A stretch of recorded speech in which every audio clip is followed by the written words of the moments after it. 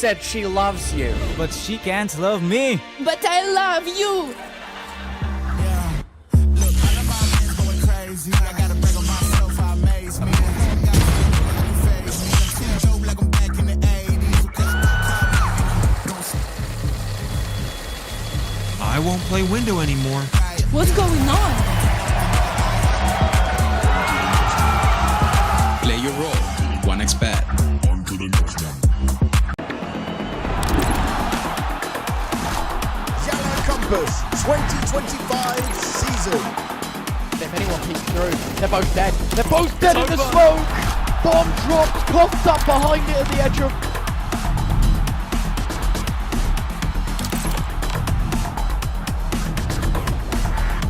YaLLa Compass 2024 champions! YaLLa, let's go!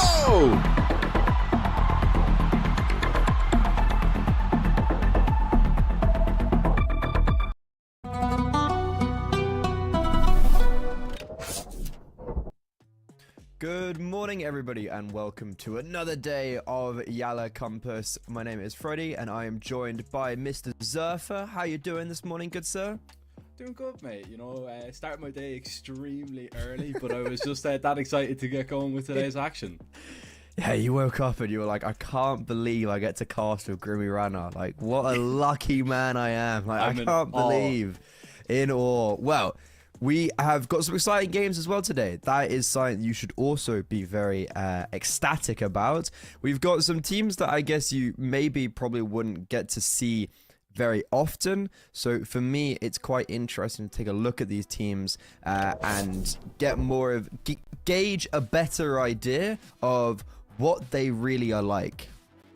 That would have been an unbelievable segue into ecstatic actually playing today. Yes, that would have been. Unfortunately, they're not.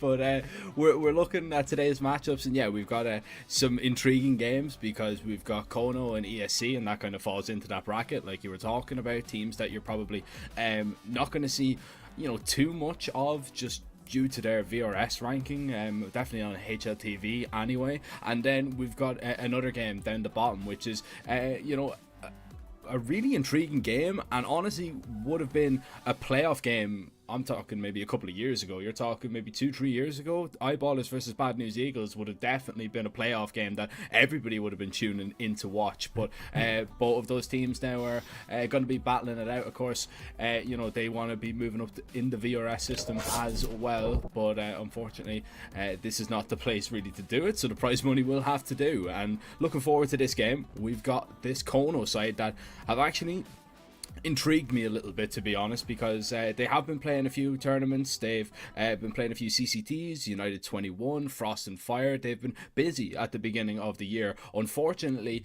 are yet to really make a deep run in any of those tournaments, and I can't help but think that it is down to them making 2 roster changes, bringing in CJ as an IGL into this lineup, replacing Birya, who unfortunately, it split up that lovely duo that we had for so long. Saltovsky and Birya were together since 2020. So CJ comes in, and then you've got Zogan into the mix. And if you're replacing 2 players on a team that was consistently doing all right, but not really making that many deep runs, now when you get put into those tournaments, we're seeing them struggle a little bit. Yeah, I think this is definitely the unknown quantity for me. Like, if this team has very good parts of it. You have a Captain Kirk here. You have someone who's played at a RMR. You have someone who's kind of contested against some of the best teams in the world. And then what is the drop-off like? What is these new 2 unknown entities? I think for me, whatever their floor is going to be the floor of Kono. And I've never seen them play, I'll be honest. So this is kind of an excitement for me, where I thought the previous Kono roster was actually pretty good, but it was, I think, hard stuck around like the top 80 to 100 world ranking, and that's where they are currently. So for me, it's like, is this roster gonna get any further than that, or is this just like another middling decent Ukrainian team? And the same conversation now goes to ESC. Is this just gonna be another middling Polish team like a lot of the other teams we see? This is I would say a really more intriguing one for me anyway, because, you know, ESC, of course, they weren't always known as ESC. They only got picked up by them at the beginning of the year, and before then they were Los Cagutos. But before even that, you had, you know, Masta and Mari and, you know, a few of the other players that were still in, that made up this core on Permitta for a good while, and that was a top 60 team.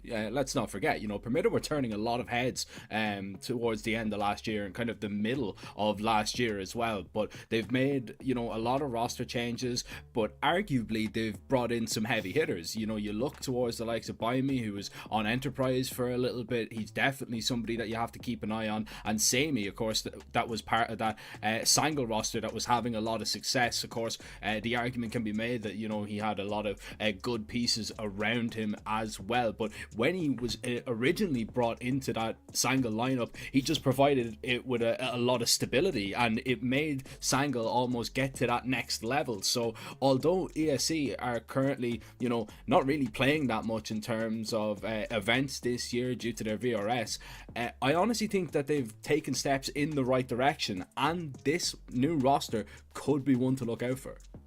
Yeah, I caught a look at them in Series 16 of CCT.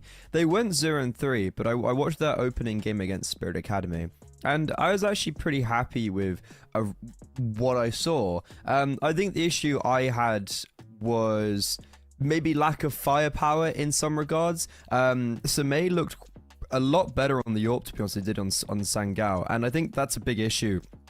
When I look at this roster of, I'm like, Marston and Mari, look, they're on Permitta. They played the most maps in like the whole of 2024, I think, on HLTV. But they had a big absence of success, and there was a big issue of Mars going on and off the AWP. And I think Samay, same thing with like Sangao doing very well. He wasn't really the one, I'd say, that was... He was maybe the worst piece of the puzzle for them, to my perspective. Teen's an interesting one, though. He's the unknown piece. He's a very inexperienced player, kind of like a high elo player. He's played a few seasons of Advanced, and that's kind of it, really. Well, not even that. He's played like 2 seasons, a season of Advanced. So he's this young, up-and-coming Polish player, and this is not the first time that someone like Mars has done this, because they had Spavak as well last season in Permitta, who was like brand new. But Veto's, anything pop out to you, Jack? Not really, to be honest. I mean, I'm looking at this one. Anubis was probably to be expected a little bit. You know, Dust 2, that pick from Kono, not really too surprised with that one. And then, you know, we've got a Mirage decider, which is probably the most even that both of the teams could have hoped for. We were never going to see, you know, I thought we were never going to see an Inferno, but that was actually kind of left in, and it was banned out in the second phase. So not really taking a risk there. ESC, maybe removing that Ancient would be the only thing that maybe sticks out a little bit. If they, yeah, I was gonna say, if they changed their bans, so they removed Dust 2. Yeah, so against Spirit Academy, they removed Dust 2, which is now being picked into, and it's not because, yeah, so ESC, they picked into Nuke, which is banned out. So this veto could potentially just be awful for ESC. Yeah, it looks like they've changed their Insta-ban, and then their map pick has been completely banned. So this could be a very difficult best of 3 for them. I mean, it could be. You never know. They might have a few tricks up their sleeve. They could. Yeah, because as well, like, ESC are probably the more fresh out of the two, I would say. Kona have been playing more events, but ESC have probably had a little bit more time to practice. So you never know. They could be going through things, getting all their maps in the right places. This could be the perfect time to, you know, bring out a little bit of a surprise pick as well, catch somebody off guard. I think this is probably a matchup that you're looking at, though, and you're probably saying, this is the perfect draw for both of these teams, like, in terms of if we were to square these off 1 for 1 and say this is, you know, a very even matchup, it's definitely not going to be the most difficult game that either of these teams are going to play in the Swiss stage here at Compass. So I think there's an equal opportunity out there that both teams are going to have to try and grab with both hands, but it's just really down to, is it going to be the Poles or is it going to be the Ukrainians? Yeah, I think I completely agree. I think this is fairly even. And you've got a lot of these teams, because there's an unranked tournament, you've got a lot of those fringe teams who maybe, like ESC, do not have VRS ranking. Or maybe like Kona, where they're just a little bit lower down. So getting the officials in. It's the final day of the first round in the main Swiss. We're jumping onto Anubis. It's going to be ESC's map pick. They're favored in the odds. And they'll be starting on the CT side.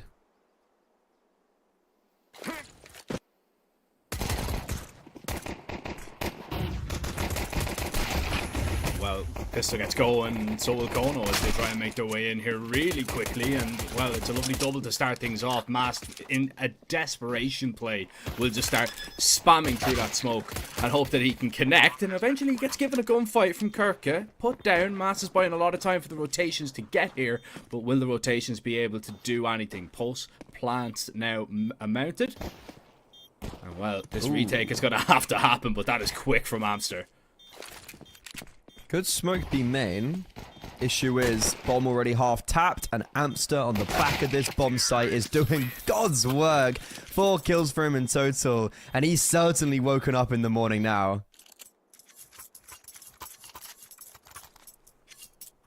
Woke up ready, coffee brewed.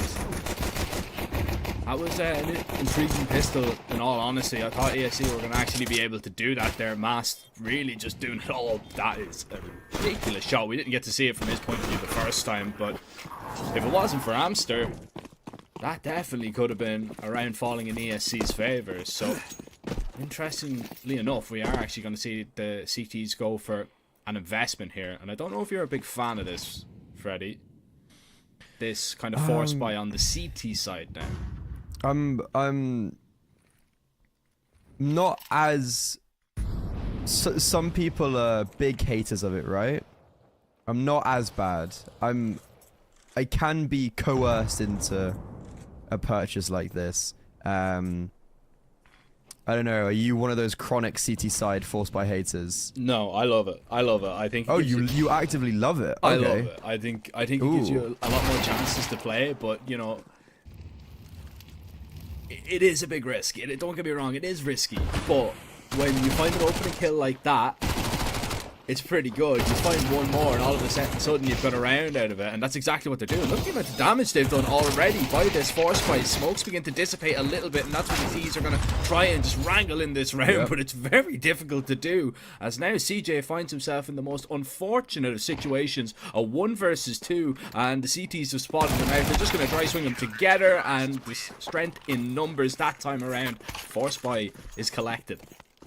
Okay, so I'm a fan of it. I really like it. I've always been a big fan of it. I love the second round force buys. You know, exhibited perfectly on your screen there. Also, great money as well now, because you get the SMG kills. Not a good position for Kona to be in. Letting that round slip. Just falling kind of one by one on that B bomb site. But we will get an alright, actually a pretty bad investment. It's pistol armor. This is now looking pretty dire for Kono, and Mari's already got a really nice opening kill. Amster, the hero of the pistol round, down for the count. That is one. Only 4 more to go. ESC will have successfully reset the money of Kono, which is exactly what they're out to do. Nice double in towards main. Kirk is going to try and throw a spanner into the works, but easily remedied. And now you've got Saltovsky left in a situation to try and do it all. Bomb dropped outside B. He's got only a Mach 10 and a flashbang, and he's got to fend off not 1, not 2, but 3 rifles. It's going to be a very difficult task ahead. It's honestly a position where can he just get 1 maybe? Better extra damage.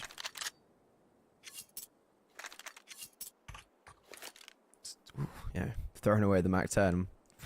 Yeah, definitely something that they want to say. Yeah, I was gonna say, what are we gonna do if ESC find that? Oh no. We'll be able to get the A1S. 6 bullets. Ooh, might have to do a cheeky reload. That will give away his position. Instead, he'll just get smoked off. That's rough. You know, like finally spots, gets the opportunity, and Marsh just smokes him off. 15 seconds left. A save here.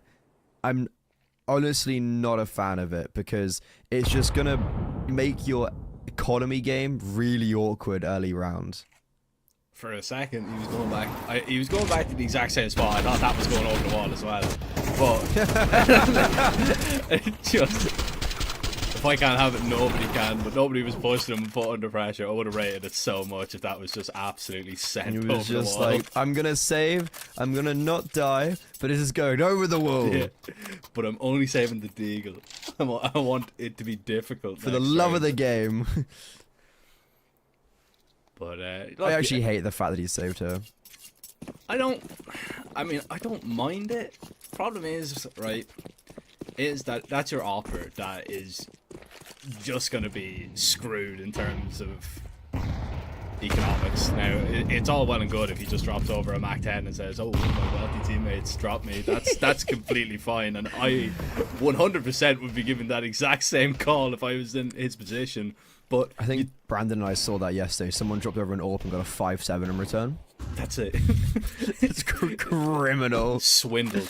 It's like that is a crazy trade that should have. That's like the Luka Doncic trade right now. I don't know if you follow basketball, but yeah, Luka Doncic to the Lakers, up for 5-7, crazy.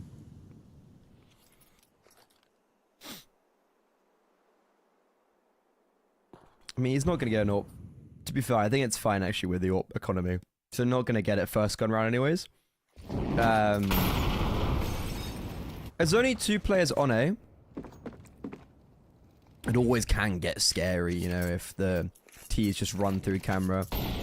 But instead, wait, Teen's DC'd. There's damage already done to Amsterdam, so they're gonna have to play this round out. This is a perfect chance. I mean, you're just Wait, gonna. there's only 1 B. Yeah, try and run him down. Oh, you dink him. Mary, you need to peek here. You need to see if anybody else is going to be close, but they haven't moved out of this setup on A. This should be fine. Bro, we are going around the world. S4Lotsky does get 1, but everyone around him falls. And you know what? Good damage, including the DC of Teen. It's going to be the best part of 3 kills. Bomb going down as well is a massive positive for Kono. Possibility of a clutch. Oh, it's a 1 versus 1. This is a hero A1S. You've got to be kidding me. I was just saying, you know what? The bomb's good. Never mind. He 1v3s. Oh, that's so desperate as well for ESC. They're going to call the tech, obviously, because of the disconnect in the middle of that round. But Mass thinks, alright, I've killed 3 of them. They're all pistols, but I've killed every single one. Surely we just take care of this last guy, right? Right, guys?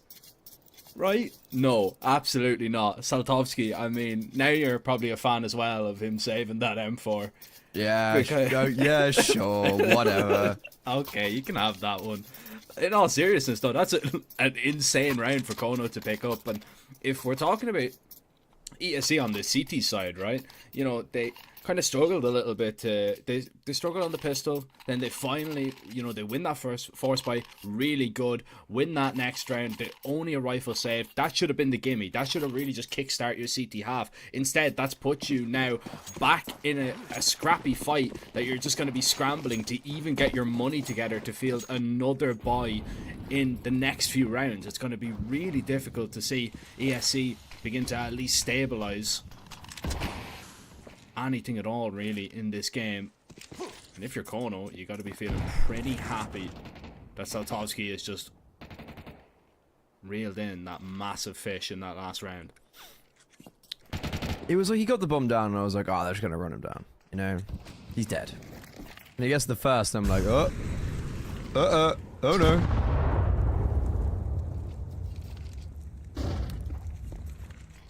Even in a 1vx situation, you always have to have your head screwed on. You just cannot give people a chance.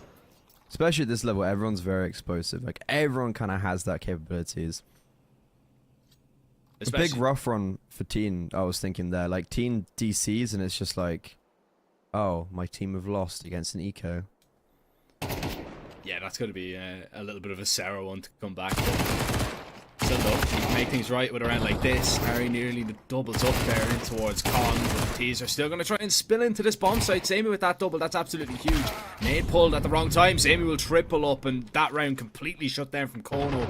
This is such a scrappy, messy start from both sides. But ESC are actually just doing enough to at least make sure that they're going to have themselves in a pretty decent position economically. They invested everything in this round. Let's not forget, Kono are going to come away with absolutely nothing, and it's just kind of this back and forth, topsy-turvy, tit-for-tat game so far. But the CTs somehow are winning.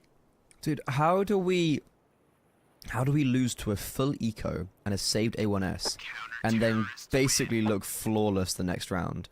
Great hold from Samey and just a fantastic B hold, which is something that can normally be quite difficult to do. You know, this B bomb site ain't an easy platform to be holding down, anchoring down, but instead Kono, very ineffective entries. They barely even got out of connector and B main, right? Like they didn't even swarm the bomb site, and they got given a lot of control towards middle. You saw CJ, how are we saying that? CJ? CJ, yeah. CJ, yeah, took all of that control middle, quite uncontested. So that's going to be an interesting potential part to play for Kono's future endeavors. Are they just going to continue trying to abuse middle, but a little bit more cohesively? As well, I mean, CJ was in a good position. They could have actually just waited to crunch onto the bomb site, but instead, Kono wanted to move. They were up against the lower boy. They didn't wait for that kind of pinch. And it all fell apart. It all came crumbling down around. Still a massive chance of this one going wrong as well, especially with Saltovsky on a rifle. He's already picked off one, done a lot of damage to the second. Master's going to fall, and Kirkert has information on the other. They just keep on swinging. They just keep on peeking right into the T's right now. Kono are being gifted frags left and right, and this round is surely in their favour now. You were talking about that tit for tats, that scrappy style of Counter-Strike. Well, guess what? That's continuing. This game is chaos. No team is seemingly able to break away, and very, very bold call from ESC to continue fighting in towards canals there. And okay, can he even save? Ooh, Zogan's Athene. Zogan in the dressing gown. I mean, just because you have an official doesn't mean you can't be comfortable. See, that's what I said about casting, but apparently you have to look professional on camera. Yeah, the top half, bottom half go wild. You know, that's what I'm saying. But go crazy. Go crazy, man. In the summer, nice pair of shorts. You know, you have a shirt on. You know, Ooh, as long as you shorts, not even that. Not even that. Okay, let's stop this before it goes too far. Also, imagining all sorts of things there, Freddy. Don't get too excited now. I will get excited right now if ESC are able to pull off this round. It's 5B right now. We've got all 5 players on the V-bomb site, and Bajmi, however you say it, he's 5 HP. He got mollowed and double naded, and he hasn't seen anyone yet. I did actually notice during this that there is a lot of those names actually in this game. By me, you know, you've got Saltovsky, you've got CJ. There's some awkward enough names to be pronouncing. Because I'm pretty because we've also called Samey, but apparently he's at RMRs in Pro League. He was also at Pro League was asking casters to call him Samey. Ah. Which is just like also just like what? Where did that come from? Like why? Yeah, so I've kind of been trying to force myself to say Samey. Yeah, there's a lot of Polish names tend to be one of the more difficult ones, don't they? Yeah, there's a few of them. I mean, there's a few CIS names in there as well that are just very difficult to pronounce. That are just like a bunch of letters and numbers. X5, for example. Oh, apparently it's Zagev. It's like, okay, yeah, sure. Yeah, no idea. Look, I'm just happy right now that we are actually going to see a round won by the team that is meant to win it. Yeah, 'Cause consecutively. It's been a while. And Kono picked this one up. There's going to be a couple of SMGs and an AK saved, which is still terrifying, to be honest, just because of the way that both of these teams have been playing. It's been very streaky, but the streaks haven't lasted long. But what I'm potentially then thinking now is, if we can win it with 1A1S and AK2 MP9s, hey man. I'm actually still cautious about this round. I feel like it will still probably be won by Kono. And we're actually going to see a team extend their lead. Makes sense, T-side, Anubis, whatnot. Especially now with Samade dropped with the AK. That's kind of the big instrument of this round that's no longer going to have any success. Soltovosky having a great start to this game as well. He's just picked up 2 kills in the round. Obviously, he was the guy who got that. I think he was 1v3 ultimately, but it was also... Was it an ace, or was it just 4 kills? 4 kills, yeah. It was like 2v4, 1v3. But yeah, this is Kono finally breaking away from the pack. It's a problem as well for ESC, right? Because when you get into these kind of messy starts to games, even just, you know, back and forth rounds where you continuously trade, the CT money is just not built for that at all. It's not built for much, but that is definitely one thing that is going to go against you. And Kono are going to take full advantage of that once again.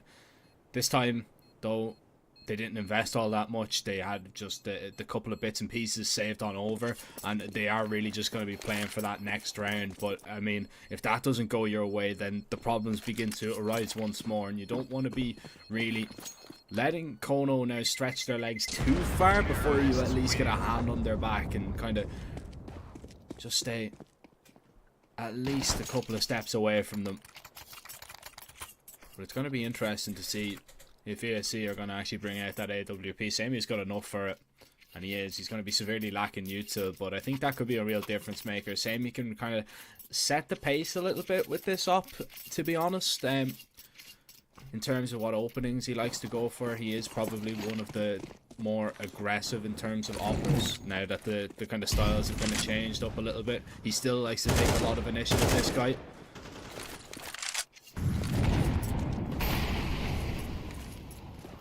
Feels like it's been a very mid to B centric gun round game, and this is actually the first gun round, right? This is the first like proper gun round. Round 9. Yeah. Brilliant.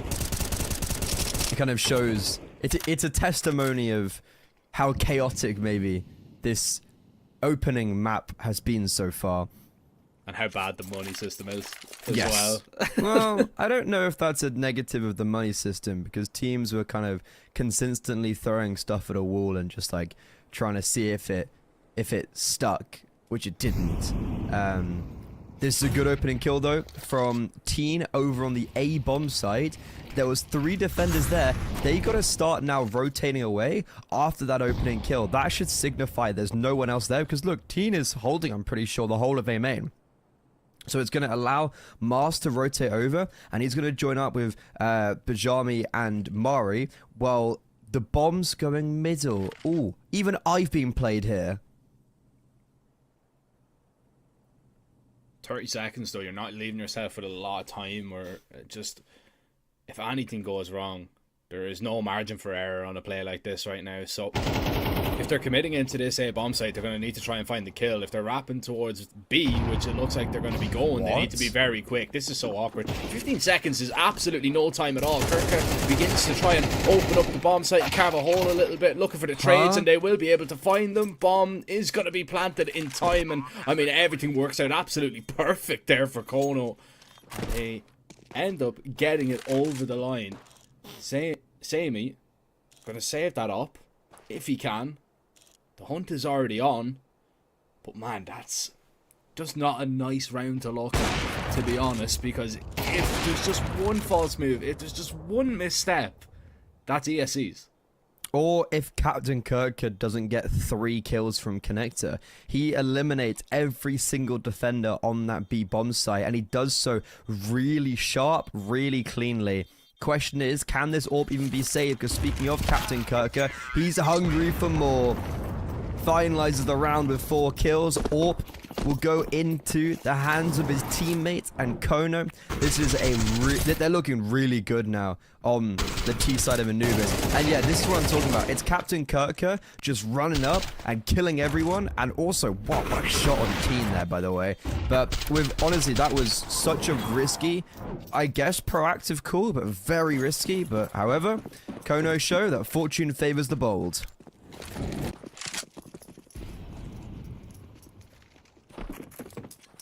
Very bold and very brave there from the Ukrainian side, and they are very dripped out. You've got, you know, the dressing gown, Captain Kirko. He's got like almost a Fred Flintstone shirt on. So wait, can I stop you there? I've seen Captain Kirko with that shirt on before, in like casting. I actively recognize that shirt because of this exact same conversation. Do you also make the connection that it looks a little bit like a Fred Flintstone? We were saying Hawaii shirt, okay, and now I look at that and I'm not sure why. Fred Flintstone though is bang on. Yeah, it's. I think it's because, you know, it's the kind of dark hair as well. But yeah. Is Fred Flintstone a really like English-Irish reference? Is that something other people wouldn't understand? Oh, I don't know. Nah, I'm pretty sure he's international. International man. I don't know. It is kind of weird when you make these kind of, you know, you kind of piece things together and you kind of say things like that. It's like, will people get this? Won't they get this? Is that just a, you know, an Irish thing? I'm not sure, but I'm pretty sure, you know, Fred Flintstone was huge back in the day, back in like the 90s, early 90s. Yeah, it's like, will Victor from Bulgaria understand us talking about Fred Flintstone? Maybe not. It's a good reference. If you don't know, it was a good reference. It was a great reference. Just trust us. That's what we can start doing, just making stuff up. Be like, it's a really good reference, trust me. Even though it's if you know, you know. Information on the internet. Source, it came to me in a dream. Don't get it twisted. The information is that Kono are absolutely running the show right now on this T side, especially. Yeah, it's looking pretty good. They're looking really strong, man, and ESE are really running out of chances and opportunities. In all honesty, I think they need to pick up at least one of these last 2 rounds for me to, in my mind, have this one be competitive. But Kono are looking to shut them out again. It's Saltovsky. Yeah, he's switching it up here. He's trying to go for the opening, which is pretty rare from him, in all honesty. But he gets going, dropping the op on the other side as well. By me. Position given away in that corner. Saltovsky not stopping there either. Double HG, nowhere to go surely if you're by me. He's still stuck there. How is he alive? Finally, Captain Kirker from Connector finds a brace. Okay, so he's just maybe the best Connector player I've ever seen in my life. And I was going into this round being like, I want to see Kono get a little bit more proactive on the extremities, because in the gun rounds, you know, that round where they got wrapped onto B with like 5 seconds left, right? Look, maybe if they'd pushed B main or pushed connector, it would have been a different story. However, in this round, dude, they don't even get the chance to be proactive. The round finishes as soon as it begins, because Saltovsky just waltzed towards the B bomb site and goes, ooh, I'll take that opening kill. Oh, well, another one. And then it's just like, bam, round's over. No one saves. Kono, that felt like they were against an eco round.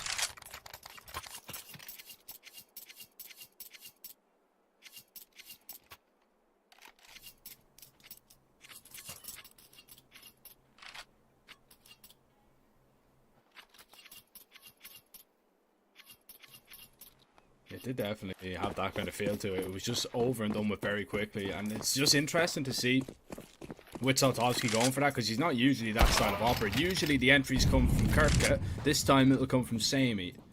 It's a nice opener for that op.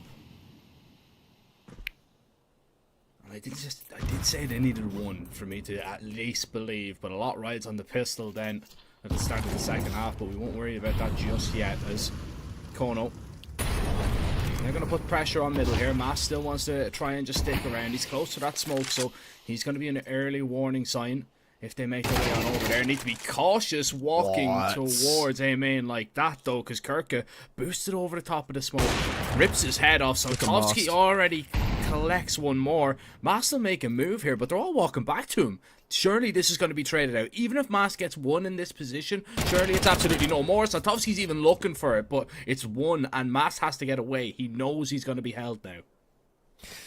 Yeah, the issue now is you could say, oh, ESC just gamble stack over towards A, but they haven't actually seen anyone else, really, apart from, I guess, the ones that have got kills, or Captain Kirka.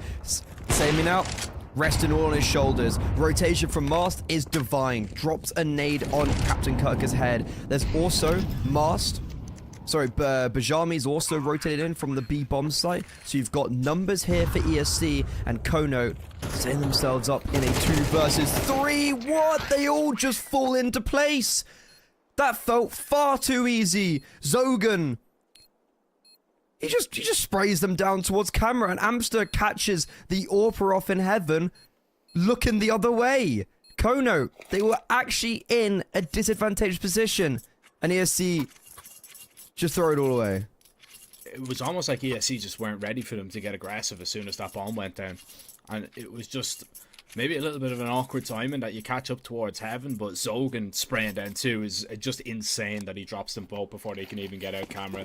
And I mean, it just kind of is a testament to what's been going on so far in this game, and that it has been a lot of things have been going right for Kono. And I actually do have written down in my notes that ESC do have a trading problem, and that has been on show entirely so far in this game. Need to try and trade out here to get out onto the bomb site, but it's just a massacre, Freddy. There's simply no way in. That door has been slammed right on their faces. No way in, and they could be on their way out quickly.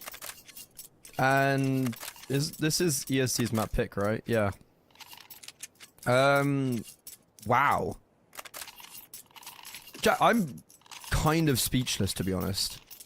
It's awkward. It is awkward, man. Yeah. You know, you're speechless because ESC, you'd expect a little bit better from them, but in all honesty, Kono have just been getting away with way too much. So many multi-kills. It just feels like Captain Kirka and Saltovsky are just doing whatever they want and playing, like, amazing. When did Amster get 12 kills as well, by the way? When did that happen? He's been the silent assassin in this game. Yeah, same with Zogan, right? Kind of the two of them, like, a little bit more under the wraps. Because the thing is, we shit this up as being a game that would be pretty even, right? And I thought this was going to be quite a lengthy best of 3. I did suggest that veto-wise, ESC are probably in the worst-case scenario where it's like Dust 2, their old insta-ban's been picked, and their map pick has been banned. So kind of worst case scenario for them, to be honest. But I didn't expect Anubis to be like this. Like, it's going to be 11-3, and it's flawless. Zogan just collecting a couple more silent assassin kills, and we're 2 rounds away from Anubis after it being super back and forth, and Kono having to win a 1v3 on an eco round. Remember when that was what the stakes were? Kono have gone from that to now just being brutalizing their opposition. I mean, they've won 9 rounds in a row. Kono. This has just been domination since it's such a surprising start that it was back and forth. We were having a little bit of a laugh and a joke, thinking that this one was going to be just so competitive, and it's been anything but that, man. It's been just ESC completely blown out of the water, and this is just a really dangerous sign going into Dust 2, because I think Kono, the way that they're playing, the way that Saltovsky is hitting shots, the way that Kirka is opening up bomb sites, you're going to have a horrible time on Dust 2 if they keep that up. But we're not out of the woods just yet. Look, it's a long way back, but there's still a way back. You still know the path. You still have a map. You need to get this round, obviously. And well, You need to get it quite cleanly as well, I would say. Get some momentum going. Get off on the right foot. There is a big lack of utility over, well, everywhere. Soltovsky's the only one with util on the CT side right now, and he's towards A. Okay. Captain Kirker, that's one way to deal with him. Just spam him straight through the smoke. 2 players died towards middle. Finally, an element of success and a beacon of hope for ESC as the B bomb side defenders had already rotated away due to the reaction of their players all falling in middle, and ESA just waltz up. It's a good start, it's a good round the board, and they're going to take everyone down with them. It's a really good round for ESC to get. Problem is, very difficult to replicate. It is just one of those Just ones. about to say, yeah. It's one of those ones that, you know, yeah, it's good when you get them, but that double kill, you know, there's an element of luck, a lot of luck involved in that round, to be honest, that you're able to find 2 players in quick succession. Really makes it difficult for anybody to hold on to any map control or any bomb site. But you'll take what you can get at this stage. If you can take down Soltovsky, that would be huge, but that kill just grants him safe passage for a moment. And Kono, you're in a wonderful position because, right, you're 11-4 up. You actually don't need to go for this investment if you don't want to. And, you know, there's a few players that are going to be strapped for cash. You just see that double from Mari really kick things off in that round, and it was over from that part only. But Kono, I mean, you don't really have to force the issue. And actually, somebody had bought up. They've sold that now, and it looks like they are just going to let Soltovsky play it out with an M4 and hope that he can replicate the M4 success, yeah, from a couple of rounds ago. But I think this is the correct call. You know, there's absolutely no reason to, you know, throw your money just completely away after another lost round, rather than, you know, you can play with an AWP in the next. Everybody can have good util. There's no reason to take a risk. Yeah, I'm not a huge fan of seeing, like, 5-7 armor being bought out and stuff like that, because it's only 1900 loss bonus, right? So it's still pretty fine. I mean, you can get the util that you need in the right places, and it's up to... Oh, big pet peeve of mine of just throwing away money like this unnecessarily. I mean, that money replenished if you're able to get a couple of kills with it, and this actually does give you a decent chance. If you pick up another rifle or two, you've got 3 players with armor. I do like this. Yeah, this is cool. Good flashbang. Completely blinded. Teen, he's had a very rough game. There's just nothing he can get going, it feels like, really. Soltovsky's A1S is currently over towards A. Mars needs to stand guard for Teen's dropped AK. CJ, unfortunately, can't trade. And even though we did get an opening kill from Captain Kirker, the round falls away and ESC will go to 5. And kind of the point I was making of when you've got a round like this where ultimately the aim of this round is to have a full purge in the next, and with very little loss bonus, I don't see the point of buying 5-7 armor and in instances then not being able to afford a full purchase. You know, like a lot of people are sitting right now at like 4.4, 4.7, that kind of general area. Sure, this round now looks really successful because, what was it? Zogan? Amster just got 3 kills or whatever at the end there. Like Amster just gets 3 kills here, or 2 kills. So this looks massive because we've actually done great economical damage. But sometimes I just don't understand the point of buying at 5-7 because, oh, may as well. It's like, well, we could have got smoke flash next round. Yeah, I mean, I can see your argument. At the same time, though, it does actually bolster why you do have in the previous round. I mean, you've got that M4 that could honestly find a kill. If you find a kill in the right place, you've got armor that you can now wield a weapon. And you even seen it there on CJ when he picked up that M4 when everybody fell in towards A main. He was actually the only player that didn't have armor, and it cost him in that gunfight. If the aim punch wasn't a factor, he maybe even finds that kill on that player. But that's neither here nor there. That's a big HE to land on top of Zogan. And ESC looking, trying to pry open one of these bomb sites. It's not going to happen just yet. They're still being very passive all around the map. That smoke goes a little bit too deep, if I'm honest. Mass should have a little bit of gap to play around. A little bit too deep. Yeah, that's... How deep is that gone? It goes very deep. Oopsies. I'm surprised they haven't tried to counteract this ESC a little bit. But this is where Kono... This is the stage Kono got to in the previous gun round. And this is where it all went wrong. This is when Mari got the double towards middle, for instance. So... We've been here before where the utility kind of runs dry. The clock is starting to run down. And Kono are being very stagnant on the map. This is, for me, the bane of a CT side Anubis. We've just got everyone, like, no one's moving.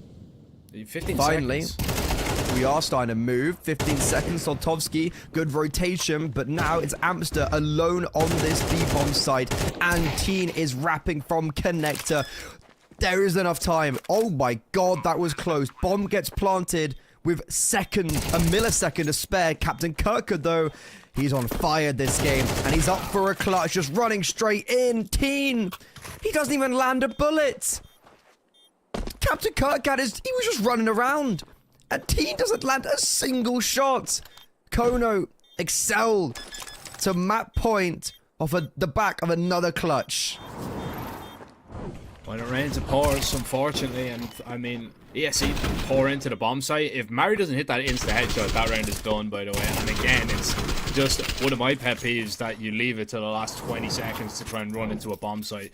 Margin for error is so slim, you still get it right, but in all honesty, it just goes wrong towards the end because Kirka is very quick on that rotation. He does a really good job to hold the trigger discipline, wait for the fight to come to him, and then, in all honesty, it is a little bit of a whiff from Teen. He probably should have had that kill, but the way that Kirka is playing, the pressure of the moment, and Teen, unfortunately, is going to crumble under the weight of it.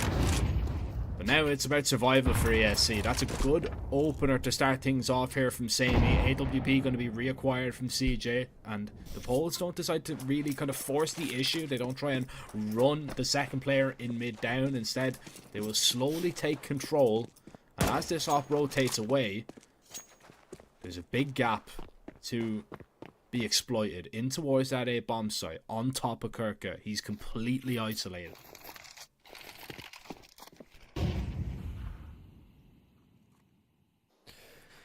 Well, Captain Kirka, you've had a pretty good game. How about just killing everyone? And he's right.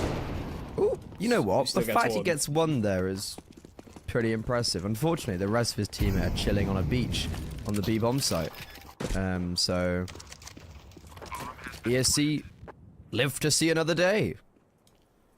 Yeah, look, Kono's saving this is still not going to be bad though, right? I mean, you're going to bring two M4s and an AWP forward. You know that ESC's money is not going to be in the best of situations, so maximum that you're going to be facing on the hunt here is going to be two at best, unless they want to mess up their own money on the other side. Hunts are going to be something that you're going to have to worry about a little bit later down the line, but not right now, not at this moment. And Kono, in all honesty, are going to have to try and maybe change up the game plan a little bit here, because, you know, they're giving away a few openings over towards middle. That fight hasn't really gone their way in the last couple of attempts that ESC have tried to put a little bit of pressure on it. So maybe that opening that Kono are trying to go for needs to come a little bit elsewhere, or they need to play maybe a little bit safer, go for that aggressiveness maybe a little bit mid-round to try and catch ESC off guard, because in all honesty, this pace that is being set by the T side, it's very slow. Like, there is no fast rounds coming out from the Polish side. That would be a good switch up in return if Mast wants to go for that. Might catch Kono sleeping. Look at this aggression. Look straight down the canals. I don't think they know about CJ. I don't think they do, and I think the reason why they might not expect it as well is because this stair smoke has been thrown continuously without being used. They've kind of been conditioning it slightly.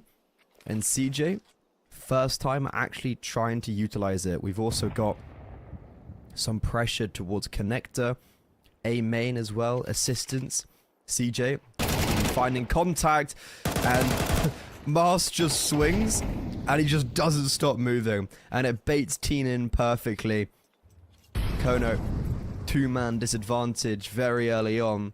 Feels like ESC starting to rack up a few rounds, and they are looking fairly clean, to be fair to them. But ultimately, how long is this going to last, right?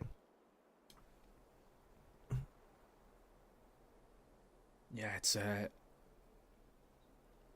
not a great position to be in, right? I mean, you've lost a couple of rounds now, Kono. You've really just let ESC back in, and Masters are very competent IGL when you're thinking about, you know, fighting off the back foot. I've seen a lot of games that his teams are able to recover in these situations, and his calling is usually sublime. It's been pretty good in the last couple of rounds here. And if Kono don't hold on to these weapons, I mean, I know you're only saving an SMG, but that AWP is going to be a big one to bring forward. And now the hunts are going to kind of come into effect. You're already going to be sending a couple of players to go searching. Big kill to find here if you're teen, but he just gets absolutely destroyed by Kirka. Galil picked up. That's going to be acquired, and Kirka is just so dangerous right now. And that may just make ESC think twice about sending a few too many players hunting down this rifle. But this AWP really needs to go. If you want to be comfortable in this next round, you have to take Saltovsky down. Hasn't given away his position. Step being heard. This AWP is surely going to be saved now. He connects on that shot. It's ESC that are going to connect onto 7. And my worry, Freddy, in all honesty, is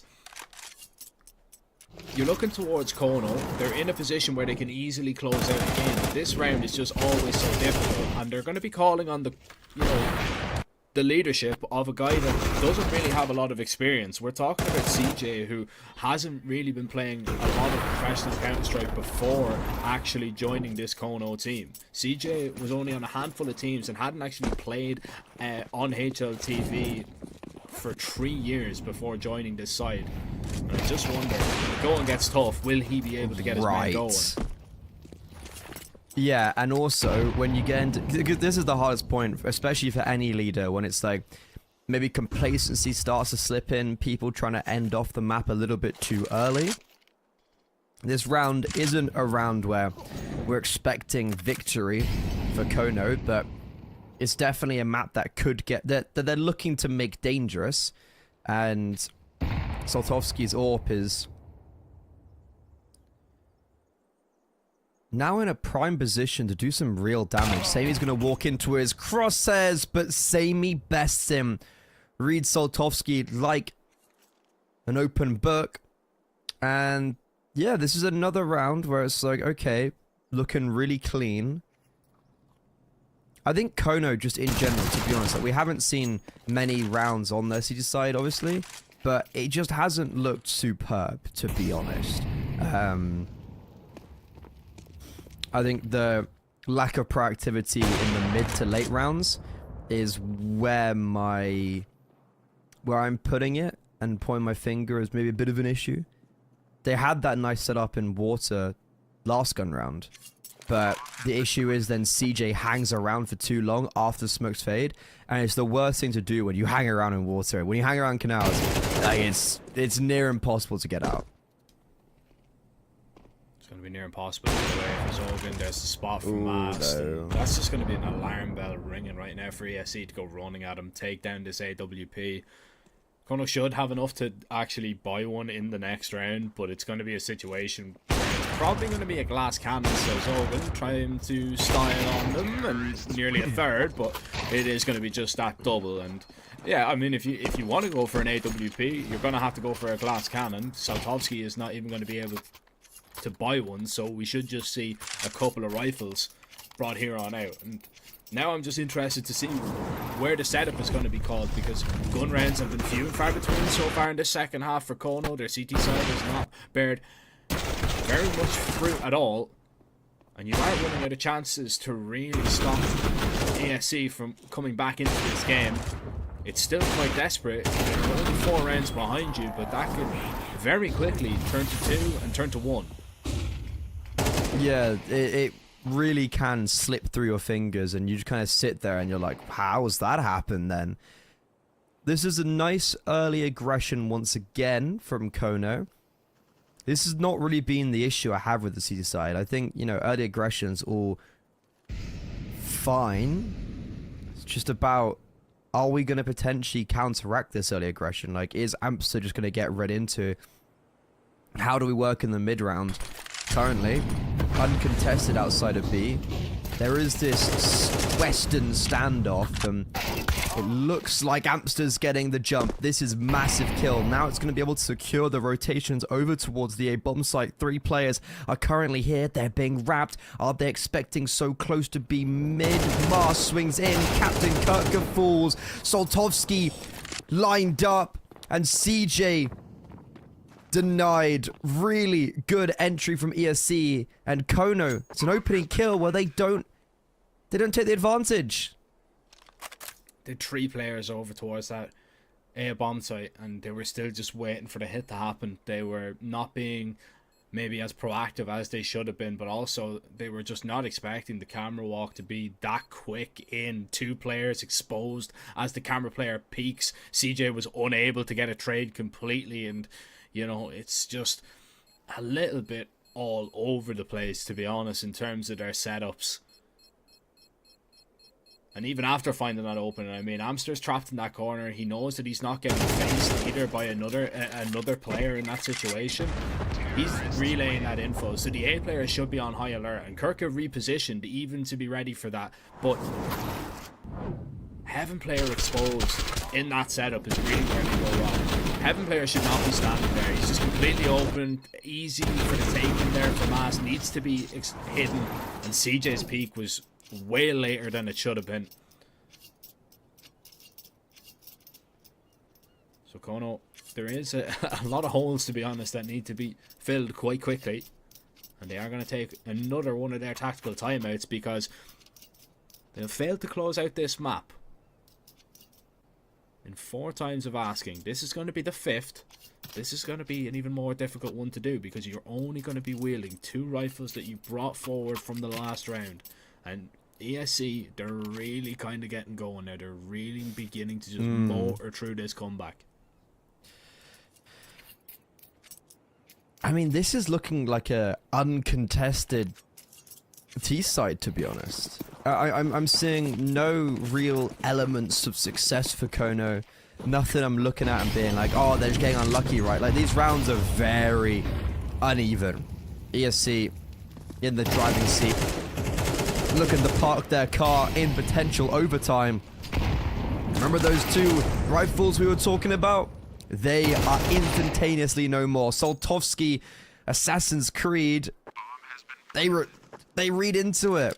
And just like that, it's double digits for ESC. Sure, it was a lower purchase with the 2 rifles, but it's the fact and the sentiment that just nothing's getting done. Like, we're barely even doing damage.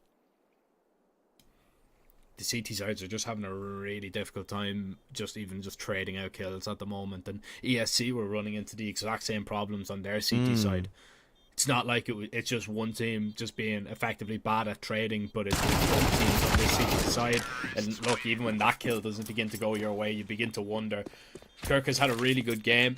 Soltovsky and Amster have also chimed in with a couple of good pieces, but it's all going to be worth absolutely nothing if they fail to convert a 12-5 lead up against ESC.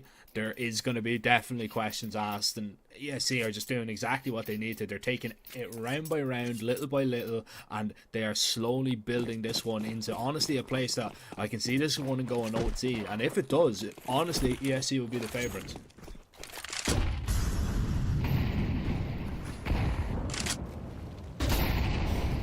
What a bizarre series we find ourselves early in the morning here. What? How is that not on Kirk's favour? Well, Teen and Captain Kirka, that was a 1v1 towards the beginning of this second half that I critiqued Teen for being like, wow, you don't even land a single bullet. And there, he gets a bit of revenge. A dish served cold. And ESC, they have a man advantage in potentially the most important round of this game. Soltovsky is mid with the AWP, and there's actually a stack here for Kono. Finally, the proactivity I've been calling for, but it's going pretty wrong.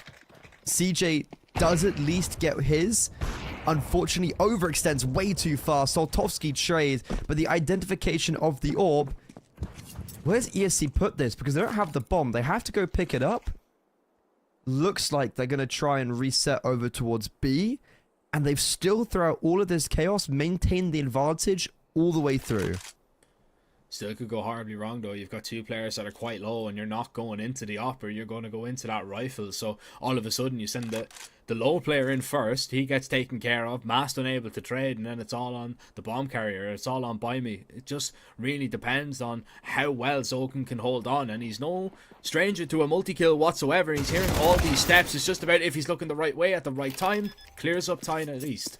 Mast collects that frag, bomb is going to go down, and I mean, Soltovsky, you'll take a look, won't you? You'll take a little peek. A 1v2, not out of the question. Not for a player of your caliber anyway. And especially with this AWP that will shut a player down in a single bullet. But it's just about where the T's have gotten off to. The bullet even connects. It hit him. But Buy Me stands tall. It was through the wall, stays strong, and puts him in the dirt. 12-11. ESC only one round away from overtime. Jack, you cursed him. You've cursed him. What was that about? One bullet? Look, if you wanted to kill him, you wanted to hit him through the wall. He crouched. He crouched there. That's not on me, Freddy. Alright. Yeah, okay. Fair. But, okay, it's 12-11. And we've got an opening kill for Sammy. What in the world is going on? Kono, they've... a magnitude of a fumble here. It's all falling apart. B made aggression. There's 3 players on the other side, and we don't even get one. Mari was playing anti-flash, and then just flicks onto his head. A 2-man advantage now for the T side. And, gee whiz. If I'm Kono, I feel like we've lost a lot of our steam going into overtime. Because it's not even like these rounds are close. They are so one-sided. I mean, Samy's doing whatever he wants. He's just peeking into mid and finding the kill in nearly every single round. Kono, you need to stop peeking him in mid. You need to stop giving him away a 5v4 or a 4v5 in the opening couple of seconds. You're just going to swing through once again without a flashbang, without anything. You're just going to try and take these dry fights together and hope you win them, but it's not going to go your way at all. ESC are just playing so passive. As I was saying earlier on, the tempo of this T side has just been so slow. They are waiting until Kono get a little bit uncomfortable, and then they're beginning to make their move. They're waiting to see if Kono are going to throw away a life for free. And luckily for ESC, that has nearly happened every single time. Kirka to try and, buff up his scoreboard a little bit, look good on the stats, but there's absolutely no way in hell he's going to win this round unless ESC give it to him. And well, they've given away 2 kills, but surely it's just bought enough time. He doesn't have a kid here. It's just about how many more he can collect, and the answer is none. This is a monstrous fumble from the side of Kono. 12-5 up to 12-12, and we were originally meant to close out the map pick of ESC. Now you might have just given them a map pick, heading over onto a Dust 2, where you have actually had problems in the past. How's this happened? How has this happened? You broke Freddy. I hope you're happy. How has this happened? Like, okay, fair enough. T side overpowered, but it wasn't even like the rounds were contestable. They were so one-sided. Okay, naturally, this is going to be when Kono start winning rounds. They're gonna step up in overtime and be like, ha, got you. Team though. Ooh. Okay. Not a fan. It was working what we were doing, ESC, and you change it all up. You go for an aggressive play towards A main, and you just walk into the hands of Captain Kirka. That is... that's strange to me, to be honest. Sammy was trying to force the issue there. Amster actually brought out the double AWP. You didn't know about that. Amster's still here. Sammy actually will put him down, but he's being pressed from both sides, which is a big problem. Oh, Zodzin's just spotted. He's seen the gun barrel. He's seen the side. He's waiting for the perfect time to maybe take him down, but Zodzin's just not giving him the peek. Sammy, a good time to hit that shot. He's no idea that there's nobody left on this B bomb site now. Still, Op gives him an opportunity. There's a nice shot. Is the swing going to happen? Doesn't realize that CJ's waiting in the corner. So he will collect that kill. And it is the unwritten rule in Counter-Strike. When you are the team that are unable to close out a game, you always win the first round in overtime. It's just the fact that this round is just like flawless. Just like, yeah. It just looked like a different team all of a sudden. I mean, it's insanely clean until it's not. I mean, it's Sammy somehow reads that CJ's in that corner and he has another off shot. It's scary. Yeah, it's terrifying. But beggars can't be choosers. Kono are just happy that they've finally won a round.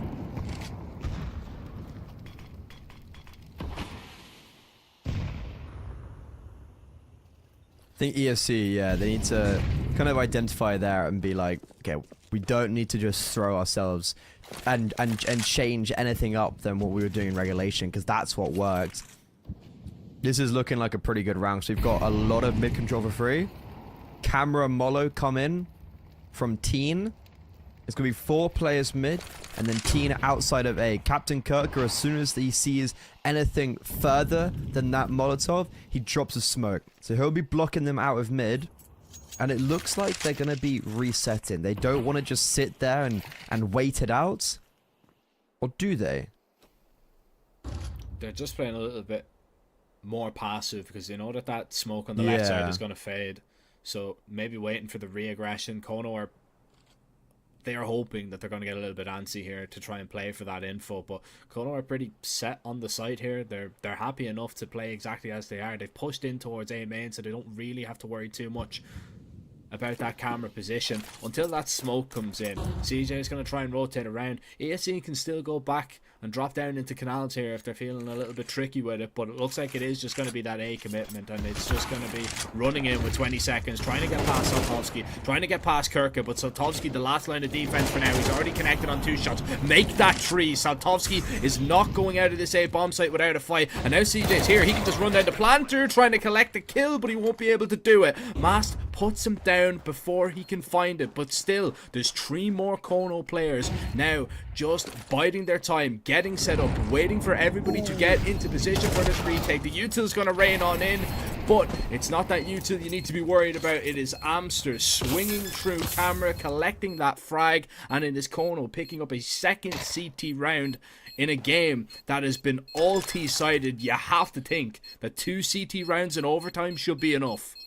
I think it's almost guaranteed enough. And to be honest, in that 2 versus 3, I thought that was perfect utility. Like, drop a nade on Saltovsky, he was low HP, Molotov as well to hold them back A main. They're just not anticipating the prong from camera.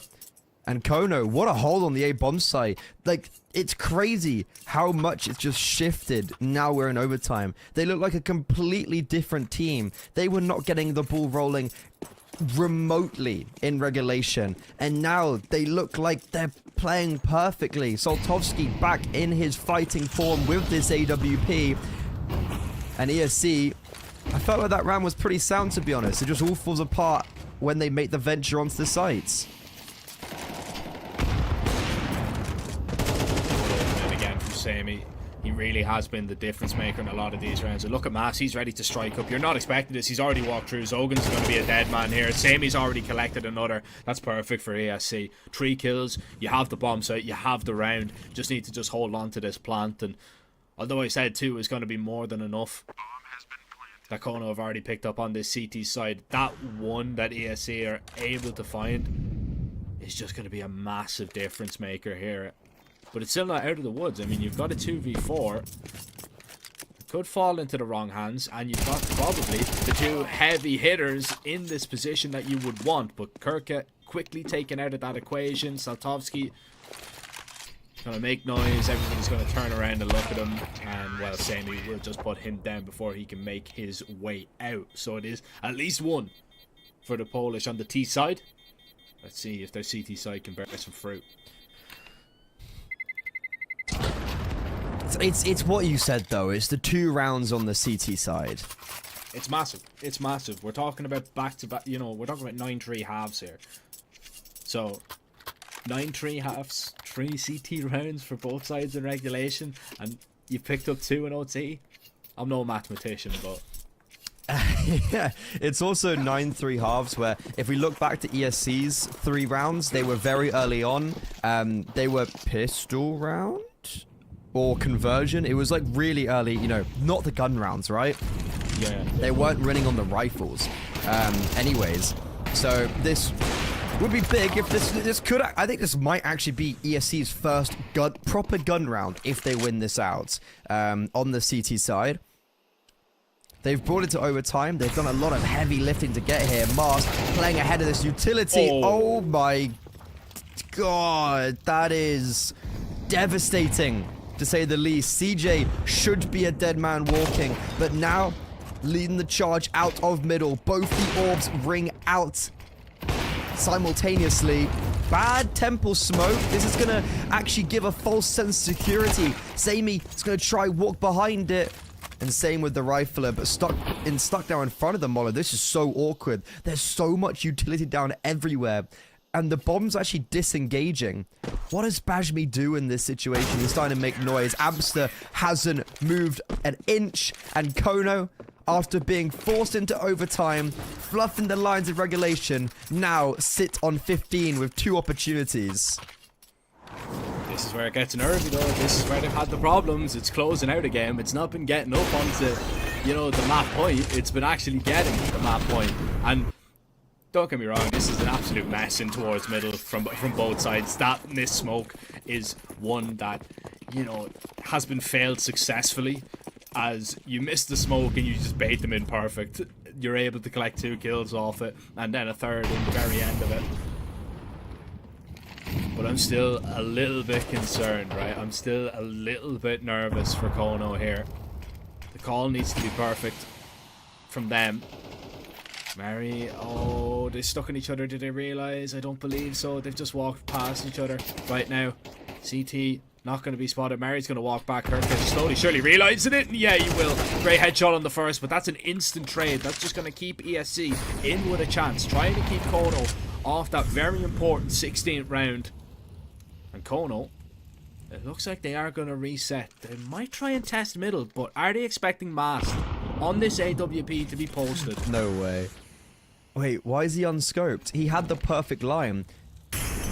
Ooh, that's big bit of info. We've seen this before in regulation, where the Molotov lands and they kind of fake out mid-utility, but Mast is there and coming over to his teammates. Guys, nothing's middle. I've got this completely cleared. And Bajmi still has a lot of utility. This is actually massive. Alongside that, Mast nails Amster. He got aggressive in middle. Smoke a bit too late though on B main. How did CJ just get Sammy? What just happened there? Kono are in a 2 versus 2. The smoke was too late in main. And now the T side have a real good chance in ending off this map.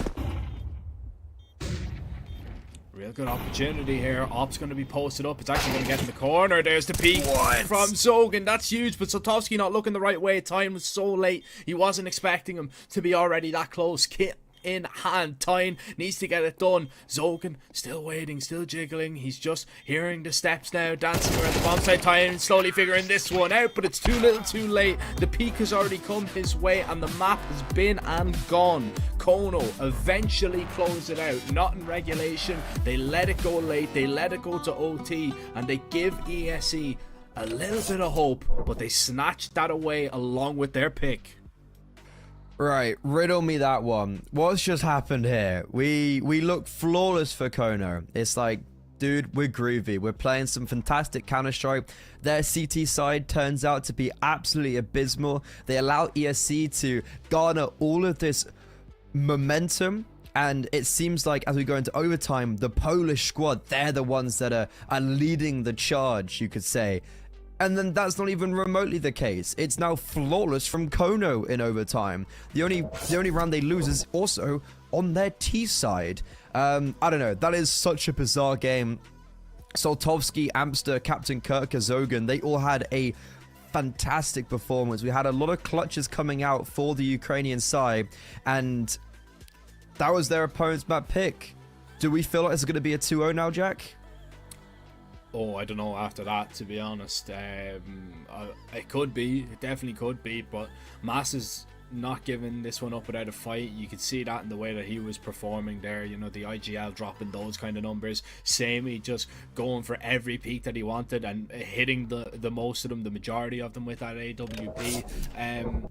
I think they're going to be the real difference makers if ESC are going to send this one to a third. We need to see a little bit of improvement from the other three, though. We need to see, you know, at least somebody else step up if I'm going to see them having a chance, because the only one really having a bad day on the likes of Kono so far has been their IGL. Everybody else has been fragging, everybody else has had their moments, but that's all you really need. You know, if you've got the 4 players that are making the difference in the server, your IGL doesn't really need to do that much. But heading over onto Dust 2 in just a moment, we're sending it into a short little break, and we will hear a little bit more about this in just a little bit.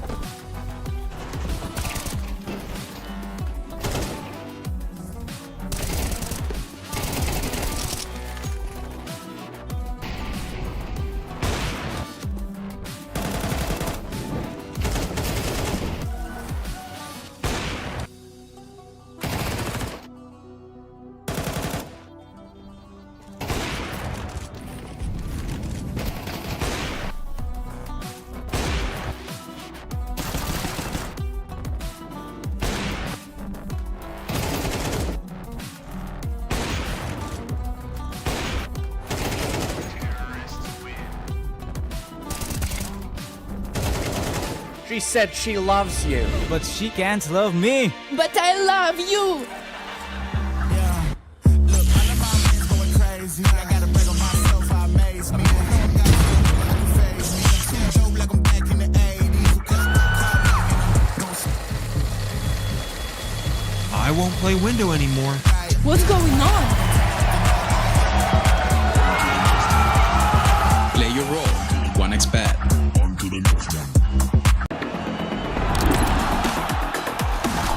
YaLLa Compass 2025 season. If anyone peeks through, they're both dead. They're both dead in the smoke! Bomb dropped, popped up behind it at the edge of...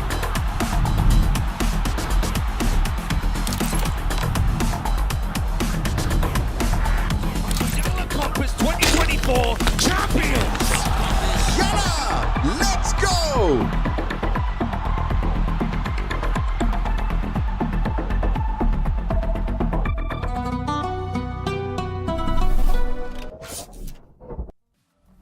It was a bit of a crazy map number one. I don't think anyone anticipated to go to overtime, and then when it did go to overtime, the team that ended up winning an immense amount of rounds in a row couldn't get it done in OT. Kono, they take the first map in this series, and now they go on to their map pick. But it's an interesting map pick because it's not really one that they like to play. I would see this more as a counter to ESC. It's such a weird one, right? Because, you know, Kono haven't really played it all that much. They've only played it once in the last 3 months. You've got ESC that have played it twice, that have actually played it more than what Kono have. All that I'm thinking about is that Kono, if you know, they've practiced. This is a map that they've been practicing on since they brought in Zogan and CJ. It's just a map that they're going to try and play now.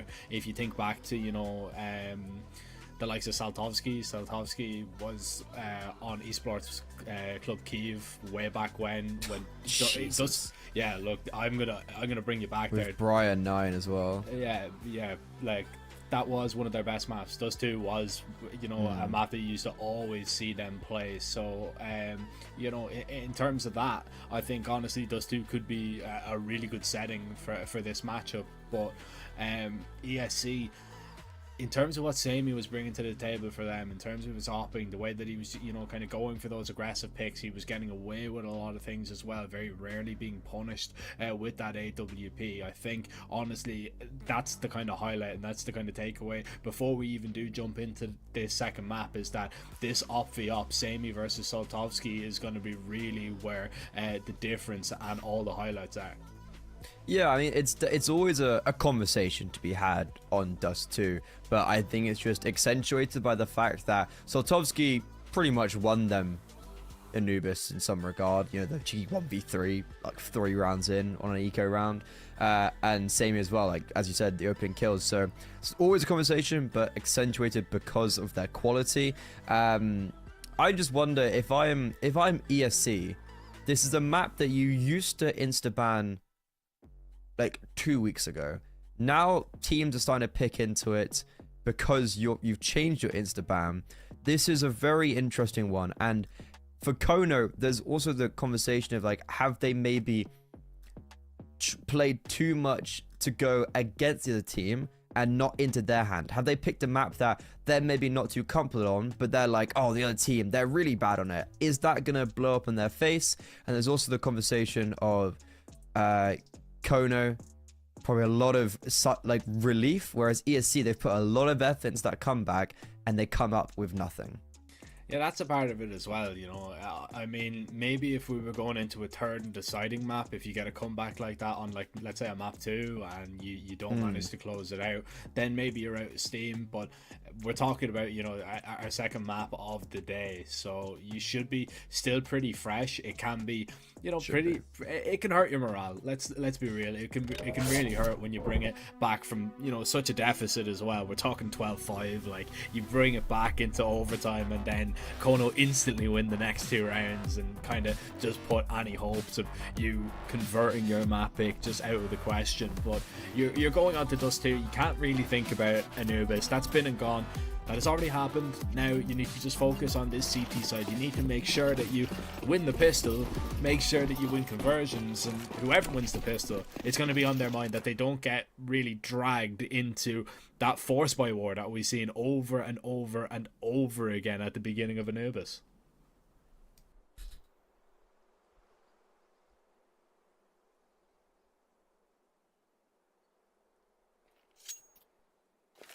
This is an interesting pistol round from ESC.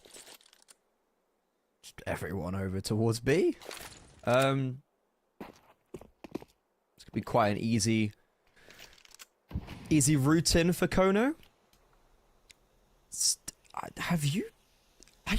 That's a very bold decision from the CT side, and they don't have a kit. Oh no, they do. Sorry, I couldn't see it. Yeah, so Mars does have kit smoke. That's the one benefit. They can take their time with the retake. It's gonna be 5 versus 5. No one has seen each other or fired a bullet yet. It is pretty weird. I mean, you're gonna have to retake. The retake needs to be good though, right? I mean, this is quite clearly an anti that is not really gone your way. Now you need to begin to step up the chase. Once that kick gets dropped in towards CT though, that's a big problem. Still, you're all swinging up short. You still need to try and dive on that bomb and force out the gunfights. It's looking okay.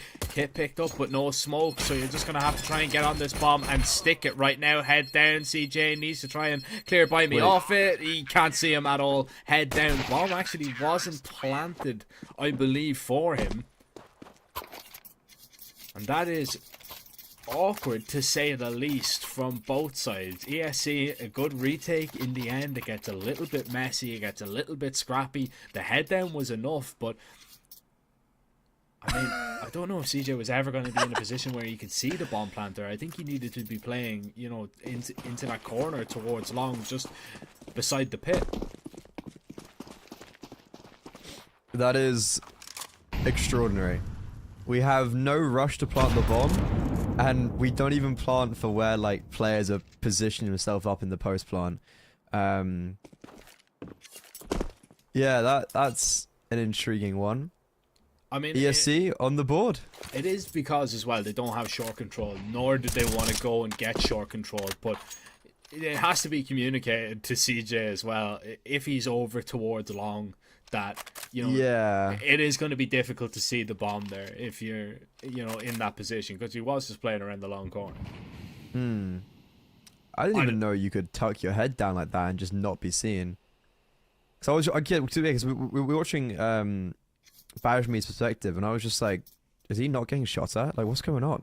I was like, what's happening? I don't know. Because I always thought you could kind of see the head a little bit there. Maybe it was just the way that CJ was going for the fight, but he was like swinging as wide as he could. I don't know. Whatever happened, it was weird.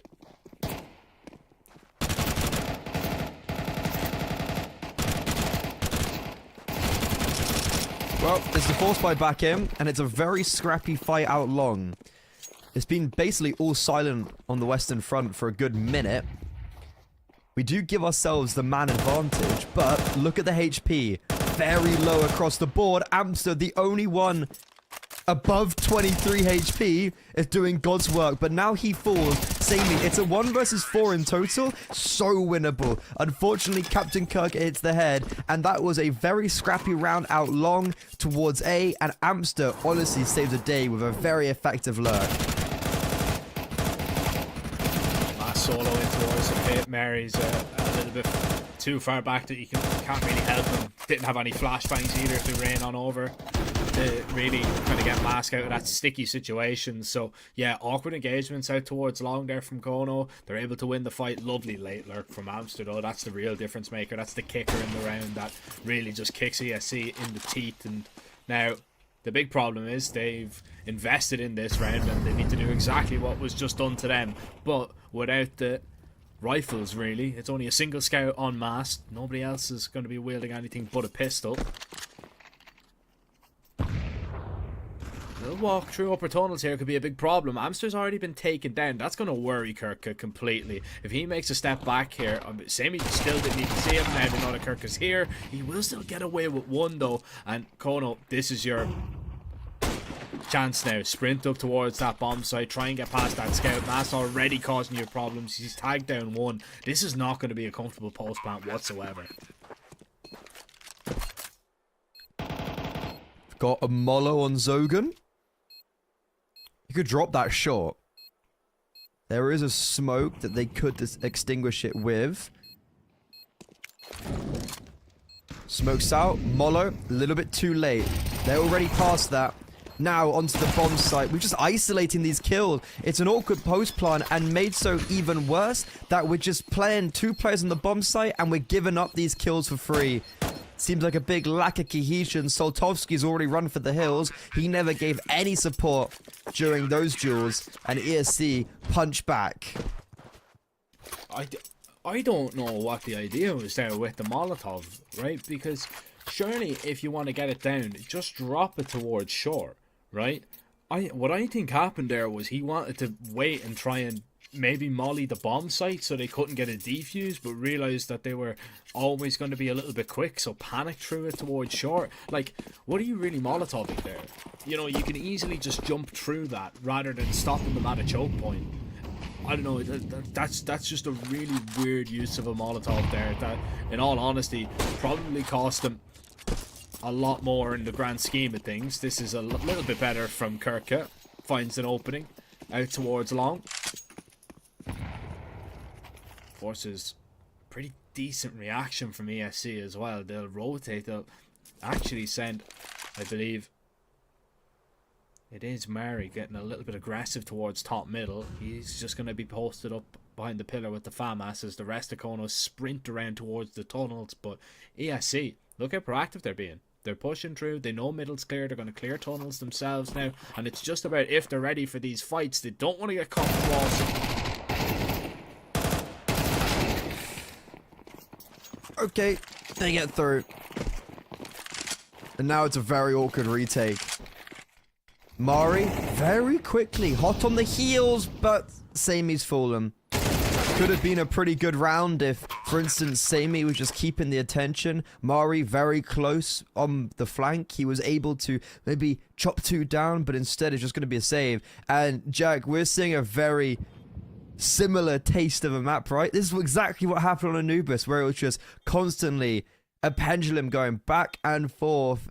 One team would lose a round and then win the next, like, super clean. That's exactly what's happening. Yeah, this is just back and forth, man. It's no other way to describe it. Right now, it's just really difficult to see anybody kind of string together more than a single round, which is so weird to say because it's just so awkward a lot of the rounds, because there's at least 3 of them there. That one probably made the most sense, to be honest, and that's saying something. Still, they go out, they clear the tunnels. I know they might have missed the timing out towards the B bomb, so they're still walking across, making it kind of a little bit easy there for the likes of Kono to find those kills. But the 3 rounds that came before it so far on this map were just so messy, so scrappy. And now, a little bit of a technical pause to sort a few things out. This is an awkward situation that ESC find themselves in once again, and I don't know if they're going to be as lucky, Freddie, to, you know, continue to win the following round after losing one. I think this is surely where it maybe dries up, but then again, I could be wrong. Samy's just made a very big purchase, an AWP. That is something that Kono just might not expect at all. I would assume that if I'm Kono, I'm going to sit there and be like, he's got a what? Issue Y, okay, I thought that was an opening kill, and there you go. AWP not anticipated. Soltovsky probably wouldn't have remained on the boost there if there was the maybe anticipation of an AWP being on the other side. But there's no chance he expects that. So because he remains there, his negligence of the fact there being an AWP cost him his life. Bajmi does overextend. Captain Kirk is able to put it back into the 4 versus 4. But Sammy is a really dangerous equity for ESC in this round.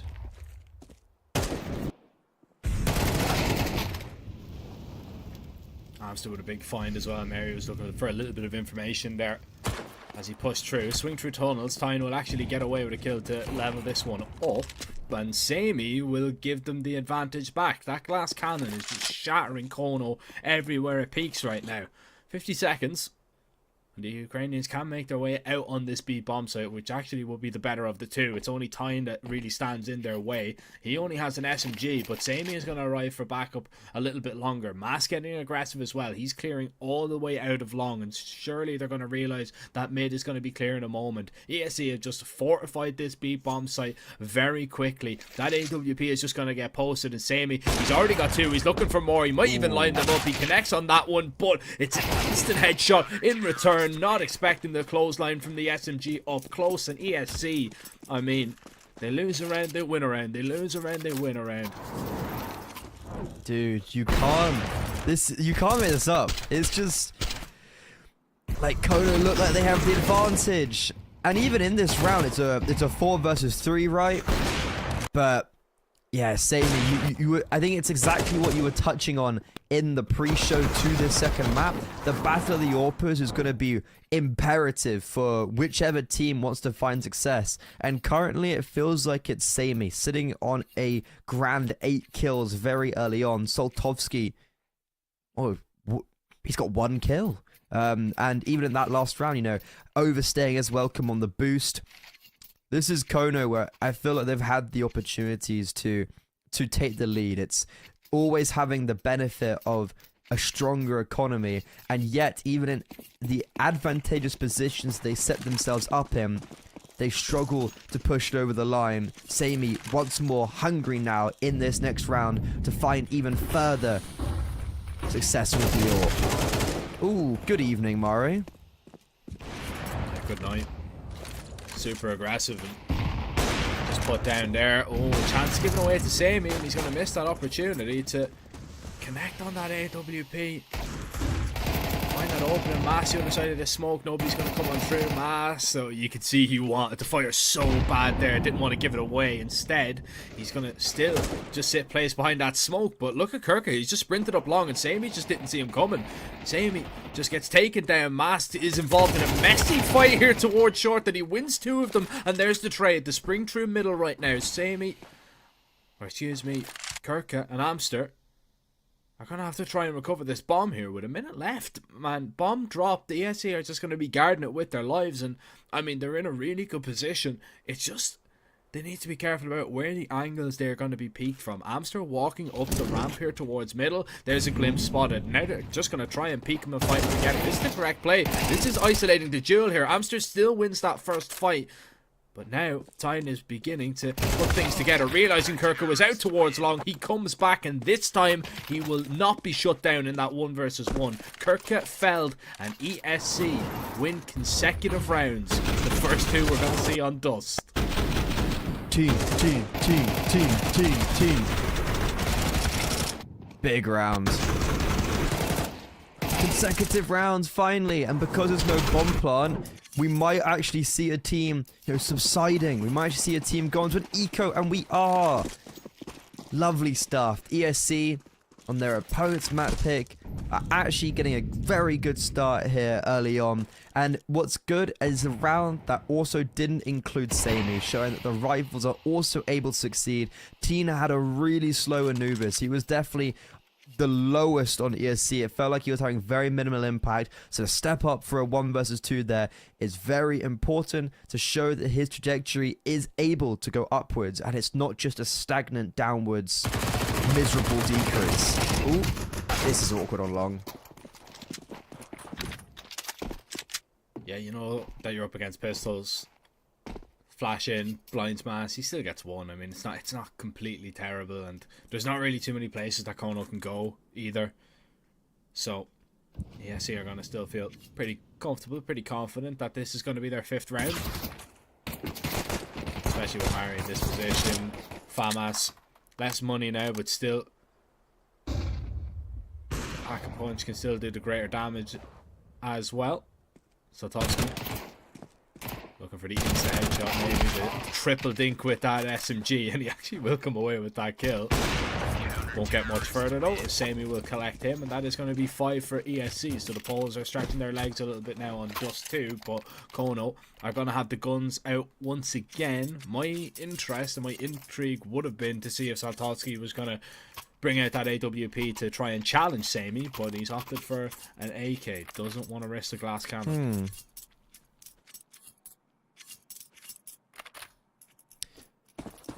Guess it's better to potentially get full utility in some circumstances. What does the T-side do now? And what's Sammy going to be doing? He hasn't been tested much in middle, and my god, he has just run up mid. There's no one apart from this guy in Suicide, but he misses the shot. In the meantime, CJ, he's had a pretty quiet series. We haven't seen too much from him in regards to, well, anything, but big opening kill towards long. And with the identification of the AWP towards middle, they know he's elsewhere. Sammy will pick up one on the rotation over. But the bomb should get planted, and it's going to be advantage for Kona. They have let these post plants slip before, but it's going to be made very easy for them as ESC choose to save. I don't hate the save here at all. And now I hate that. Sammy going down, that AWP, back turn. So that op can be recovered, at least. And I don't think Kona are going to overly challenge it because their money isn't in a great position either. But, I mean, Sammy goes for that aggressive play. That's something that we've come to expect, right? From the opper. He wants to try and make things tick for this ESC side. He's not afraid to, you know, be the hero that the team really needs. Gets into that aggro position. It's just unfortunate that Kono decided to go out towards long, which was the weak spot at the beginning of the round. Anywhere else and ESC would have had the advantage. But Kono, they get the guns up, they get the round back. Now they're looking to try and get their way back into this one. The save coming in does a few wonders for ESC.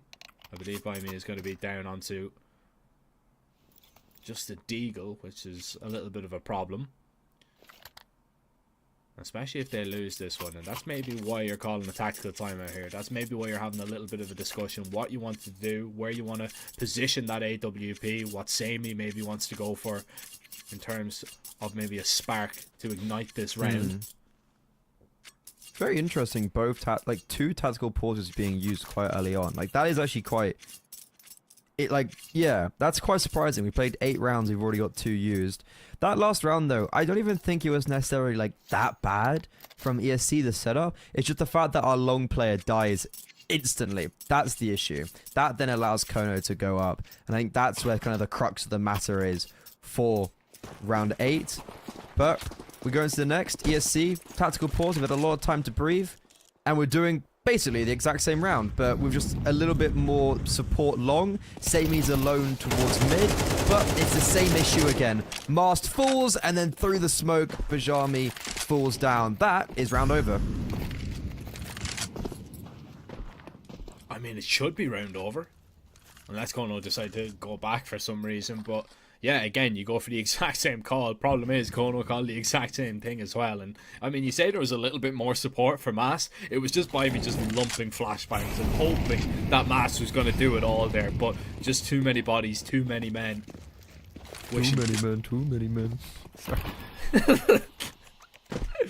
Oh, yeah. But yeah, there was too many men. Just there, just overwhelming. That got completely off there, by the way, if you couldn't tell.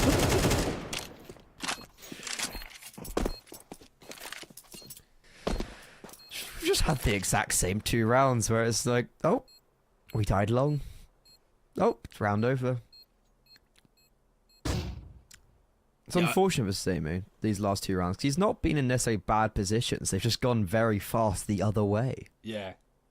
That's the more annoying thing as well, right? Because, okay, like, they've called that twice in a row. That's like, it is so risky from Kono to call the exact same thing. But, I mean, if they're not going to be stopped, you may as well attempt it. Well, the thing is as well, they do the same kind of setup, but it had more of an emphasis to leaving Sammy very isolated in the middle, kind of like, go do whatever you want to do, you know, please succeed. We're going to actually put 2 players on A. Interesting to put 2 B there, to be honest. That was maybe where the issue arose. Yeah, ESC, you know, they actually did cover their bases, and even then, it couldn't have gone any worse. If I'm Kono, I'm thinking, I'm licking my lips. I'm like, this A defense is trash. Has been looking quite weak. Then you've got awkward timing. Sammy got off the angle here. Pressure being put on him from both sides, and he unscoped. Oh no, he's got it horribly wrong there. Amster collects that kill. By me, he's gonna just try and walk by in the smoke, and well, he's just gonna get caught with an AK bullet in the face. Tyne gonna be taken down along with Mass, and that's gonna be easy pickings there from Kono. Again, I mean, I don't think even the setup was that horrible for ESC. The thing that just went wrong there was the fact that the timings just didn't work out. Sammy unscoping at the moment that he was going to be peaked. If he finds that kill, there's two players in tunnels. They can hold on. They can go out and maybe fight mid together, or they can even disengage through B completely.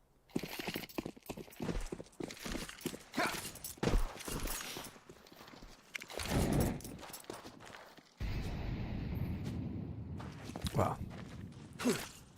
Saltovsky, I'm very interested to see what he's going to be like on the AWP now, though. Ooh. That's not a good nade. I like this setup from ESC. The one thing I will say is that they've been playing two players like on B, on the bomb site every round. I'm surprised we're not seeing maybe like 3 mid and kind of that roamer more active. Instead, he's been very set in his ways. And I think that could potentially come to cost ESC, as Kono aren't really going towards B. They tended to just punish short and long. And this is another round where, look, Mast going to be in the hot seat. He has a smoke. I would love for him just to drop the block smoke on long right now. That would be my dream, because they're going to be able to just sit behind it. But instead, we are not giving any counter utility. A very poor flashbang dodged. Mast yet again, one of the opening kills in the round. Captain Kirker spots out one close short. Will they expect two? Doesn't matter. Captain Kirker, he's just swooping in and collecting 3 beautiful kills. Yeah, Kirk, just an insane asset to this Kono team, and you're just seeing it over and over and over again. He's one of the guys that is always going to be trying to find these openings, trying to find these entries, and spearheading the attack from Kono. He's on the T side, he's got a 31% entry attempts, which is ridiculous. He is usually the only man that is going for those opening fights. That's crazy. What I've realized at watching him at like this level, and he actually stood in for a team we were playing in an official. You know Nevermore? They made like Dallas close qualifier. Yeah, so he stood in for them for a best of 3. One of their players' nets dropped down. They were like, okay, we bring in Captain Kirk. I was like, right, sick. Nice, good one. And like, you don't really appreciate how actually amazing he is when he plays at kind of this level of CS, right? Like, you see him at tier 1 or the upper echelons of tier 2 when he was on bait, and you were like, oh yeah, he's alright. And then you see him against teams like ESC, and you're like, oh wow, he's really quite good, isn't he? Yeah, there's just a few of those players that when they kind of like take a step back into the, you know, the lower echelons after having their opportunity, realize how good they are. Yeah, you do. You see, like another example would have been Rainwaker when he left Liquid. When he went back onto 500, he was absolutely farming, like absolutely farming, and you can see that there is just kind of levels to those situations. Yeah, he went straight back to cooking.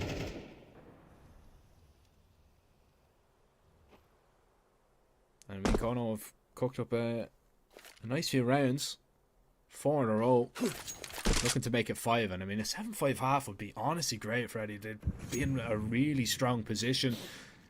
They slow it down. This time they don't go out over to take long. But because they've just hit A over and over and over again, this B hit might just be something that you're not expecting whatsoever. Yeah, bad nade. You're trying to spray it down. Tyne only gets 1 though. They're just going to be overwhelmed. Surely no. By me lines up 2 of them. And maybe that is going to be case closed on that round. ESC will have 6, and we've got a leveled game going into the second half. What a ridiculous shot from Captain Kirker. Dude's just running out and just owning people. That was a nuts kill onto team. But kind of, I guess what I was criticizing maybe, the general defense and the stagnation of ESC of just keeping 2 players on B. Well, when stuff like that happens, when Kono go for then the B execute, it's very beneficial because you have 2 players ready and waiting, and very poor utility. Like, what I'm surprised is that when we have the nade in the smoke, that we don't have molos and flashes going with it. Feels like we just nade the smoke and we're just running through, and we miss the nades. So dead even at the half, but that was ESC with like a 5-2 lead. So sure, it's a 6-6 even game. ESC did have quite an extended lead they didn't capitalize upon. Now it's Kono's chance on this CT side, and the chance to stop them as they will try and make their way out B. That is an awkward fight with the Julies, and Kirk's USP now is going to have to do the majority of the work. He's out of bullets though, needs to hit that reload, but gets hit by just too many Glock bullets, and bomb will be planted. But look how close Kono are. They could simply just roll into this bomb site, especially with Saltovsky already picking up that frag. It's going to be very difficult to hold on to now. You might feel trapped, you might feel contained on this bomb site, and as soon as the CTs begin to spill on in, especially low HP, it can be difficult to survive. CT pistol, they'll get themselves into the lead. Bomb plant will help, and Freddy, you know that this next round is going to be extremely dangerous from what we've seen so far in this series. ESC are going to be coming back with a force fight, and Kono needs to have their wits about them. Yeah, what I'm just intrigued about on that pistol round is like, how is Amster not getting a kill? Dude's close range with dual Berettas. Thank God for Captain Kirker. And right, that shouldn't be a kill. Did you just see that? Yeah, okay. But look, I mean, you kind of you get some go against you, and then some go for in your direction. Like Amster should have got a few kills with the Julians, is all I'm saying. All right, Sammy. Okay. Yeah, have my attention. And Captain Kirker, it's kind of the guy. He's the bee's knees for Kono. He literally has almost double the kills of the second highest fragger on Kono. Amster's on 9, Captain Kirk is on 16. Saltovsky, a fantastic Anubis, a slow dust too, and he doesn't even land a bullet. Mast just runs straight for him, and now 2 smokes. Bit of miscommunication, sure, but CJ blocked out from this B-bomb site. There's only 1 defender here. It's Amster, and he actually just gets negated by the player coming from tunnels. ESC, you said it was a dangerous round. You said Kono have to watch out, and this is why. And it all starts from a wonderful opening with the scout. It all starts with Sammy finding that entry onto Kirka, weakening that B-bomb site. Kono never looked comfortable since then. You could see Saltovsky a little bit slow because of the fast peak that was going to go his way. Wasn't expecting the wide swing like that. Maybe expecting a little bit of a jiggle and just couldn't keep up with it. In terms of his mouse movement, not much that Amster can do when they're just flooding the B-bomb site like that and a Molotov on top of you. And they're the most dangerous rounds at the minute right now in this game, in this series. Those second rounds, you need to make sure that you're converting them. Instead, now you're going to give a really good opportunity for ESC to kind of grab and take the lead, and we're talking about, you know, maybe an 8-7, maybe even a 9-7 before Kono even see a proper decent investment. Hold on a second, we are going to see the force back here from Kono, and I actually don't hate this at all because of the way that this game has been played out. Tit for tat, round for round, and Kono are hoping that they can return the favour. Yeah, I mean, this worked early stages for ESC on their CT side. That kind of back and forth mentality, they were able to be the ones who broke free. That's why they went 5-2 up. Kono, it's a nice aggressive play as well. With the lower buy, with the SMGs, pistols, they go for a lower mid-take. Teen does get a kill though, and it's going to speed up this already progressing long play. Sogan, flash through, so much damage, no kills, but he will soften them up for CJ. We're still in this 3 versus 3, and look at this, Amster's just sitting in the cross smoke.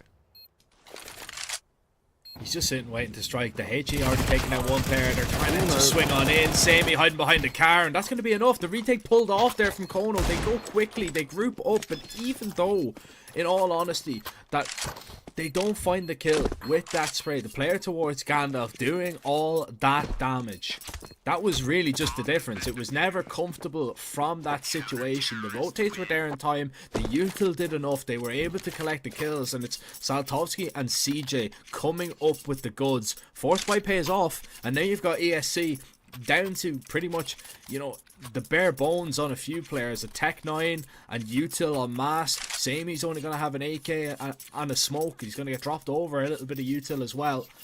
But if this goes wrong for ESC, this could be the series.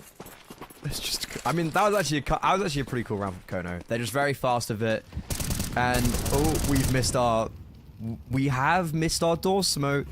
A sticky one. Mari, nade lands on him. Hamster, a very advanced position, or more so, a very committed position. He just gets one. Wait, how have we lost the duel in top mid as well?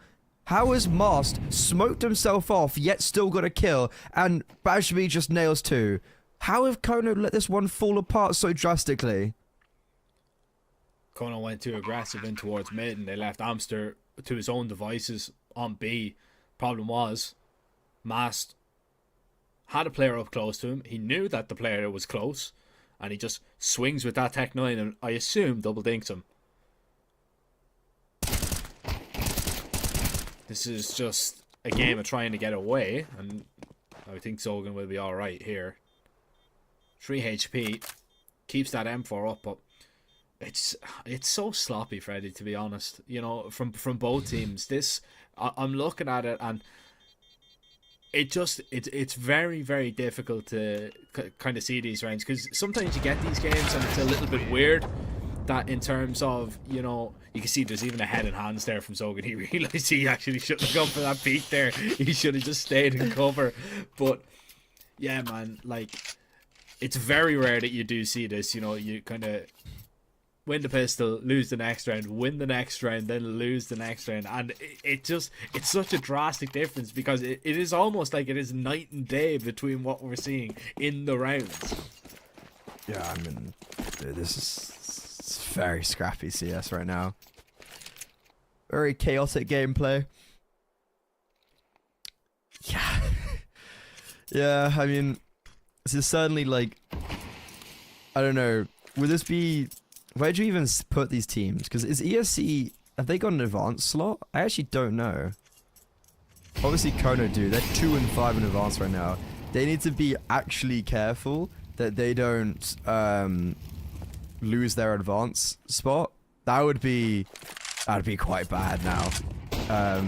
ESC, yep, they're in advance. They're also 1-4. It's been a tough start, but yeah, only wins against Endpoint. Yeah. Look, Forfeit. Okay, Endpoint. Oh yes, their only wins are forfeit so far in advanced. Look, don't get me wrong. Both of these teams have made massive changes, right? You know, you're for the likes of Kono, you're bringing in an IGL that is completely unproven, and you're bringing in another player that has very little team experience to try and get them to gel. When you're looking at ESC, they haven't really played all that much this year. They haven't really got too many invites. It's looked kind of okay in places, but not really, and you know, they're maybe just struggling for a little bit of official time. We could be just looking at, you know, in terms of what we're seeing from ESC, a little bit of ring rust, and the same maybe on the side of Kono as well. You just don't know. But there's definitely going to be a lot of learning from this one in terms of the conversion rounds. Yeah. For one, that is going to be something that is going to be high on the priority list for both of these teams.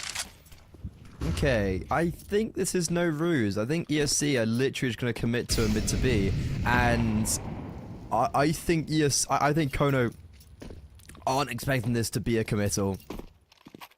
Amster and Captain Kirker, they have no support. Master's still lurking in middle.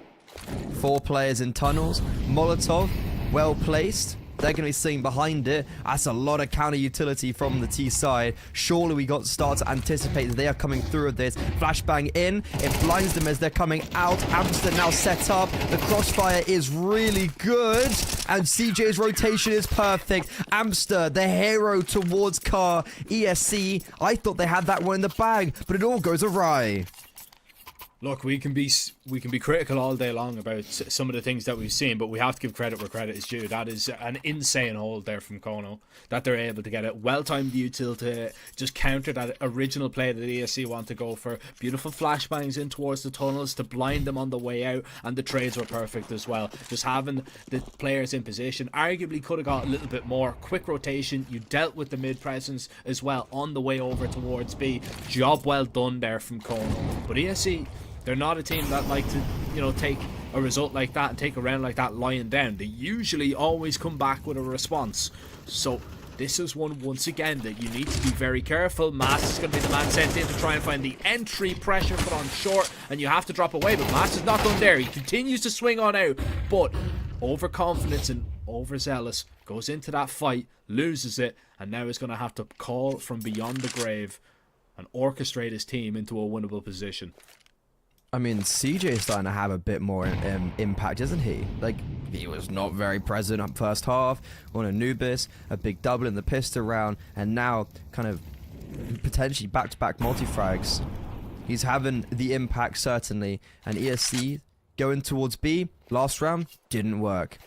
This time, we're going to be going up short, it appears. All 4 players smoke out as a defensive precaution. They're surely not going to go through this. Soltovsky, this could be so easy for him. If they run through the smoke, it's going to be free pickings. They nade it open, and Samey, a lovely shot, but look at this from Zogun, fast on the flank. The issue is that defensive smoke is blocking his vision now that it fades. Teen, the first to fall. Advantage still for Kono. Bomb shall be planted. All 3 players for ESC trapped on this bomb site. There's nowhere they can go. Samey, a 1 versus 3 is needed, and he's already found 2. Zogun, last alive. Samey misses the most important shot. 1 more bullet in the magazine. And he hits it, but it's not a fatal blow. Switch to the AK. Zogun, a tap on the bomb, and Samey, a clutch, shining in glory. ESC saved once more. And it's Samey once again, not with the entries this time. He's in that clutch position, and he's going to deliver. Hit that bullet even as well with the last. Saltovsky needs to do more there for Kono. If I'm Saltovsky, in that position, you're seeing that util rain in on short. You need to either commit to an idea, stand in front of it, or tuck in that corner. One or the other. You cannot be caught between 2 mines, and gets caught out in the end. But Samey, really good job by him, and even when the numbers were against him, just hit the shots he needed to, swapping over to the AK when he was out of ammo, getting that job done and getting ESC back into a lead, resetting the economy as well. I mean, only an M4, only an SMG you have to deal with here, and possibly ESC will be on 11. And there's the M4 gone, and there is that man in the kill feed one more time. Samey, same old. It's just intriguing to see this like weird micro investment. I don't get that personally, and I think we may have broken the camel's back. This should have been Kono on 10. This should be Kono resetting their opponent, and oh my god, it still could happen. Never mind. Soltovsky has no way he 1v3s with no armor. Ooh, that got scary for a sliver of a second. Money is still definitely in a bad position because only having 1 alive, then only keeping 2 alive against the anti-eco. Kono, it feels like their time on Dust 2 is going to be unsuccessful, but this is a purchase where if they win this, we've got no loss bonus for ESC, and this still could be a very competitive game. It all just comes down to this round, and well, if they can't get 1v3'd.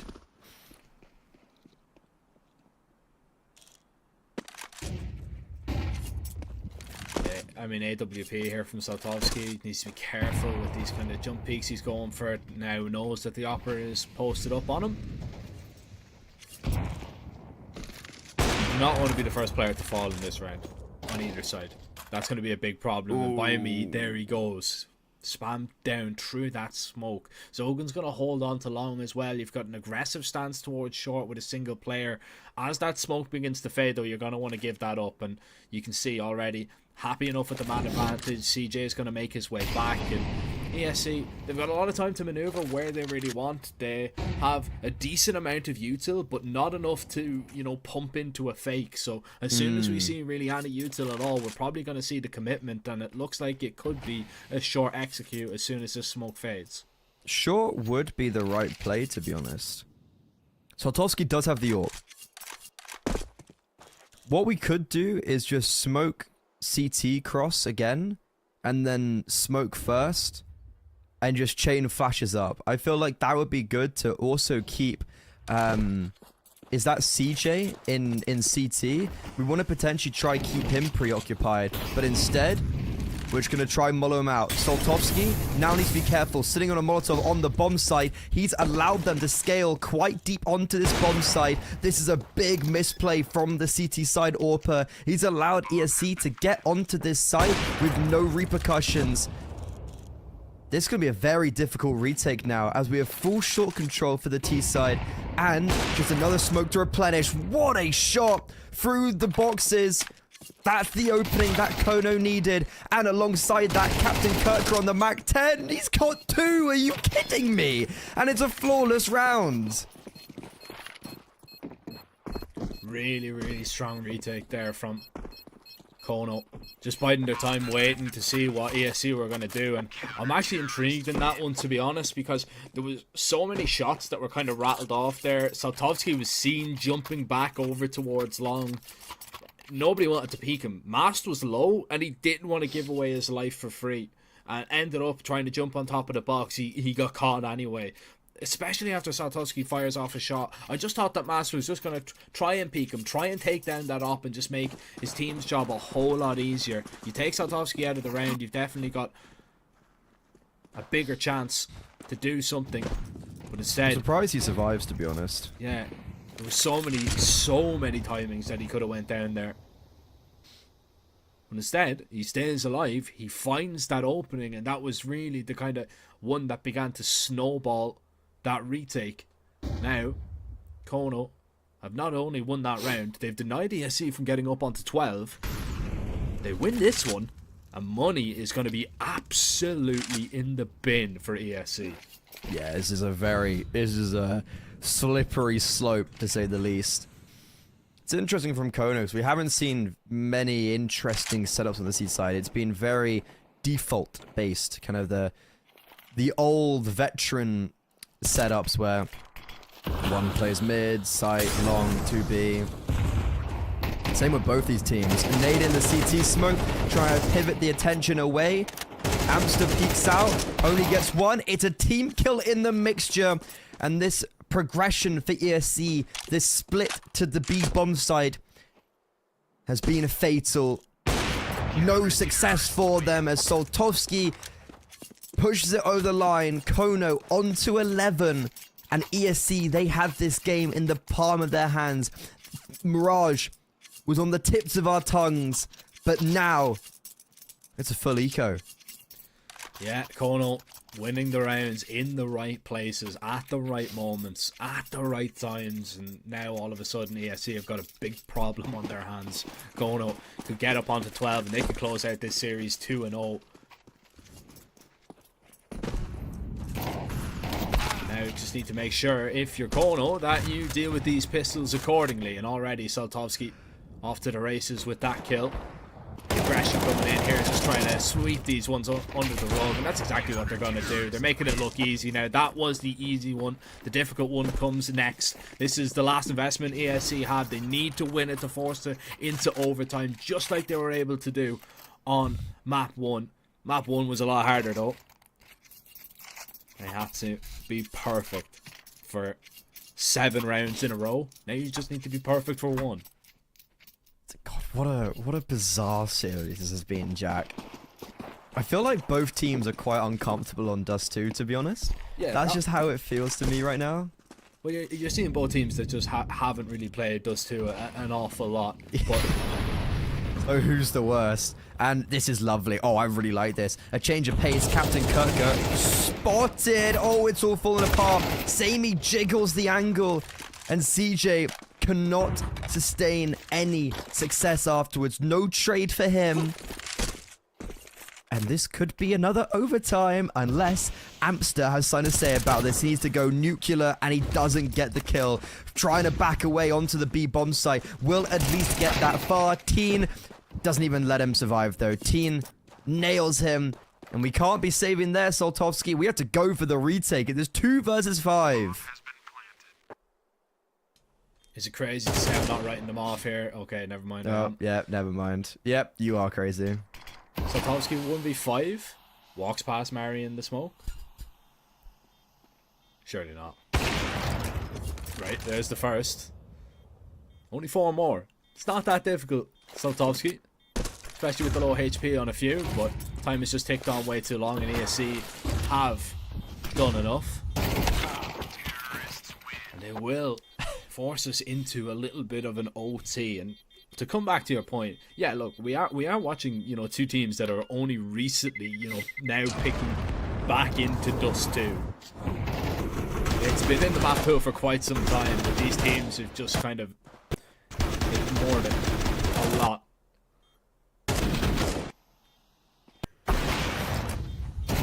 There's a little bit of rustiness going on. For sure. It's another overtime. Another OT, yeah. It's another OT, but I'm actually kind of happy because this is where we got to see, you know, the better Counter-Strike. You know, on Anubis, we got to see a little bit more cohesive stuff from Kono anyway. I wonder is that going to be the same, or ESC are going to do enough. You've got Sammy. Interestingly, he's not bought an AWP here. Oh, Masters picked it. That's so. People who might not know Polish Counter-Strike lore, Mast used to AWP, and he did for his whole career. He used to AWP IGL. Now he is just Rifler, and Spavik got brought into Permitter. And it was kind of the issue Permitter had was a big lack of consistent AWPer. They brought in Friend, but then the kind of roster had died already, it felt like. So it was kind of unfortunate. I think Friend's a really sick AWPer. So obviously Samy's the AWPer, but Mast has just gone, nah, dude, it's my time to shine. I can imagine, though, he's probably got a spawn just to peek mid or peek long, to be honest. I assume he'll give back the AWP in due course. But what we might actually have is a double AWP for the CT side, as Amster's got an AWP, and I assume he's going to take that to B, and Soltovsky's going to take the AWP towards A.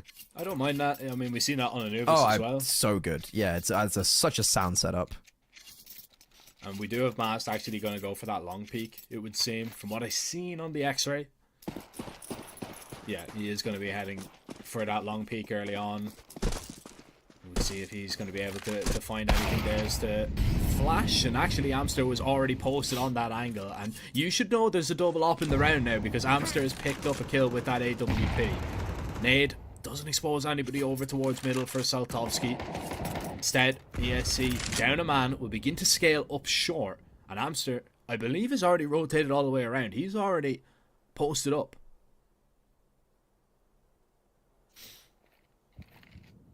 Ooh, this should be a juicy kill. Oh, it is a juicy kill. Just not for Amster. Oh no, this is now scary. A double opener onto the A bomb site. There's no one else to greet them. The lurk shall be spotted, but Teen, he's just going to survive. Yeah, you know, it's a little bit erratic, but him just surviving puts Captain Kirker, puts the whole of Kono in such a difficult position. And he even gets the kill. Captain Kirker tries to hunt him down, and he was having a great game. Now it feels like the captain has lost its bearing. And Kono, after getting an opening kill in the round, Jack, CSC on top. Yeah, I mean, it's a really nice recovery. Amster a little bit slow on the trigger, maybe, but the pre-fire was just perfect from Say.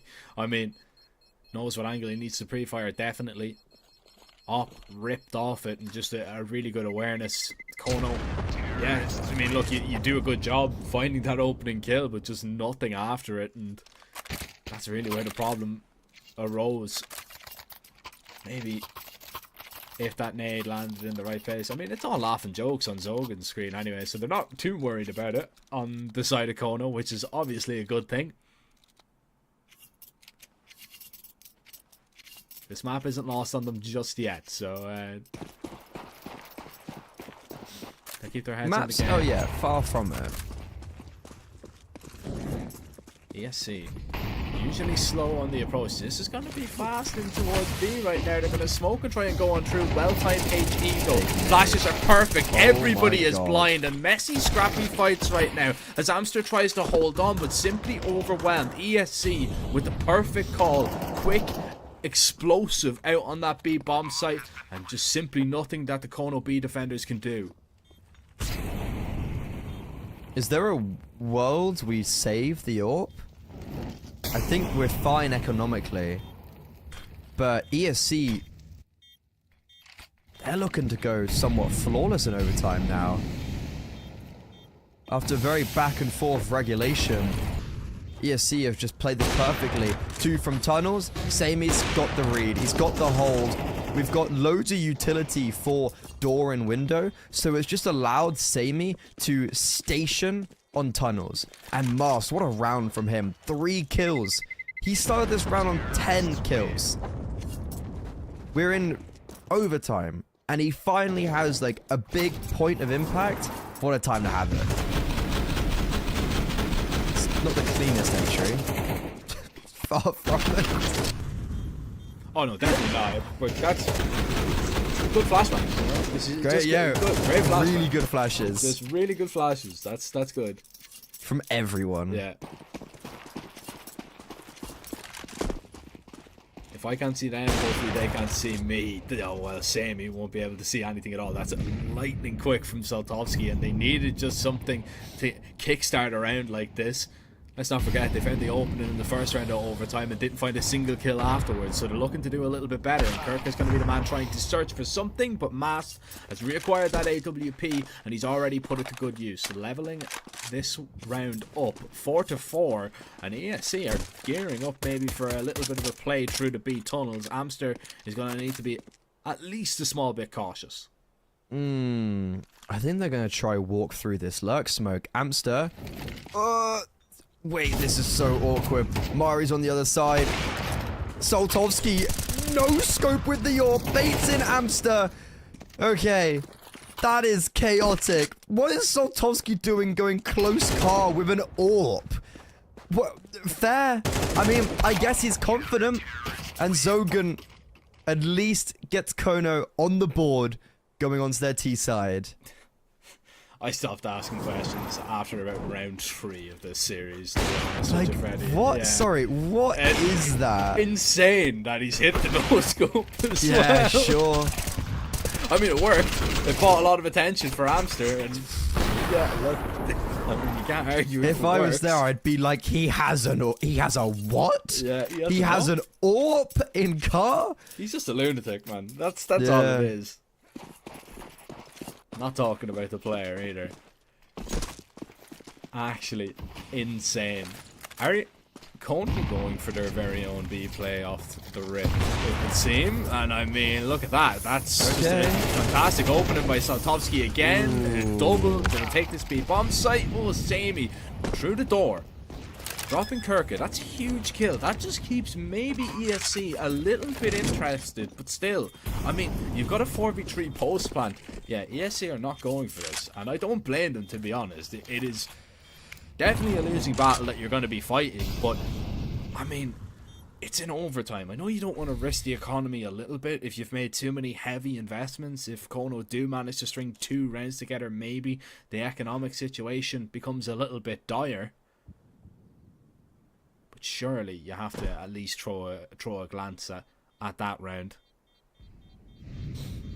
It can't just be 2 kills and it's it. Yeah, well, what's interesting about this round is that both teams have been playing the somewhat stationary 3-2 setup and just 2 players on the B bomb side. Like, we haven't really seen much of an active mid player, as one would say. And that round, we'd have the player actually playing mid. Like, we had the Bianca and only 1 on B, and Kono get that opening kill and then just accelerate off it. What? Did you see that? No. Do you see Zogan just, like, he did that, and, like, slap his desk? I must have missed that. He did the, like, Loving the sound effects. That was though. weird. That was, yeah, you're welcome. that was really weird, though. That's not a good sign to be seeing in, like, cams, for instance. But regardless, it's 14-14. And Kono, what worked for them a lot on their T side, remember, was just kind of killing Mast on A and going up long. Looks like they're going to do that again.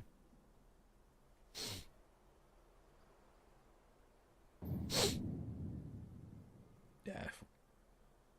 We're going to see this walk out. Mast, AWP in hand, double up. I mean, look, you might not expect this. Mast could get caught in a horrible timing when he's crossing there. This is really risky, especially because he's got no support. You're not seeing anything over towards short right now. There's the flash out, and it's a nice shot from Mast. That will at least slow Kono down for a moment. Exactly what you want. Let's not forget, you're playing for 15 here. You're playing for a map point, and possibly even a series point if you're on the side of Kono. This is when the flashes come in. Mast continuing to get aggressive, looking to try and spam one down, but instead, it's him that meets his demise. Captain Kirka instantly trading that one back. Saltovsky holding for the swing of Samey. All of a sudden, this man advantage is flipped on its head. It's Kono that are making their way up onto the site. Amster with a lurk out mid, just like he did in that first half so often, catching them out, but Mary catching one by surprise and a second trying to cross. This is an absolute mess once again. Saltovsky needs to be the saving grace, needs to be the hero. That AWP on the cross nearly catches a bullet, nearly catches his death, but it's time caught out in the open. Scrappy rounds that goes Kono's way. That is ridiculous, to say the least, but I've come to expect no less. That was a 4v2, by the way. That was a 4v2. Mari was alone on Gandalf. You had Teen by himself rotating very late from the B-bomb site. And Saltovsky had to just 1v2. Jack Christ alive. But Saltovsky, he's been a demon in overtime. I'm pretty sure he's got a kill or two I think he's got a multi-kill pretty much every single round. Yeah. He's got so many opening kills. He's got clutches. And yet again here, in a do-or-die situation, ESC, if they lose this round, they then go 0-1, losing this series.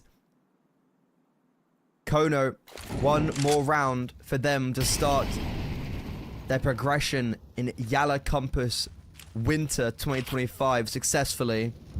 4 more kills, that's all it takes.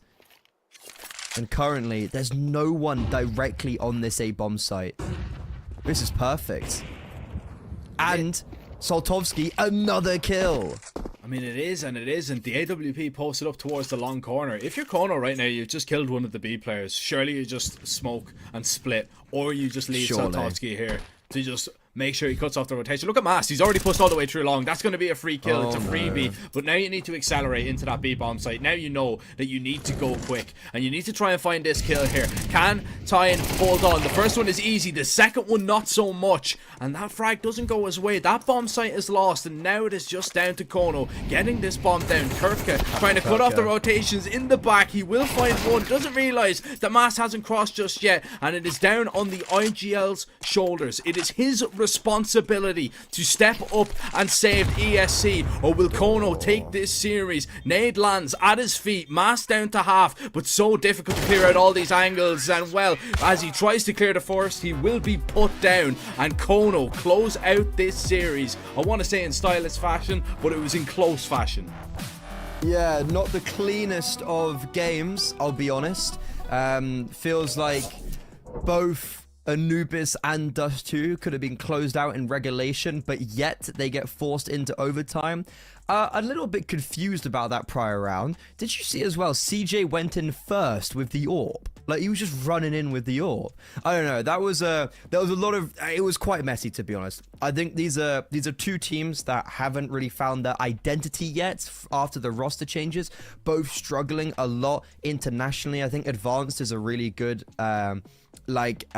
sample of kind of what it is right now. Like, you've got two teams somewhat struggling, but overall Kono a really successful game where both times, even though maybe they should have closed it out in reg, they're able to kind of build themselves together. And Soltovsky, fantastic, to be fair to him, in overtime he was just wonderful. He was, man. Look, he was the real difference maker. You know, he just really kind of picked up the slack a little bit when, in terms of when Kona were kind of struggling, when they needed somebody to be the real difference maker. And in all honesty, I think Kona were actually the better team today. All in all, I think they were definitely better than ESC, but it was just a little bit of consistency in moments. They looked a little bit out of their depth with, you know, some of the calls that were being put up against them, especially when we look back on that Anubis. But that could have been a much cleaner game for Kono, but it doesn't really matter, I suppose. If you're able to take it in 2-0 fashion, you get a lot of rounds in, you get a lot of reps in there as well. At the end of the day, you still go 1-0, so there's not really too much to be sad about.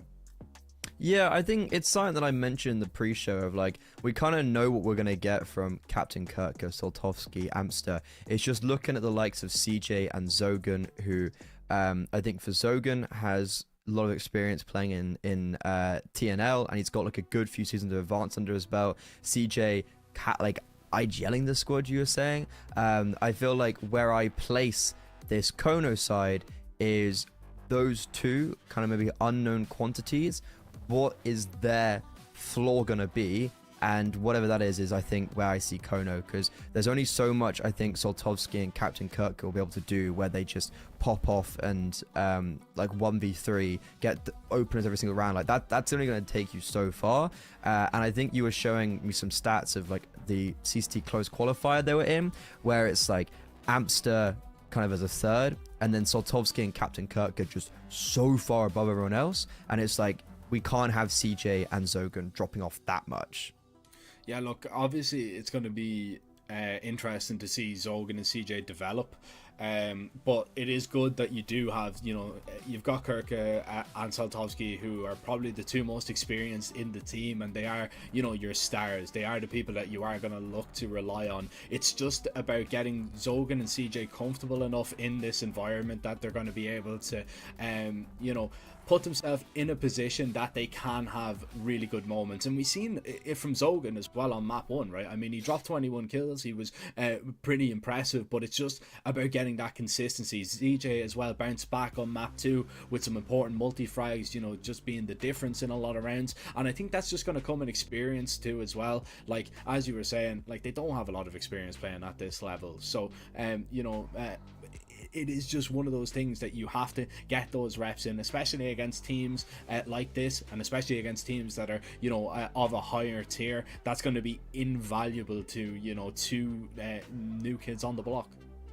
Yeah, I'm looking at Kono and I'm trying to figure out. So they got invited to close qualifier 18, right? Do they have a VRS ranking?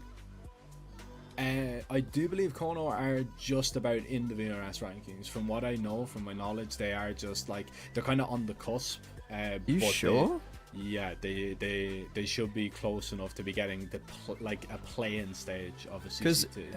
HLTV doesn't list them as having VRS. Either way, we've got an interview coming up. I think we've got an interview with Captain Kirk, if I'm not mistaken, from the winning side from Kono. Hello.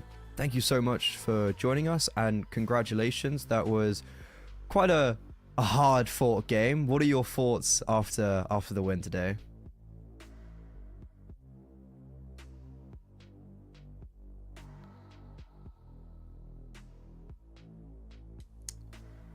Okay, so I believe we just can't hear you for the moment. One sec, we will try and get this one sorted. I believe our production are looking into it right now. Try it one more time. That's still nothing, unfortunately. We'll try and get that sorted as quickly as we can, and we will get back into that interview. But yeah, look, it's going to be interesting to see what he does have to say about that one. As for ESC though, maybe just a quick word on them before we do jump back into that interview. I think they're definitely going to cause a few problems for a few teams moving forward. In that 0-1 bracket, it is going to be difficult. This was probably, you know, one of the matchups that we're looking at and kind of saying that this could be a closely contested one. But we'll get back on that one in just a moment. I believe we do have Kirka joining us. Hello. We hope that... Do you hear me? Hello. Oh, yes. I can hello. Yes. Boom. Yeah. Nice. Right. Should we give another go? How was the win? How's it feel? Yeah, I'm feeling great, but still, we've played awfully in many rounds. We won because they made more mistakes in critical rounds. So, yes. Not so impressive win for me. You know, yeah, there was a few mistakes in there, definitely, but I think there was some good points to take away as well, especially from you know, your own performance, and definitely Saltovsky. You know, you guys really stepped up when you were needed. Yeah, Saltovsky is a very good sniper. He is very cold-blooded. He usually performs when it's needed, like on additional time, like today. He always makes the difference, starting to finding some kills and making enterings like he do last 2 rounds. He opened B, and first round he opened B too. So yeah, he's playing very well. As for me, I think I'm not so good yet.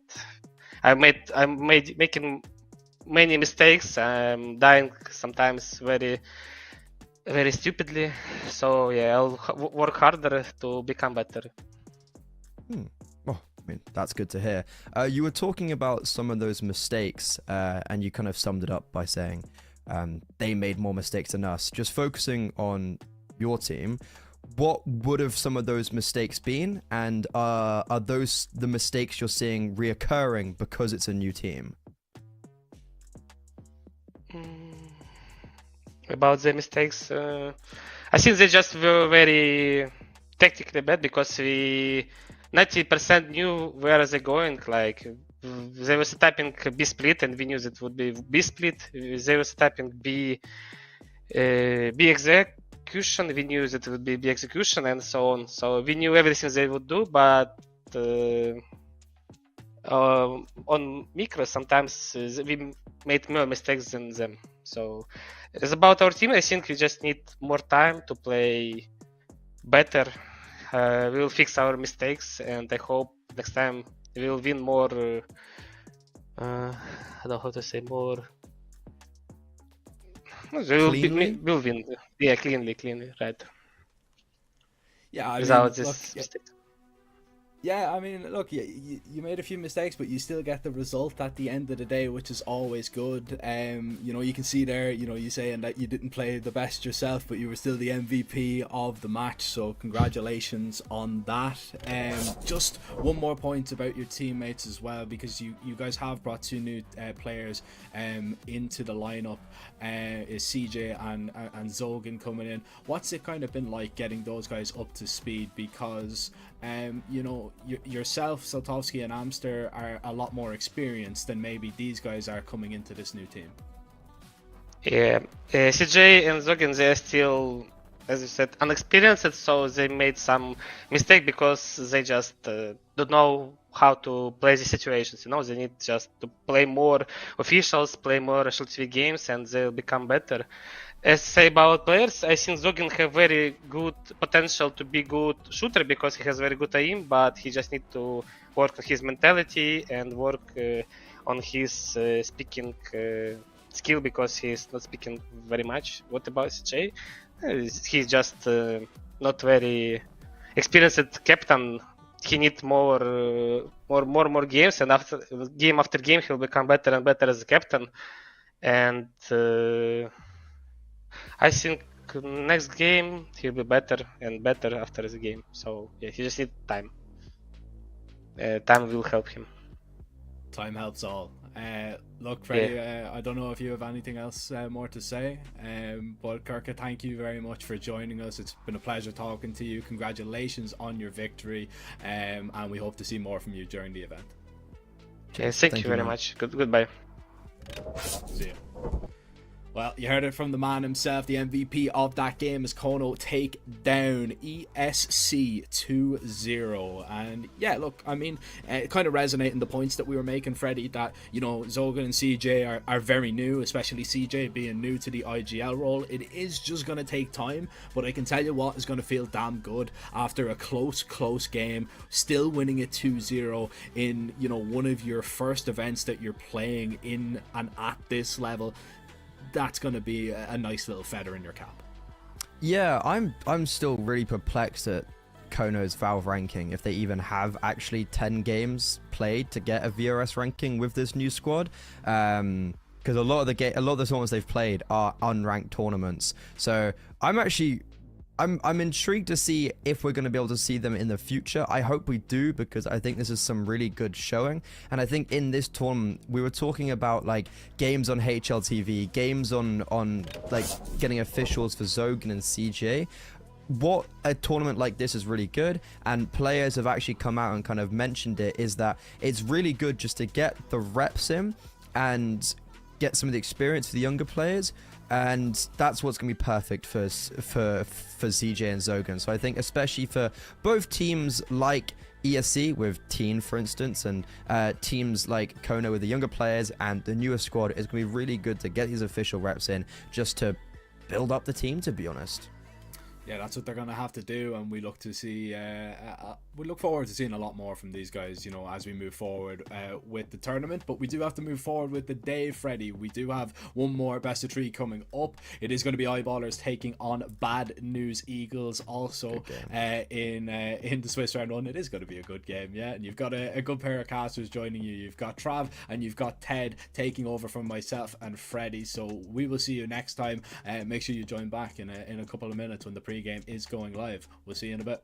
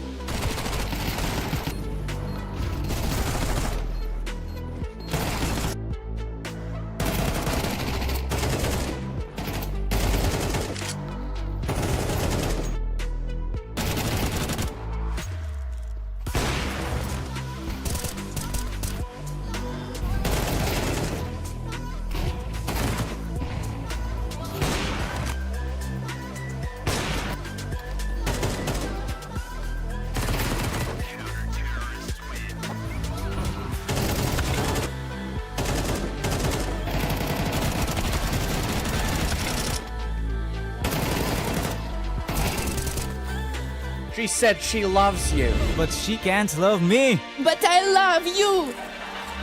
Yeah. Look, all of my men's going crazy. I gotta brag on myself, I amaze me. Like I'm back in the 80s. I won't play window anymore. What's going on? Play your role. 1xBet. On to the next one.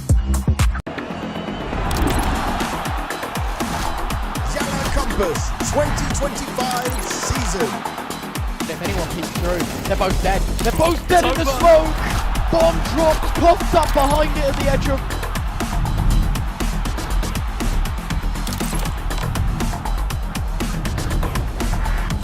YaLLa Compass 2024 champions. YaLLa, let's go!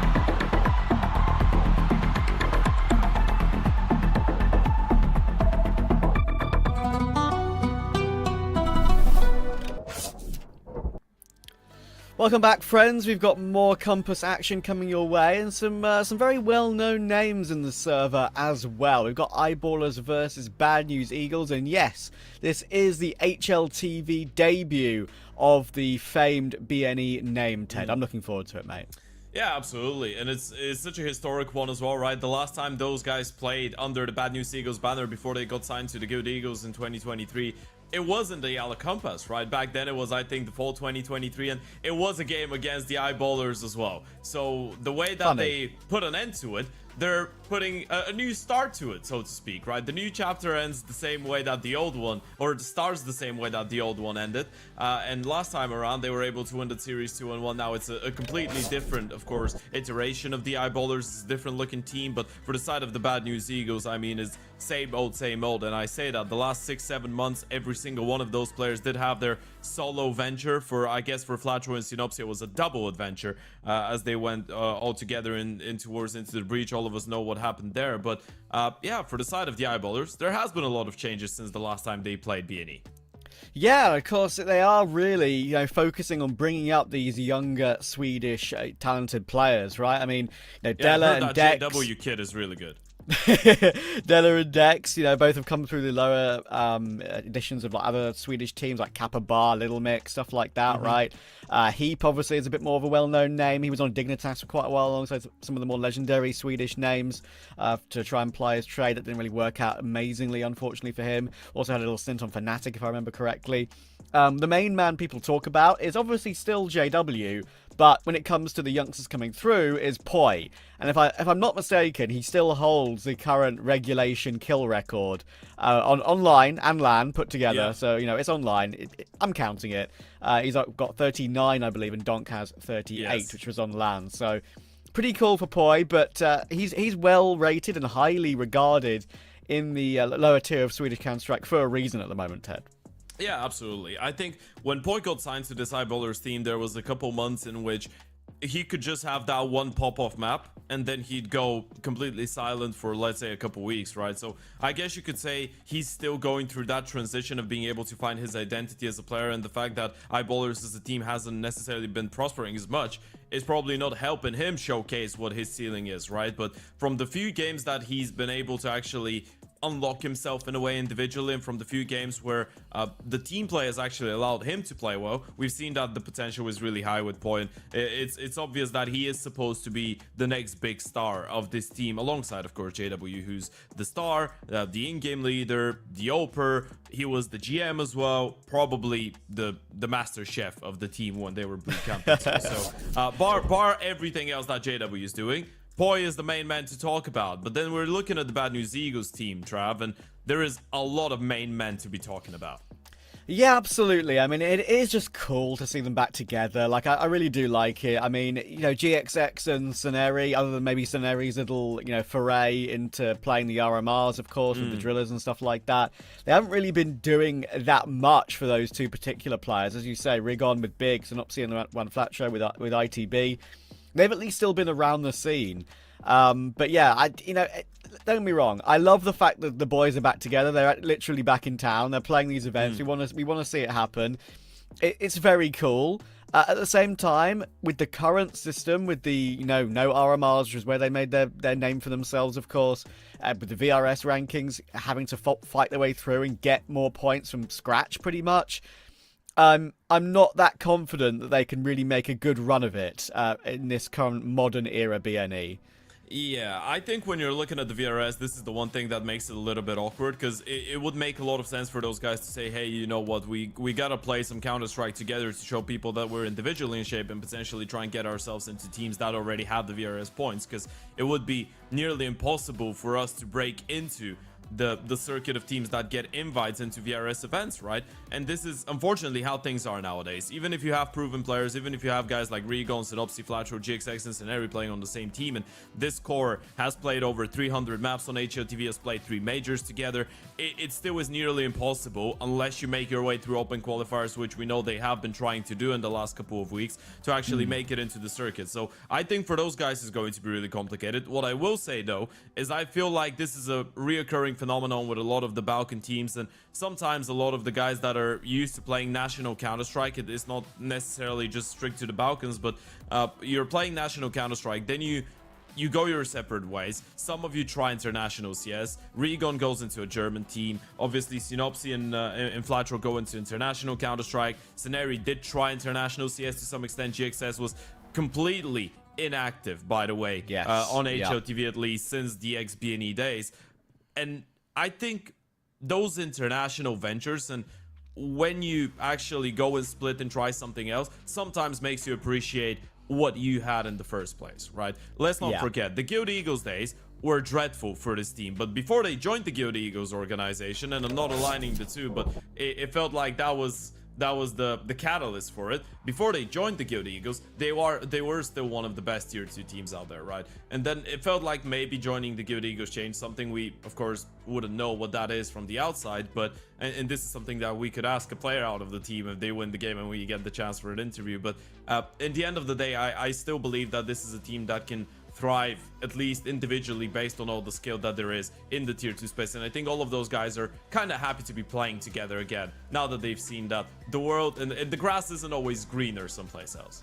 Yeah, I'm sure the vibes are good, to be fair, right? Like, I have pretty much no doubt about that. But yeah, I mean, we saw the maps there, actually, on the little graphic. This is technically the BNE debut on HLTV. They played open qualifiers, an opportunity through IEM Dallas to actually make the HLTV stage of that qualifier. But there are a couple of BO3s off of that, a couple of BO1s, sorry, off of that, I'm afraid. So, yeah, this is technically their HLTV debut, their re-debut, and as you can see coming in here, they actually have a couple of maps which they do enjoy, historically at least. Mirage in particular. Flatro has always been a demon on Mirage. It's all the pugging from over the years that clearly has, held him in good stead. I've always seen, every time I watch Flatro play Mirage, he tends to have a good game. Eyeball was picking Inferno. You were kind of talking to me about how, like, if Eyeballers maybe get a Dust 2, you think they might have a chance, but if they get an Inferno, we're going to train. And Ted, I said this to you yesterday, I've still not casted a train yet, so give me this map 3, please. I think you might actually get it here. I think the Mirage one you could see coming, right? Alongside Ancient, those were the two main possibilities, and it was up to the Eyeballers to decide which one they wanted to leave open. They decided to leave the Mirage open, which has been a good map for them recently, so it does make a lot of sense for the Eyeballers now, I think, to play a Mirage. Even if you get beaten on it, it's not going to be a harsh beat up, because it has been one of your more solid maps, so you can probably put up a fight there. And then when you look at the Inferno, it's a map that we haven't seen in a long time from the Bad News Eagles, and interestingly enough, Trav, last time those two played against each other, as I said, that was in the YaLLa Compass Fall 2023. That was on the 13th of November, and it was the last official the Bad News Eagles actually played under the Bad News Eagles banner. The veto was Inferno, Ancient, and Mirage, and Inferno was the map that the Eyeballers won fairly comfortably. They still lost the series, but even if you want to look at retrospect and look at some of the history, which of course has changed a lot, and we can't just use a map from 14 months ago to say what we can expect out of this Inferno. At least historically though, Inferno has been alright for the Eyeballers against that same opponent. Yeah, it's weird, isn't it? There are actually a lot of similarities here in this matchup. Not just the fact that it's the same team that you, of course, said that they're playing again, but yeah, it is really curious. And having not really covered, I think, any more than just 1 or 2 games of Eyeballers this year, I'm really interested to see how they look at the moment. I think JW is still actually like really solid as a player. He's not going to set the world on fire like he used to back in the old days. That's just not his job anymore.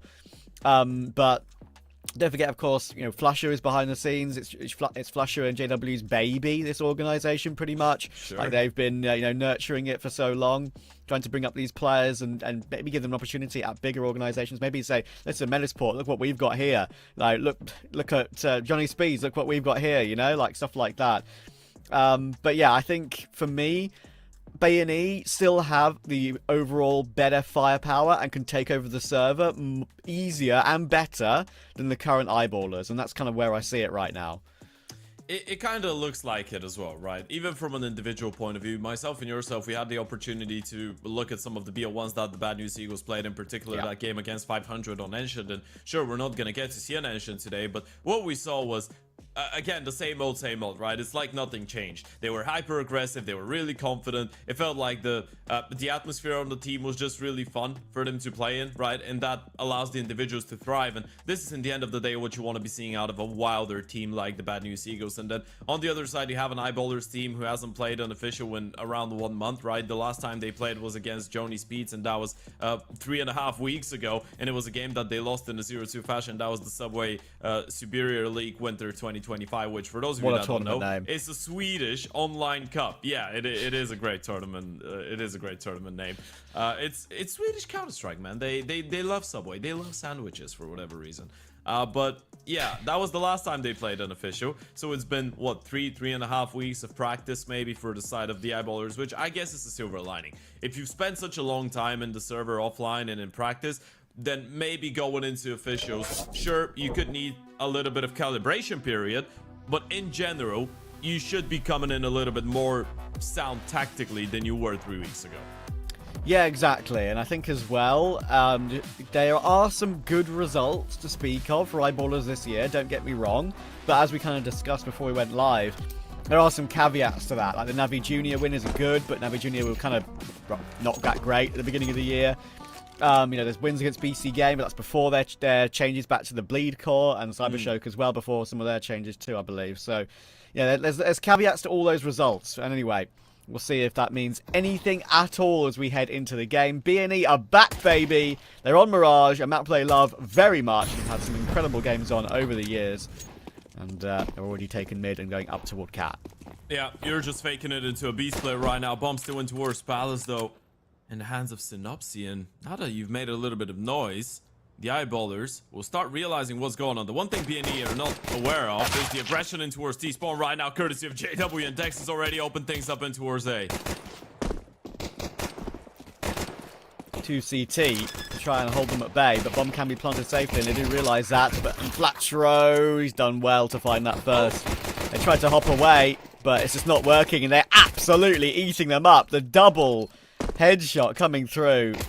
He's given no opportunity. I say that, he's actually got a chance at one more kill. He's being faked out by Synopsy. Jiggle, jiggle, jiggle, wide swing, no bullets remaining, free USP. Actually hilariously gets the kill, but flanked by GXX, and that is the start B&E won. My heap don't jiggle, jiggle. He foes. Yeah. Wiggle, wiggle. Yeah. That's exactly what happened there. I was looking at the minimap, by the way. Scenario just went out and cleared JW on the push in towards T-spawn. I'm not sure if they heard him pushing in towards T-spawn. Shouldn't have been possible, but hey, yeah, there's the insta GXX. B&E start things off nicely, and as you said, Mirage has always been one of the good maps for those guys. It's the FPL paradise, some might call it.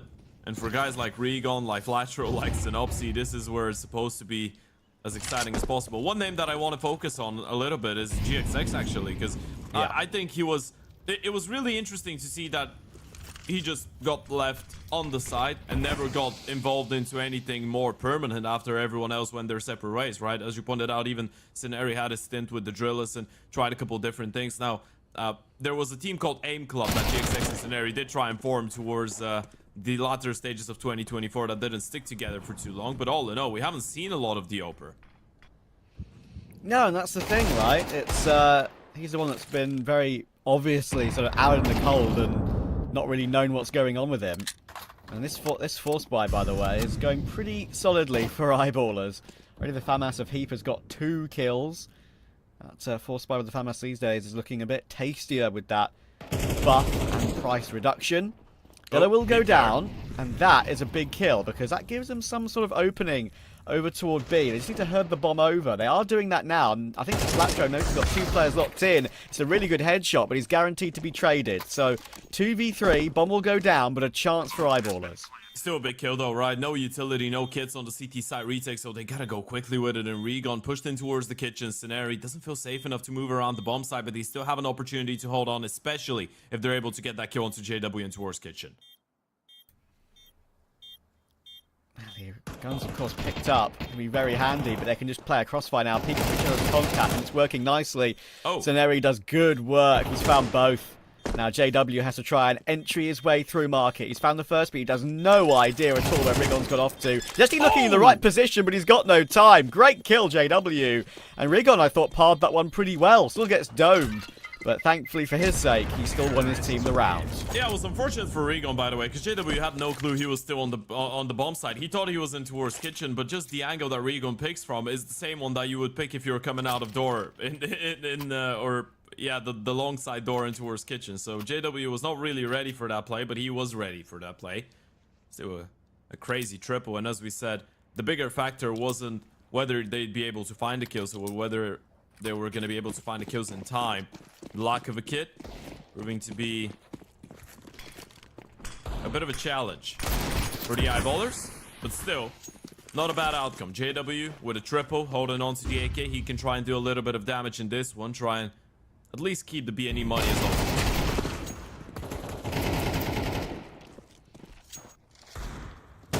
That definitely was a good start in doing that, of course. No one surviving in that previous round means that any little bit more damage here, they've built up nothing at all. But looks like it should be a bit safer this time. 5 versus 2. And only a Deagle and a USP remain. Good A take from BNE. Again, that, I'm waiting. Nice shot. I am waiting to see if just gonna grab that AK. I don't think it's gonna change anything. I'm waiting to see if BNE play a style that we're very accustomed with the name and the players, because already they are kind of trying to brute force some scenarios purely off their own ability. And I highly respect that. YaLLa, good work. I mentioned the damage. Bomb is down, by the way. If Flatcho peeks, he could go down. He's 1 bullet from death with any of these 2 weapons, but he's jiggled him out and headshot him. Nice shot. But, forget my point for now. That's, again, real good damage for eyeballers. Yeah, that's the thing. This is one of those occasions you usually see that the other way around, right? You usually see the CT side team actually being the one on low money after winning rounds because they lose a lot, and then the T's have a better investment. Now it's roles reversed completely. The eyeballers go for their first buy. BNE on the other side can't even put everyone on an AK, but Scenario does decide to go for the MAC-10 instead of a rifle, suggesting a potential pop or something a little bit quicker.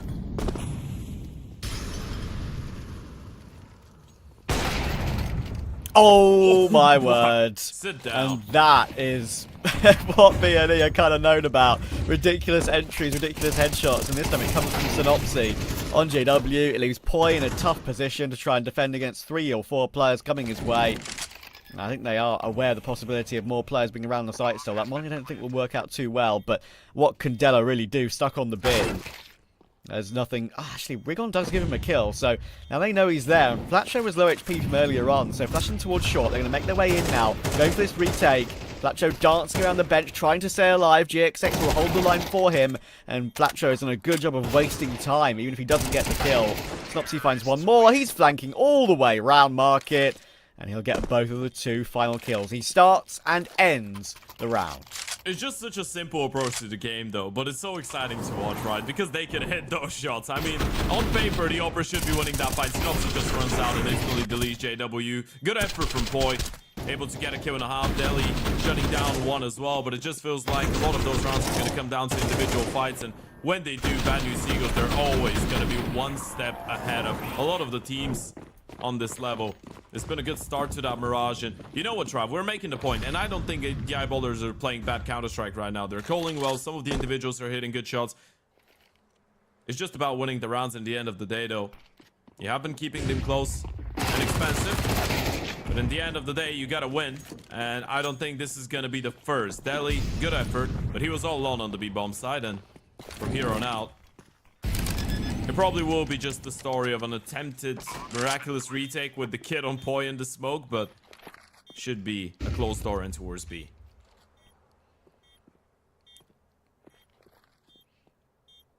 Yeah, again, just an example of B&E just using their definitely superior skill, obviously, in this game, I would say. And on this map, in particular. I don't think necessarily there's, you know, a massive gap. But there's a big enough gap when you have a map like Mirage for B&E, where it sometimes can look quite evident. Again, they're going to go in for damage here. Why not? Looking for one kill. They're trying to fight two players at once. It's awkward for Ceneri. He's done well to find that one in the end, to be fair. But again, Dex doing more damage. Yeah. Obviously going to go down with the ship alongside JW. But B&E, they're keeping it going. And their money's, of course, all right. But they just can't win a round entirely cleanly yet. No, their cleanest round has been 2 players surviving, right? Or 3. This is crazy. Might actually be 2. A lot of those rounds have been really scrappy towards the end. And again, it's all about when the Eyeballers will actually be able to win their first buy round. JW back on Diop last time around had a bit of an unfortunate meeting with Synopsian towards middle, hoping for something different. But now we're going to see GXX on the T side AVP as well. And he's looking for something in towards the ramp.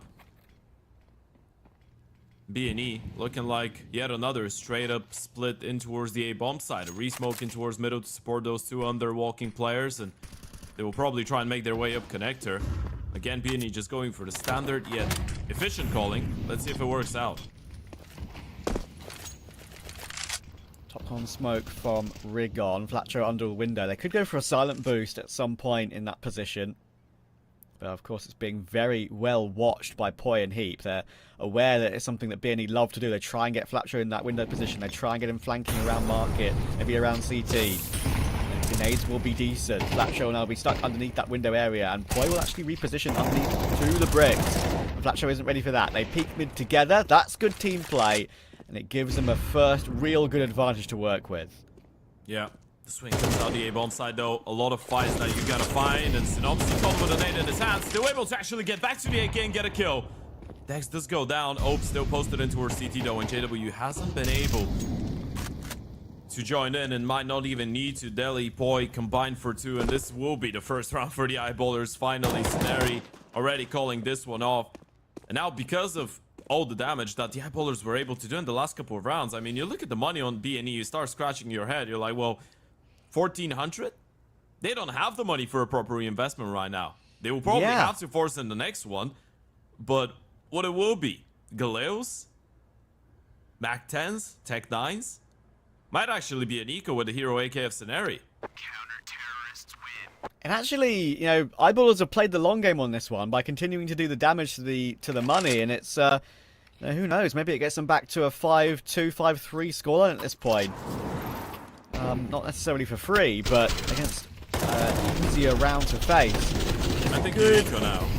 Yeah, I think, again, like, just simple team play from Eyeballers there, like making sure they double swing toward window. Once Poi gets himself into that bricks, Heap never left his side in that scenario. And as I said, it's a very common strat that B&E often try to put into practice, that window play. I forgot who I'm talking about. Of course they will. Yeah.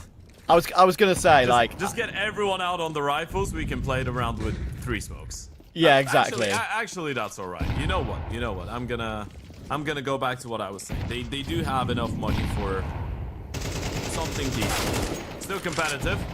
You get a 1-for-1 in towards middle. It's not too bad. Poi does get the kill through the smoke before he did go down, though. And JW with a bit of a missed shot. GXX thought he had a gap. Oh, he had actually. It was just another player to take him down.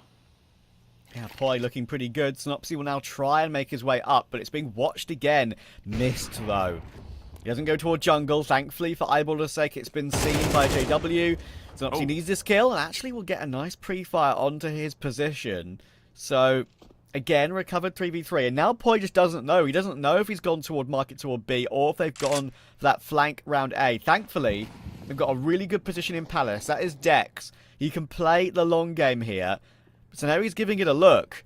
He's got to worry about multiple positions at once. And now Della's going to be in play as well. Does Dex peek when Della peeks? I'd imagine they're going to go for a pinch now because they've made it an advantage in a 3v2, and that is perfect timing. Just good protocols and knowledge of what to do in a certain situation there for eyeballers.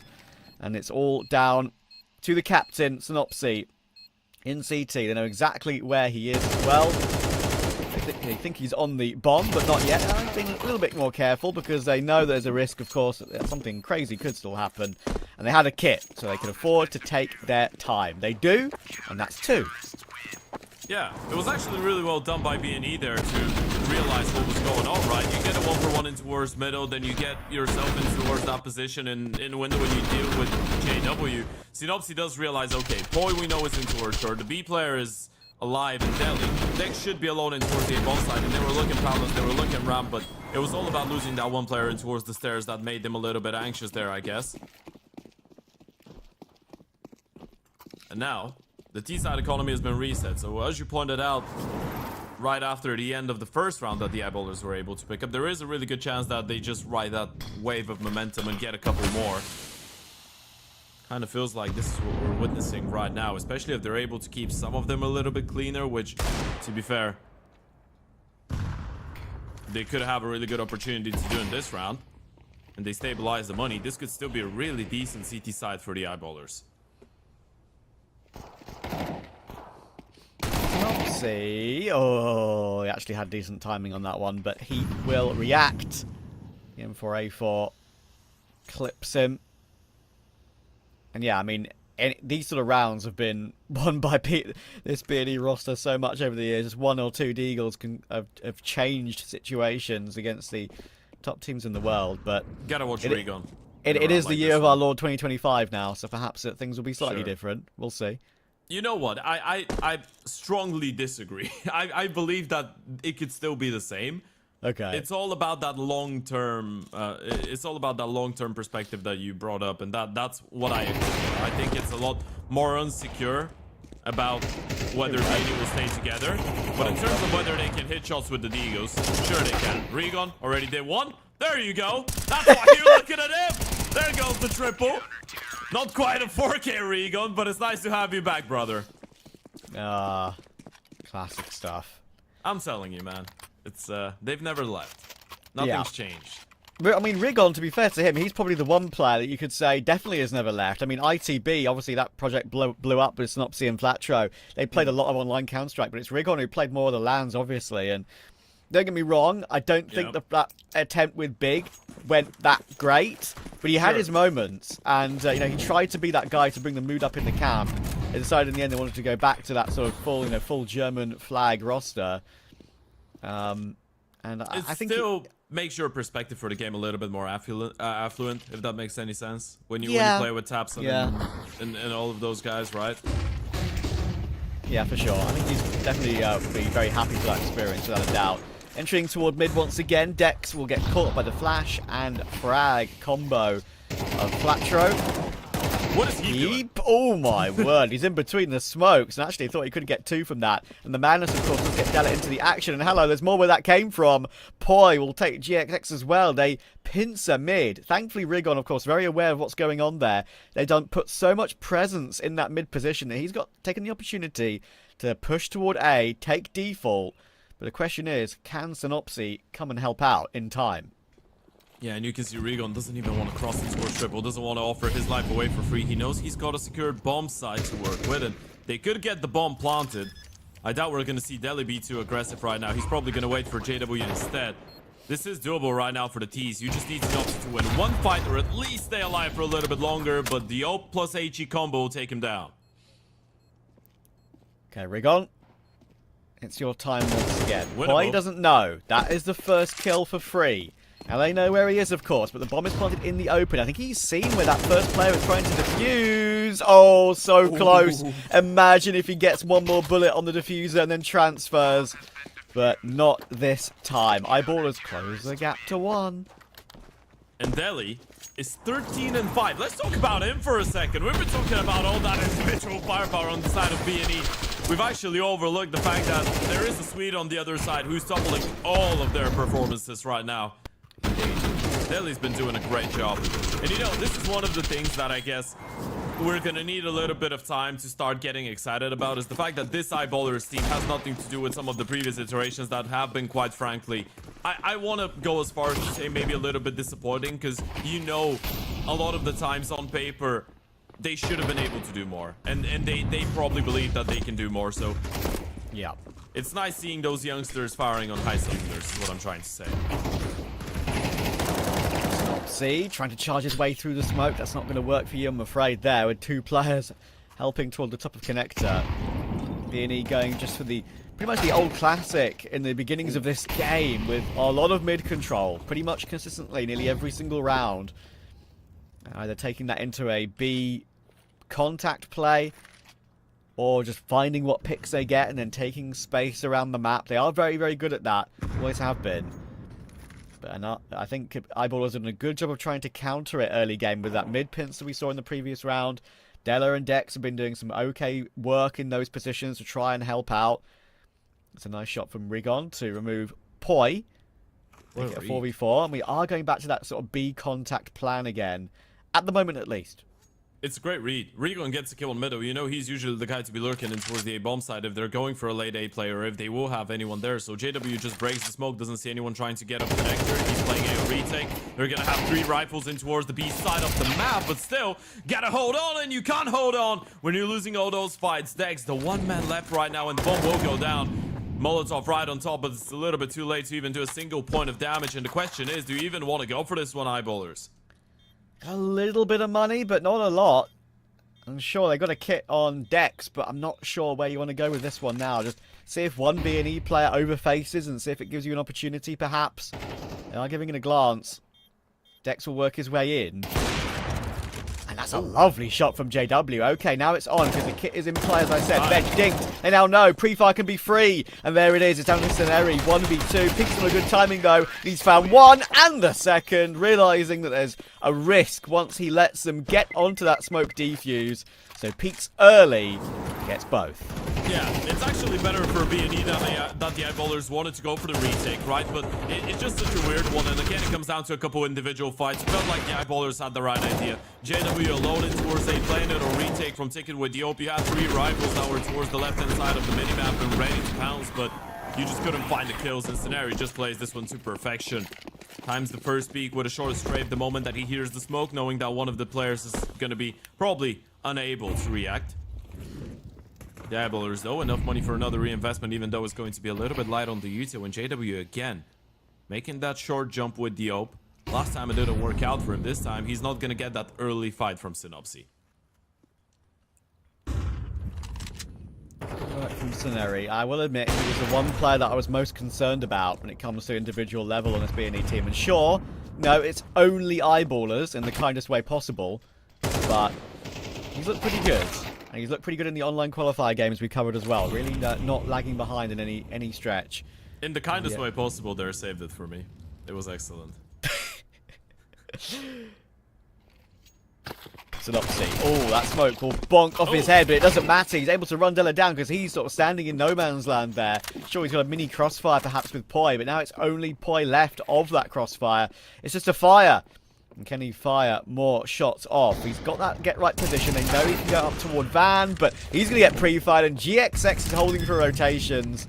That's clean, and that's at least 7 on the first half. Yeah, you're not alone, but you're alone and towards the B-bomb side in the same time, right? Poi doing God's work. They're getting the first kill and then even holding on for a second. But the Oper was just holding the line. Dex will still give this one a look in with the MP9. And actually, after getting the first one, you might have thought he had an opportunity. Scenario, though, holding on with a double again. And he's on 11 and 6. You said he was probably one of the more questionable guys individual form-wise. But I think, you know what? I actually think I was more sure that Scenario would bring in a higher level than for a lot of the other guys. Because I wouldn't question his or GXX's motivation. And I think for those guys, the fact that they haven't played as much officials means that they've grinded a lot more. And I know for a fact that Scenario's grinded a lot of faces, GXX as well. They've been grinding a lot of bugs, grinding a lot of DM. And going into this project, for them, this is another opportunity to be surrounded by people that are going to have, maybe not necessarily because of the last couple months, but in general, a little bit more eyes on them. So now that people are watching the team, they can actually see and say, hey, you know what? Scenario actually looks better than he did last time around, and GXX is the same. Dex holding the nice little crosshair placement on that first kill, but he ducked underneath and he's not able to connect with any more. Nice shot from obviously on Della. They're given no chance on the reface. And B&E just run over the A bomb site. Comfortable end of the half for them. Sure, nice little streak from Eyeballers. They were rewarded for that economic damage they did. Got them back into it at 5-4. But overall, in the gun rounds, B&E have managed to look the more dominant of the two. And 8-4 is, I would say, pretty representative. Yeah, it feels like such a classical Bad News Eagles game, though, right? Financially, and in the way that a lot of the rounds were going, you would feel like they would have to, I guess, struggle a little bit more. You feel like maybe the score shouldn't have been as comfortable. There was a lot of scrappy rounds, a lot of close endeavors, a lot of rounds that just come down to one of their individuals popping off and getting an important kill to open up a bomb site. But then at the end of the day, they still have an 8-4 lead. They didn't have money for half of their rounds on the bloody T side, Trav. And they were winning consecutive rounds, but they still get 8. That's what it is. Even when you're calling well, even if you're making the right decisions on the side of the Eyeballers, sometimes you're going to be in a tough spot. And now, especially if you end up dropping that pistol round, you're going to be in an even tougher one. B play coming up any moment now. Smoke double flash in the hands of JW.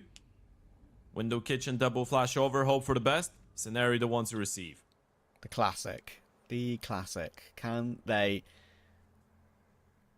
make that classic successful? Not see with a counter flash. It's going to help out Scenario, but he's already caught with the players jumping out. He needs 2. It'd be lovely if you get 2, but no, he cannot. He'll go down to Della. And now Synopsy, yeah, will get run down, having to reload. Rigon tried to peek to help out. So did Flatro. But the latter has already been taken down, and as soon as Rigon looks for something, JW will say bonk and bonk. Goosh, body shot, removed from the round. Nice shot GXX, but he's got 3 more to find. And with a double bench setup, pretty much impossible to get past that. He's got the Kevlar and still 100 health, obviously, but you can see now that he's looking maybe for some exit kills to aid the money for the future AWP.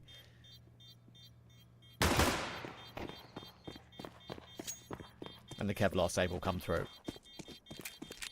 Yeah, you were given a look and then you realize, hey, I've got the armor, I've got the jewelries. Might be wiser to call it off, especially if we want to go for a force buy here. He can put himself on a fabulous, actually. A really good pistol round coming out of the keys. As I said, pretty much a necessity, especially after Scenario gets the first kill. Then you're thinking they might lose it, but then Poi is able to close out the distance towards the back of the bomb sites, and obviously caught in the reload. And there has been a couple really impactful multi-kill rounds coming out of Poi. That's what we wanted to see. Maybe the quantity of the kill is not really there. You're gonna have to look at Delhi for that. But impact-wise, Poi has been doing a really good job, same as Delhi. And as we said, the force buy coming up, a straight-up A-pop coming out of the Eyeballers though.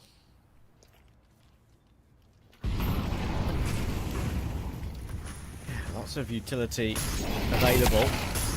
And that's going to be awkward timing for Rigon. He'll go down to Heap.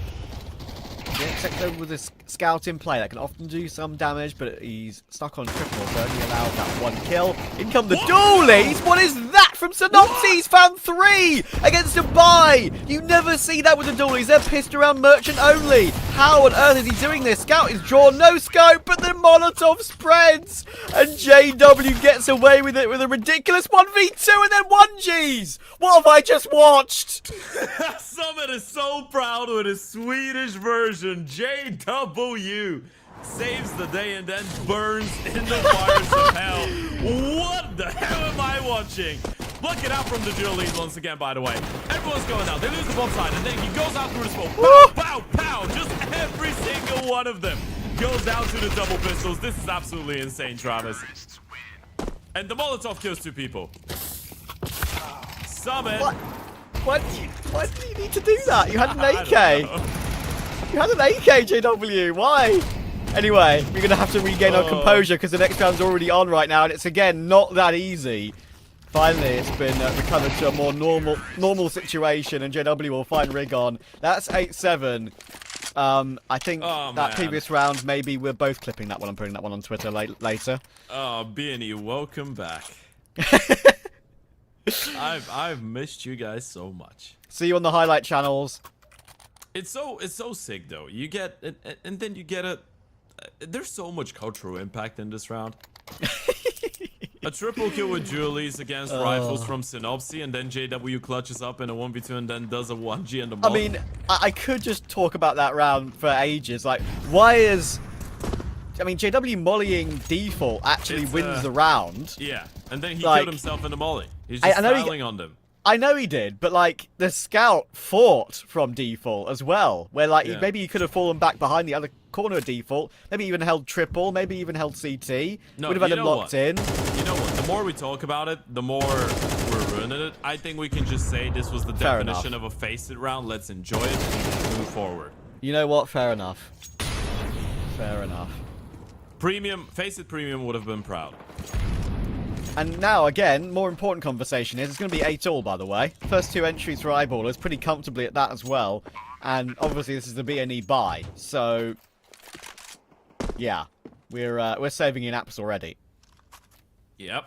And this is already looking like a pretty competitive game as well, right? Yeah. We've had a lot of fun with some of the previous rounds, but now the score is going to get leveled up. 8 apiece. The Eyeballers might actually be able to hold on to all 5 of those rifles, which under those circumstances I think is the best way to go with it, right? You know they're holding on to rifles and ops, so there is a really thin chance of you just going for the hunt and getting every single kill. You want to stabilize the money, enable that hunting perk for later on in the half.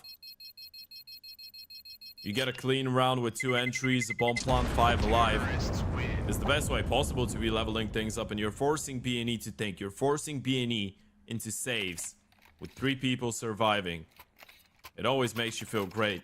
4 in a row, that is, on the T side here for the Eyeballers. Now, they did have a similar streak in the first half. It was 4 again in a row for the Swedes before B&E took over. Let's see if they can do it again.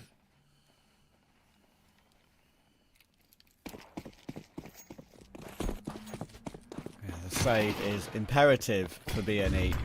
Keeps them going in this following round, but CT side, Eyeballers have had the better of this second half. We're back even at 8 apiece. It's anyone's map still. GXX will work his way into Con and hold for Dex, working his way up through Underpass. So that's an opening. And now, re-smoke in toward top Con, and then more information with Synopsy in window found out. And that second player in under. He's taking even more damage into this Synopsy. 3 HP now. Check for Poi. Does he look for a flat throw? He absolutely does. Left on an island there. It's going to be a good right-click HE, but he's hiding in the corner now, and he could be a nuisance going up through the smoke onto stairs. Rigon needs to be ready for that, and he is. Yeah, good awareness from Rigon. He knows he gave away his position with the HE, and there was a high chance that Poi was going to try and get that space back. JW is still getting the refrag, though, and he's just jumping around in towards window. GXX should have heard that.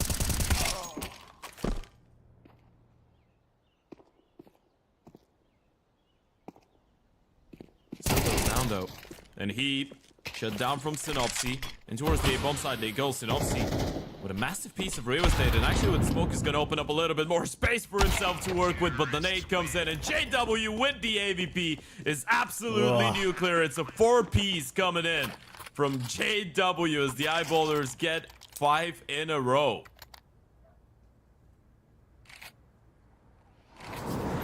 Quad kill from the old master. So I always feel like he has one of those rounds in him still. In every game I've watched of Eyeballers. Nice positioning. GXX completely caught off guard. And despite Synopsy trying his best, JW then gets that off the ground for free. And Soneri's rotation is deleted. Look, Eyeballers have the JW is lead. just one of those players. He's always going to have the sauce. You know what I mean? Even if it's not tier 1, right? And he probably can't go into tier 1 and still play on this level, but here you can just tell that he carries that aura with him, right? He just carries the experience, he carries the skill. It's like watching Oscar play. Maybe with Oscar is even more, but there's players like that are just generational talents, and that's why they were some of the greatest players in the world, and that's why they will stay in history as some of the greats, because they can still play. They're still motivated. They love the game, and they still have some of those crazy moments in them every now and then.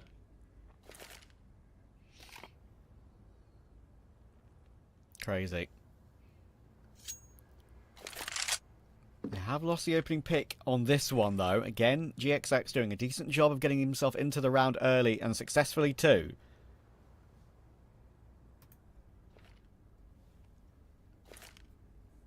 But now, again, there is a play being primed. And it's eyeballers with the bomb going toward B. There's a lurking Palace. Of course, that player in mid to try and pounce together. That split into position, but Flatro is very ready, and so are B&E. There are 3 players looking to hold this one, and Rigon's heard where this is now going. That Palace lurk is going to go up that con position instead, and now they're going to join up toward A. Rigon knows exactly what was up. The bomb will go down with 10 seconds to spare. They've got Heap and CT, but Synopsy is running him down, and this is going to be really awkward for JW now. He's going to have to be forced to fight, and he's actually been able to get both of them. He shouldn't have been allowed to get that one done. It's now Rigon, who knew this from the very beginning, and are now a 1v1. I think he's aware that Heap should be behind Ticket. A tap on the bomb, trying to get an elevated angle. Is he going to force Heap out? Heap is not buying this at all. Does he buy on the second attempt? The creep forward. Rigon's not sure. Does he check left? He does check left. 1 bullet needed, and he finds it. AWP recovered, but no time! Oh, no. Oh, Ted. Oh, no. He played it so well as well. He just played it to perfection. He knew the only way he was winning this round is if he doesn't peek. He's on 1 HP. Even if Rigon is sticking the defuse, all he needs is the split second to let go of that and connect 1 bullet into the kneecaps of Heap, and he wins the round. What a legal steal that is from the eyeballers, and what a double that is from JW, man. He's been stepping it up so many times so far, especially on that T side. Usually get a star-like performance on the CT side, or at least that's what you expect out of the Oper. Well, JW with the OP, with the rifle, he can do it all, man. He's so well versed, and he's been bringing in the impact. We're talking about experience. Heap now has some of that, and it's nice to see it being brought up in a 1v1 like this one. This is winnable for the eyeballers, and I don't think we were painting the picture of a potential 2-0 here for the Swedes. Probably this is the only picture that we weren't painting, but if they're able to steal that Mirage away, you never know. Some of the rounds we've seen are definitely not pictures painting. You can guarantee that one, that's for sure. No. But yeah, it's been fun. Again, an opening to a round from GXX. Can they finally convert it into a 9th? They've been stuck on 8 for a little while now. No CT rounds for them. Dex could clear Synopsy. That's quite an exposed angle. Again, a recovery to a 4v4. Good control with all 4 players now. Yeah, the question here is where do you want to go, right? Because you spot the Oper in towards kitchen. Now you killed the short player, who was quite aggressive. Scenario is still there. You might misread into just 2 people being in towards the B bomb side, and you might even misread into the Oper being alone. 30 seconds. The bomb is just not making its way in towards TV, and yeah, they will just double back in towards B. They're hoping that the Oper is going to be all alone and probably holding from a backward angle, but Scenario's still here.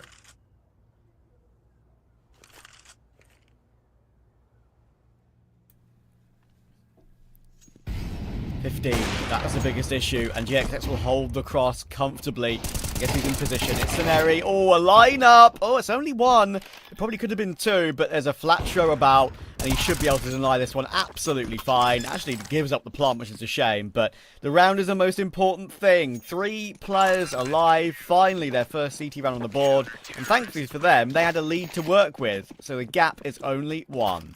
Yeah, and as we said, by the way, bad news Seagulls. I mean, they just positioned themselves really nicely, and it was easy for the eyeballers to get confused. There was a great read as well on the fact that Flatro just, what, 4 or 5 seconds before the hit comes in, starts making his way back in towards the B-bomb side.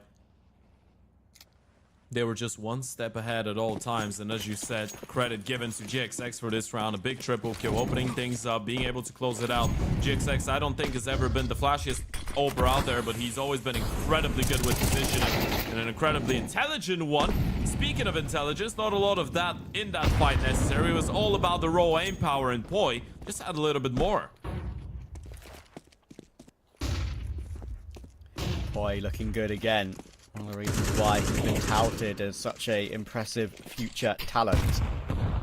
Nades toward bottom con, doing some damage. Soneri will again retake up that get right position on B, but that's not where the action's really going down right now. Vlatcho could have a lot on his plate coming toward him.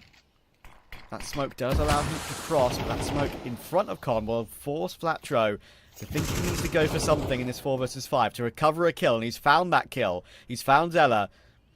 Can he do any more from this? It looks like he wants to face again, and that is something that Heap isn't expecting. Oh, GXX will take JW in the meantime as well. Finally, a recovery from Dex to remove the AWP from the equation. Poi's picked up that AWP on 28 HP. 45 seconds left in the round for YaLLa to find something from somewhere. And Vlatro, oh, it was dangerous. But he actually calculates that recoil on the immediate respray. And it leaves Poi stuck. Yeah, welcome back to the Clown Vlatro simulator. Repeat after repeat after repeat. He's always looking for fights, always in a position where he can get involved. And Soneri comes in, Poi blindsided. It's the cleanest round we've seen out of BNE in a long time. Only their second in the second half, but they don't even give the T's a bomb plan trap. Look at the eyeballers' money. Bad News Eagles, they could be taking over this one once again. Yeah, it's been a funny game. Look at the round history there. Look, a very streaky game. And it could be gathering another 3+ round streak here as well. Because eyeballers are forced to just buy a couple of deagles in this one. Dex will force his way out. Ramp actually is barely taking any damage at all to that molly, and I think smartly that one tick maybe has been heard, and he's made his way a long way through. Information maybe not necessarily transferred there. That ramp could be open and a push could come through, but they get away with it, Ted. Yeah, and they win their first clean round of the map in round number 21 as well. Look at Rigon, he's loving it. My God. Yeah. I mean, he was stuck in the big camp for a couple months, and I say stuck, of course. It's not the worst place in the world where you could be stuck, but still, I think for a player like Rigon, for a lot of us, it was, I don't want to say painful, but it felt like a shame because it didn't feel like he was getting the space and air to actually play the game the way that we know he can on that big team. And it's nice to see a smile on his face. And the eyeballers. Uh-oh. That's an interesting flash. They're trying to switch up the pace a little bit. They have, but they've only put 2 players toward the apartments. And meanwhile, Synopsy, the 2 who went lower, have just been destroyed by him. And they don't seem worried that he could just still be here. Lads, he's still behind you. Someone call it out. Someone communicate it. And Synopsy realizes he's got a third for pretty much for free. But the round is just not done.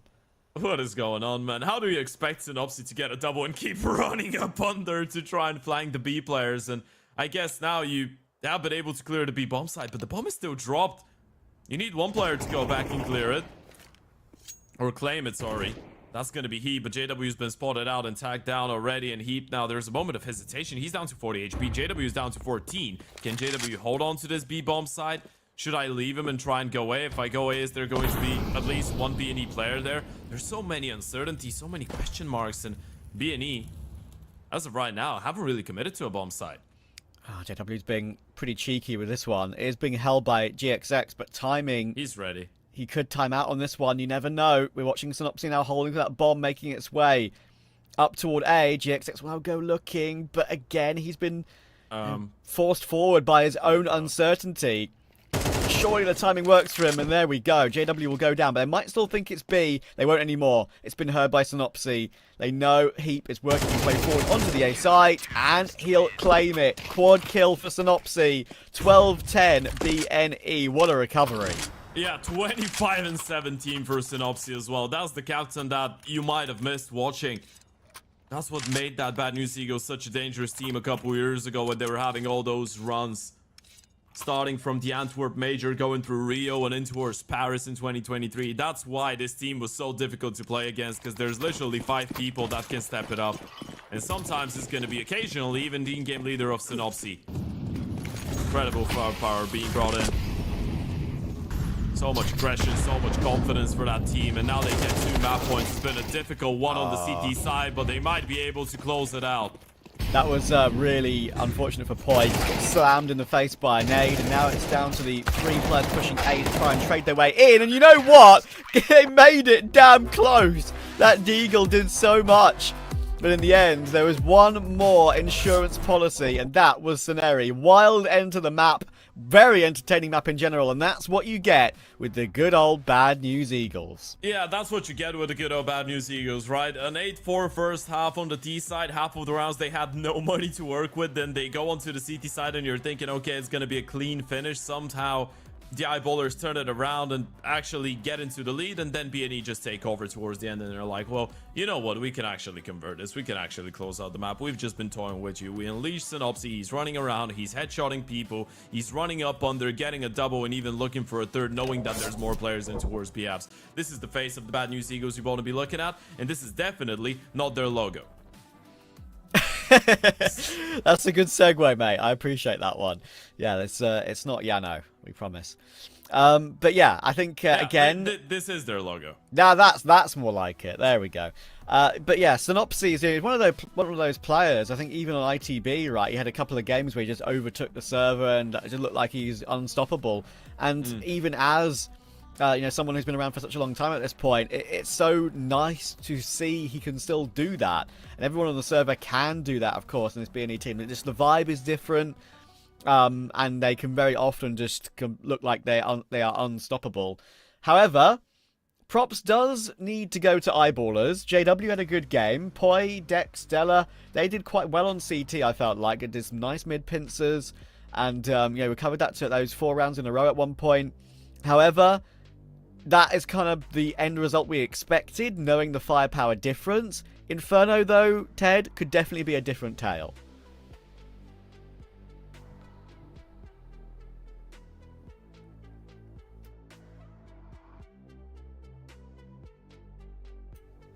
Okay, we're good. Yeah, I'm live. I'm all good.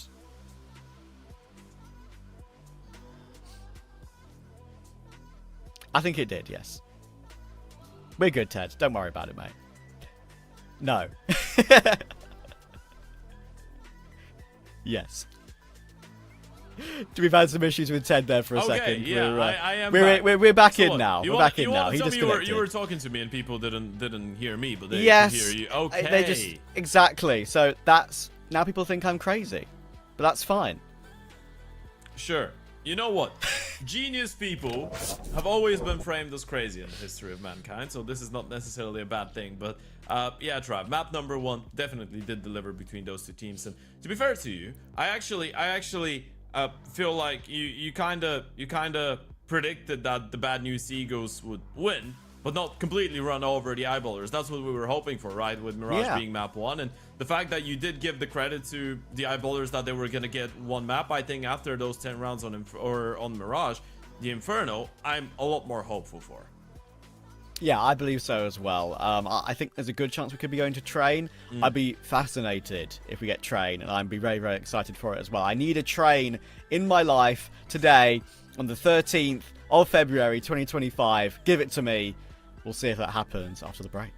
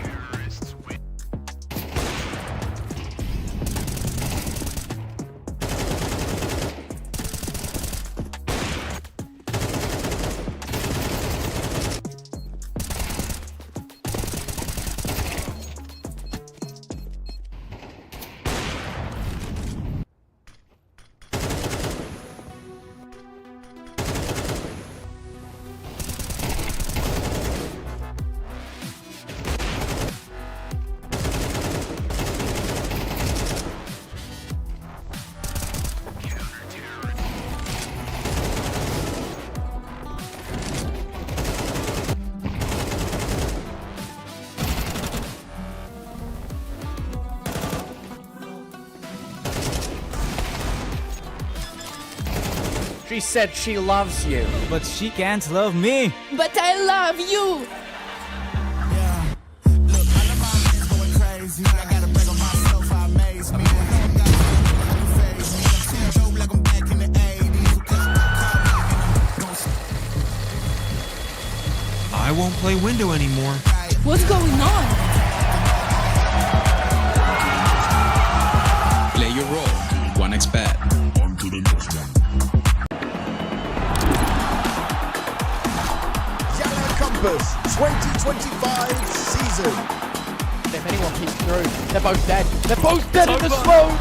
Bomb drops, popped up behind it at the edge of...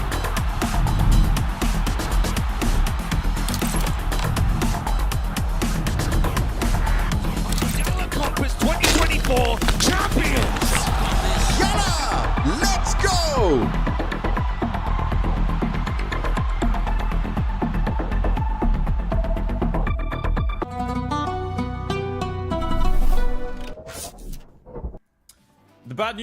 The bad news Eagles are back, baby, and I really stumbled upon my words. Yes, I did it. The same way that JW stumbled upon a Molotov and did a 1G in one of those rounds, but B&E were still able to win their map pick of Mirage in 13-10 fashion. Ladies and gents, welcome back to the YaLLa Compass Winter 2025. Map 2 of our first game of the main Swiss between the Eyeballers and Bad News Eagles is coming up in just about a couple seconds. And we have an Inferno coming in. Travis, how are we feeling about this one?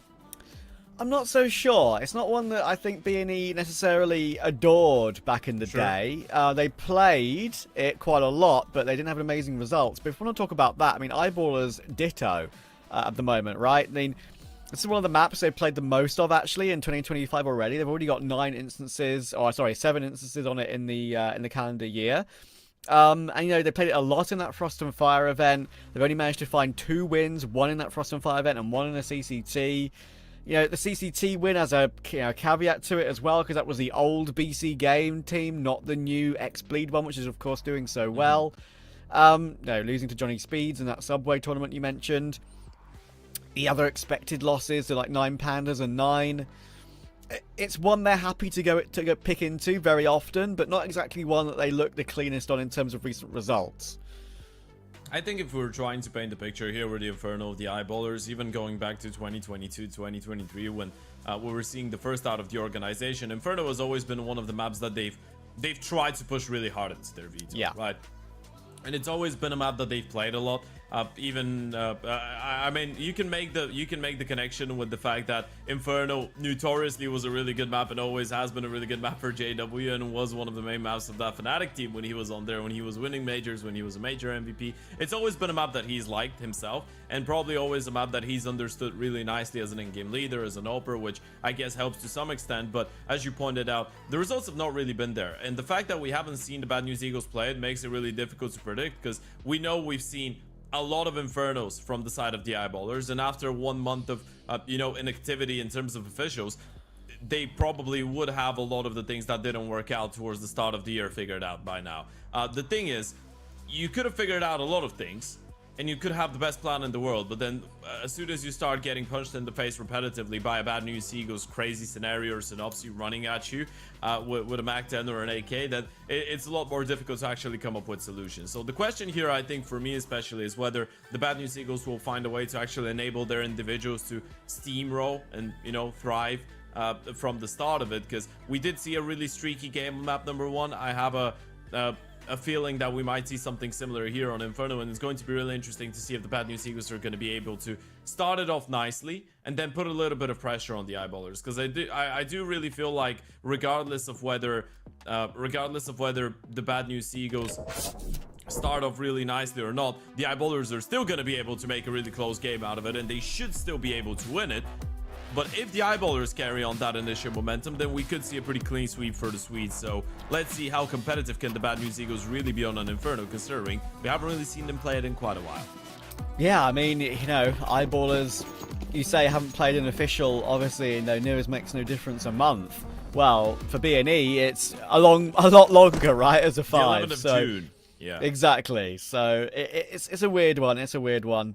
Inferno was a good map for them back in the day. That's the one reason that I'm still in my brain allowing myself to believe that this could be a 2-0 because it was an alright map. Fair It enough. never has been their go-to, but it always has been a nice pocket pick.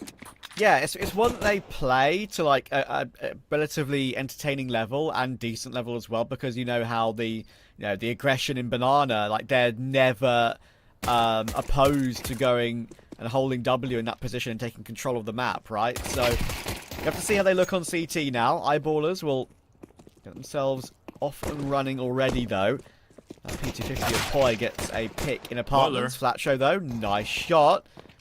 Unfortunately for GXX and Flatshow, there are still a couple of players in play, and they are going to pincer them, catch them off guard, and the B bomb site totally taken. Look where JW is, for goodness sake.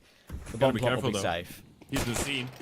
Oh, never mind. Actually, Regon had no idea. Yeah, JW gonna get the easiest kill of his life. And Scenari, a 1 versus 4 with the Joe Berettas, already probably calling this one off. Although I'd like to see him try and get a couple kills. Probably the wiser decision. He's already being hunted by Poido, so there is a big chance that he might actually go down in the end. It's all about how many he can get with himself before that happens. And Poi now has been spotted out, so Scenari knows he's trapped. Nice start. And he's dead. I thought for a second Dello was actually going to wander in for a possible knife there, but just waiting for the correct opportunity to pull the trigger. And it was a cleaner shot. And see, that again, let's look at that. I mean, it's a very simple example. We know Rigon has quite an infectious personality, infectious laugh, smile. We love that about him. But, you know, they've lost the pistol and he's still laughing and giggling and having the whale of a time, right? Like, that is the vibe that B&E and being back together brings. Sure, you know, he's gonna be pissed if they lose. But, you know, like, it's important to stay positive in nearly every single situation. Yeah, and staying positive, that's exactly what they're doing going for that forest buy. Scenario is not going to be the happiest man alive, being tagged down to 24 HP just to start off this round. And JW, already thinking of the pace, but the aggression in towards Banana comes in as well. Unfortunately for GXX, the spam through the smoke will net the T's a kill. And that should be a clear signal that there could be an avenue in towards the A-bomb side, but B&E trying to counter that. I've already rotated one player over. Thing is, if they just group up and go for a late B execution, they don't know it yet, but it probably gives them the round for free, and B&E have made the gamble. They're rotating everyone back towards the A-bomb side. Yeah, they had that bottom banana smoke in play, and they then rotated everyone off. I've got one person, of course, ready and raring to go, but unfortunately, it still might be a bit difficult for Rigon to hold on. Let's see. That MP9 frag, as you say, actually makes it somewhat doable, but this Deagle needs to deliver at least one and all stay alive, and that's not going to be the case. Eyeballers will keep it simple. They might be pincered on pretty quickly here with this banana push coming up, but it's about to be checked. Della will take the first. Now in a 4v2, with only a Mac 10 and an MP9, it's safe. Yeah, you can still play for a couple exits, especially Flatro on Mac 10. Try and gobble up a couple kills, boost the economy, maybe get his hands on a rifle. This could still be a pretty expensive rounds for the T side. Flatro does get one, and that's a Khalil to recover if he really wants to, and I think this is where you call it quits. They get the round on the board. You hold on to an SMG, a smoke, a Galil, maybe an upgraded pistol for one or two of them as well, so you're gonna get to pretty much replay that same force bind the next one, only that you're gonna have a rifle now.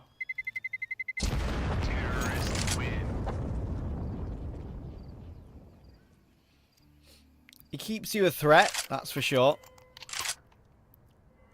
It means they can have a pretty good buy, actually, of course, in that... Oh, okay. The classic Bad News Eagles coming in here, Ted. We've saved a Galil and an MP9. It's still a half buy. They're not full buy. Still a half, I suppose, yeah. Flash was just putting himself on a rifle because he had a lot of money, and I think he's alright with playing an SMG in the next as well.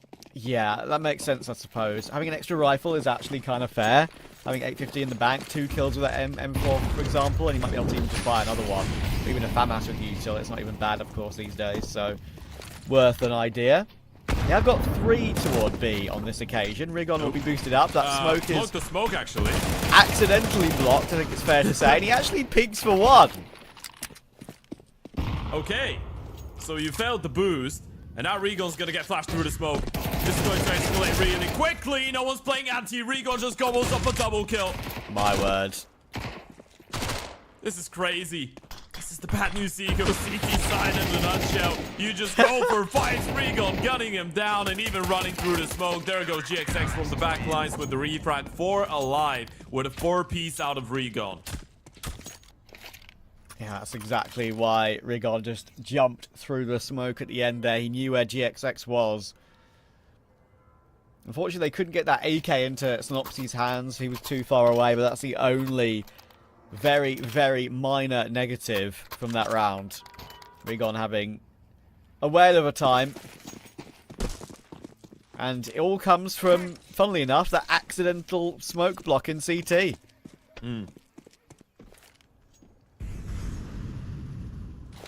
Sometimes it's all about turning the unfortunate situations into fortunate situations, I guess. You turn the deficiency into efficiency. Make the most out of it. And now, the eyeballers, low on money, 2 rifles, 3 pistols into the mix, the brunt of the attack in towards A, but the bomb is still dropped in towards T-spawn, so this is more of a default maneuver. This nade is going to do a lot of damage, especially onto Dex. And already, a couple of those eyeballers players have been tagged down. Unfortunately enough, one of them is on the rifle too.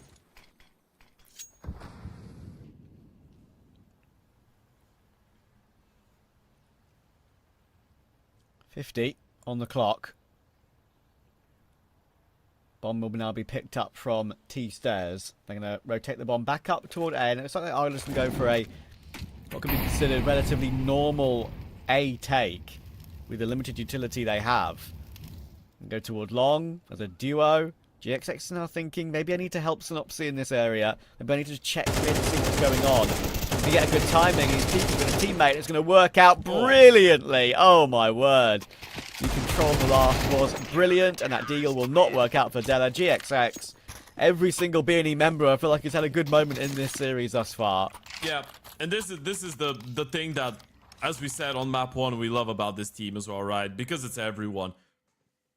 Starting from Regon, going through Synopsy with his aggressive openings, Regon with the clutches and the multi-kills towards the end of the round, Flatro with the sharpness, GXX with the rifle in the open, even Sinheri every now and then.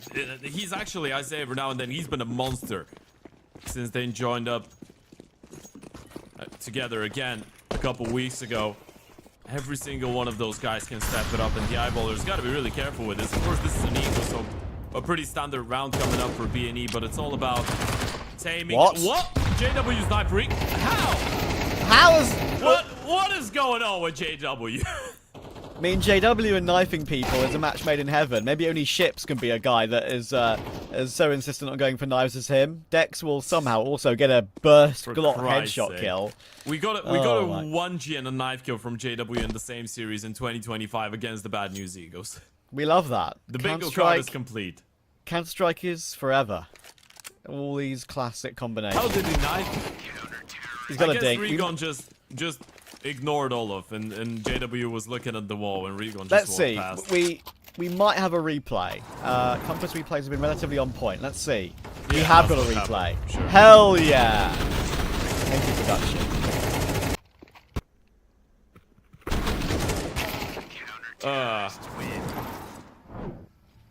That's money, and important money. Yeah, that's an AVP for JW.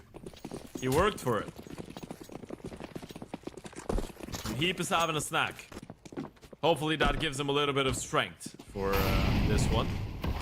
This team is in a pretty tough spot. It's just the start of that Inferno, but you gotta start winning rounds eventually on that CT side, or on that T side, sorry. Oh, GXX going aggressive.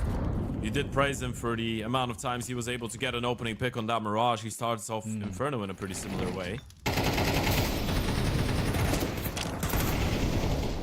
Yeah, Flatro is always insistent on going for those apartments peaks. So have a check in toward that second mid. Good nade damage again. Heat down to 26 at this point. So they're going to try and peek it once again, retake it on a timing. Flash comes through, and Flatro They may have taken point in the meantime, but the main defense toward B has been deleted. They're not moving though. And that's what the Eyeballers are banking on, the fact that rotations are going to come in, right? You know there was 3 in towards the B bomb side, only 1 alive right now, and Flatcho does get a kill. You're banking on the fact that the Opera would have rotated towards the back of the B bomb side. JW is going to go lurking with an AVP and find a kill. That might make them go back in towards an A play, but as of right now, they should know they have them separated, and no matter where you go, you're just going to be going into one player. Yeah, Synopsy, I was going to say, probably should stay. B&E should just hope right now they have a hero placing one of their 2 players.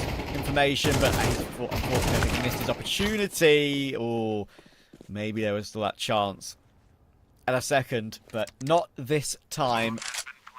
And Eyeballers will have a 3v1, a comfortable one with GXX on the wrong side of the map. And yeah, it's unfortunate for Flatcho in that situation, right? But he switches from the A1S to the AK. That drop on the ground, the A1S, makes JW realize that he can just swing and have a really good chance of killing him. And really good easy pre-aim as well. So 2 kills and 3 rounds now for the Swedes. Yeah, it's just the nature of the Opera on the other side as well, right? You know when it's JW, he's never letting you run away like that. And even the fact that he was already conspiring about going for that lurk with the T side AVP into towards A, as his entire team is just grouping up in front of B. Not a lot of players still do that with an AVP nowadays, by the way. It's nice to see. Still plays it with a lot of confidence. Of course, truthfully, if it doesn't work out, it puts you in a really silly spot. But when it does work out, it looks really impressive, and it spells conviction. So the Eyeballers, they level things up. GXX was able to hold on to his AVP, and it was a bit unfortunate for B&E. They still had the right idea with that aggressive play in the last round, just couldn't get the kills in time. And then there was an opportunity as well for Synopsy, I think, to get away with a multi-kill and potentially steal it away, but you can't win all of them. At least you can send it again with the guns. And guess what? Flatcho now has health in his position. GXX going for the peak. That's fast. Of course. And a really nice pick as well. Play will go down. That smoke will be chucked down. And he's expecting another player. He's waiting for it. And Della thinks he's fallen back to sight. Not the case. Now, there's 2 remaining. JW may have got that nade kill on toward Rigon, but he's charging through. More flames again. Flatcher's already flanking that mid position. He's caught the frag on toward Dex, and JW was not long for this world. B&E, that was very fast and very successful. It's just constant pressure. Coming back to this round, welcome back to playing against the Bad News Eagles, right? A lot of teams were just coordinated, have one piece of the map, I guess, being pushed a little bit more, or one part of the map, have one part of the team go aggressive towards A, let's say, and then you're going to play it a little bit more, lean back on B, try and block off with utility. No, with the Bad News Eagles, GXX is going to go for the same play with the AVP in towards the apartments twice in a row, get the kill, and then you're going to push down Banana as well. It's just constant pressure when you're playing against those guys, and if you're not able to make them respect you, well, they will demand your respect. And it's going to be mixed up with a little bit of fear as well. Back to the pistols for Eyeballers, but that's how you demand respect. I was about to say, that's exactly what you wanted to see, perhaps. Hang on, they haven't looked at Boiler. That's a free kill for Poi. What is going on? Synopsy now has to deliver. It's an M4A4, but he can't connect on a second kill. A bomb site open with all the weapons picked up. Oh, dearie me. Dex has walked back in towards Boiler. Do you clear him out? Do you think about it? Re gonna slip the net. There goes the first one. There goes the second. This is still winnable. Still doable, but the Opus been spotted out in towards the pit. Scenario. One player spotted. Gotta find a second one, but Poi won't let him even try. It's a triple coming out of the youngster, and the Bad News Eagles right after a really assertive round of Counter-Strike drop the ball against the Pistols. Oh dear. This is a shame for Synopsy. I think he does the right thing by... well, he obviously does the right thing by looking to try and peek and recover the round, right? He has an M4A4. He's got 30 bullets with unarmored opponents on the other side of the smoke. But he spray transfers toward Boiler after seeing the legs of a second player. That distracts him and means he's got not many bullets left for the actual top mid push through that smoke. So I reckon he probably gets 2 more kills if that transfer decision wasn't made. So... a shame. Don't get me wrong, B&E made significant errors in that round to even get into that position. They actually had a chance of recovering it in that 2v2. Once they lost the AWP, that setup is too strong for Poi.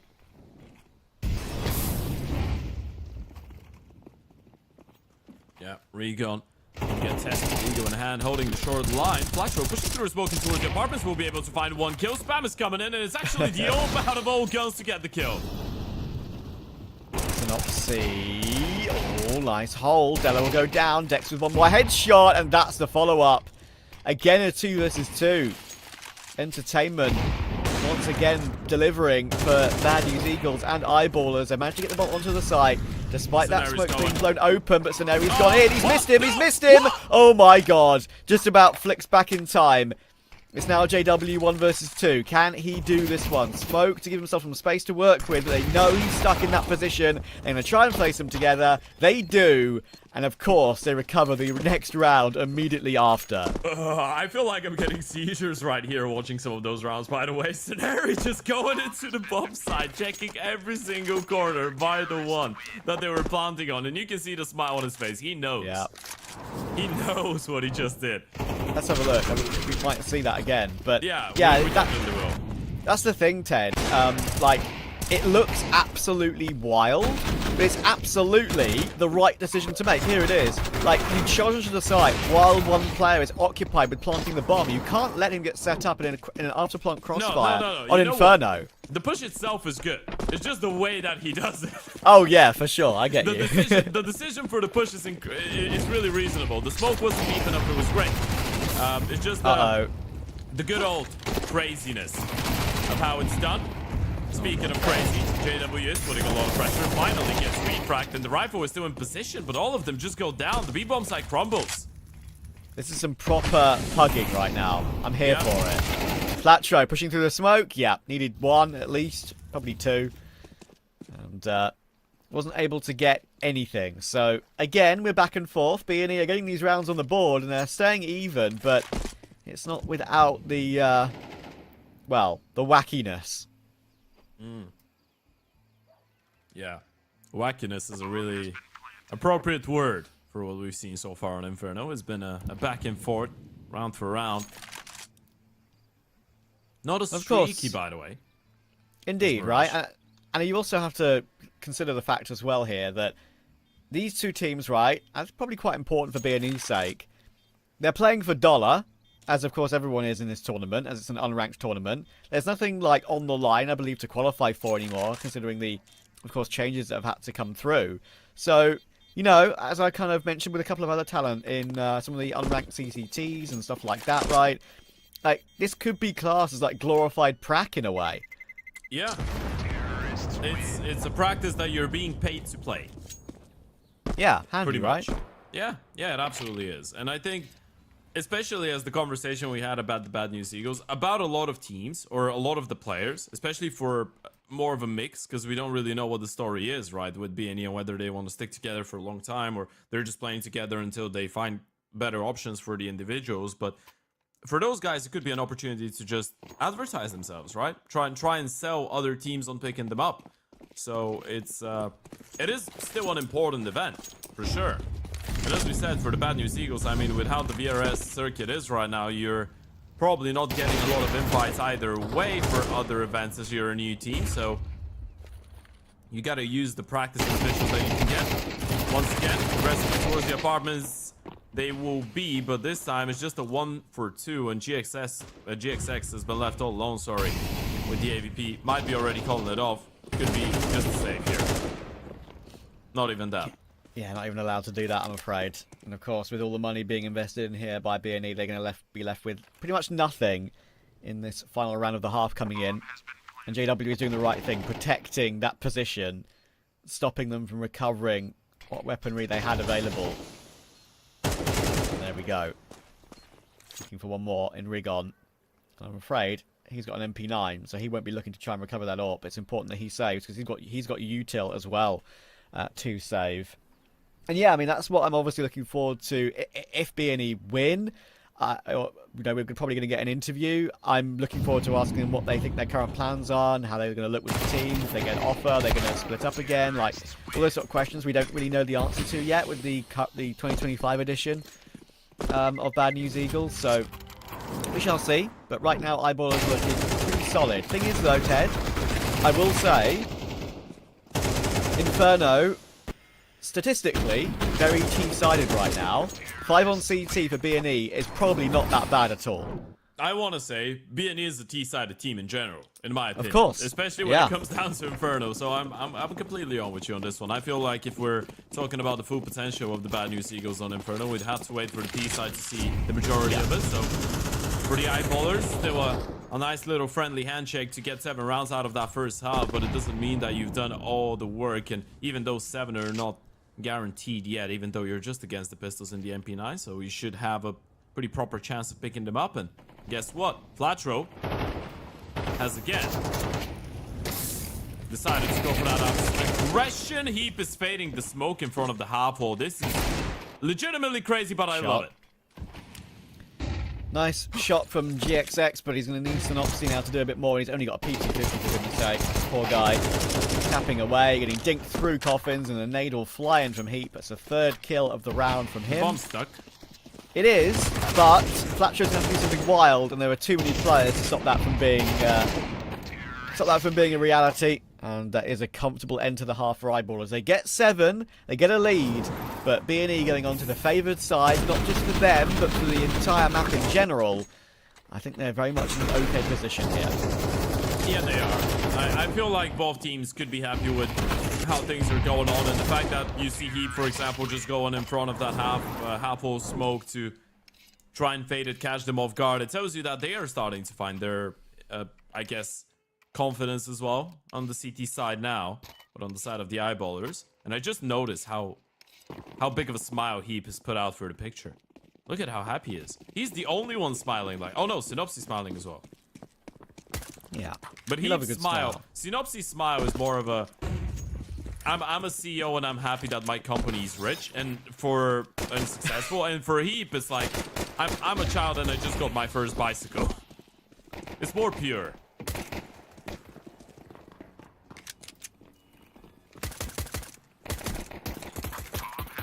Right, the bomb's down for B&E, and you think now they're heavily favoured, but these can often get out of hand, and surprisingly so. There's a kit in play, and a smoke on Della as well.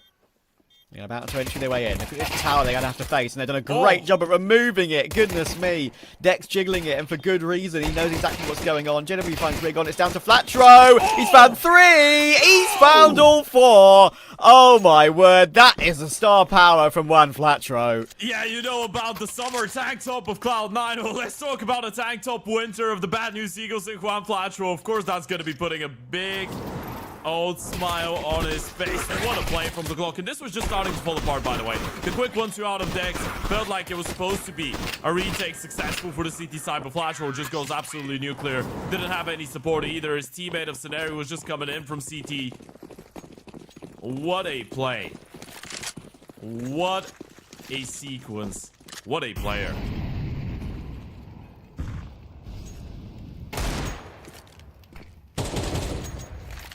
That's another fun clip to add to the list from today's game. Yeah, an Eyeballers versus Bad News Eagles is usually like a highlight reel in a nutshell. Super fun there. Thatcher had to deliver, and I feel like if there's one man you'd want in that position, it would be him. That's the unfair advantage, by the way. When you're on the CT side, you get a couple headshots with the USPs, you feel like you've done something, and then the Glock just turns on and gets a 4-piece, just tapping, spamming. I know, right? You've got 20 bullets, USP has 12, it feels unfair. I'm also kind of the opinion as well that in these sort of situations, it's very... I would say it's better for you as a CT when you're retaking a close-range bomb site to pick up the Glock, rather than stick with the USP. I mean, you just run, you spam mouse 1, and they die. That's how it feels. That is, of course, if you can play the game well. It's I'm not speaking of personal experience. We are giving Dex a kill that he doesn't need to have for a bit more bonus cash, but he's about to get flanked. No worries. So that's a 7-all round. I mean, Ted, you should do yourself justice. You're not a terrible player, mate. Level 10 for goodness sake. Come on. I rate you trying to pick me up, but being level 10 is... I realise that unless you're 3k, you don't think it's nothing. kidding. I mean, even Elo is still no guarantee for that. You've met your fair share of questionable 3K Eloers, have you? Or... I don't want to put anyone under the bus, man. I'm just saying, Elo doesn't mean that you're a good player necessarily. Fair enough. Listen, I'm also proud of the team, but I'm aware that it doesn't mean much in the modern day. You need to be 3K Elo plus before I feel like it truly means something. 3K Elo is the actual level 10 in my eyes. Sure. Yeah, if you thought... I have another one. If you thought that the caster curse is a real thing, you should see the caster aim. Now, that's a terrifying thing to go through in your 20s.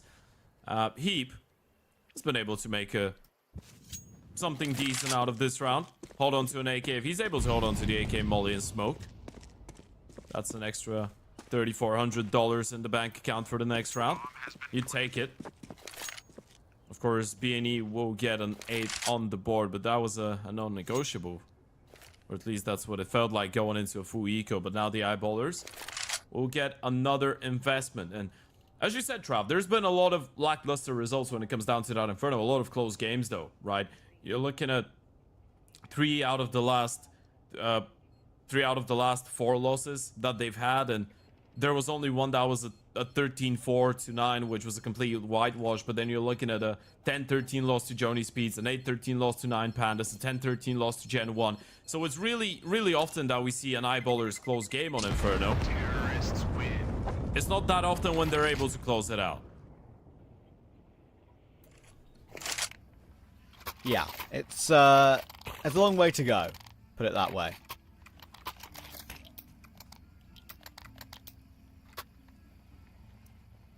They now have everything they want on the CT side. Heap's done well to keep that AK for himself. Affords him full util. Even managed to save a molly as well, which is even handier. Knowing how terrible the incendiary is.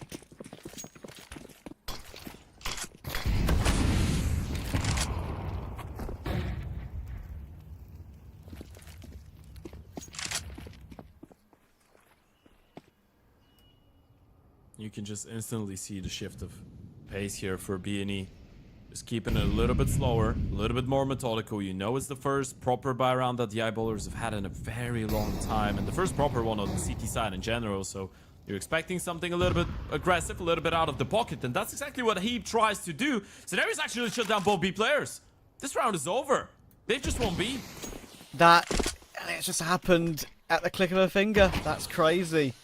They had the 3 toward A, as you'd expect. It's a normal default setup for the CT side. And now Flatro, he can just try and look to hunt. He can look to try and be a nuisance. He's got the perfect angle to see him falling away. He knows one player's dropped into pit now. He knows there's a good opportunity. He could just be shifting away. They're not aware of him being there whatsoever. It's a freebie on Poi. Della should be able to trade, you would think.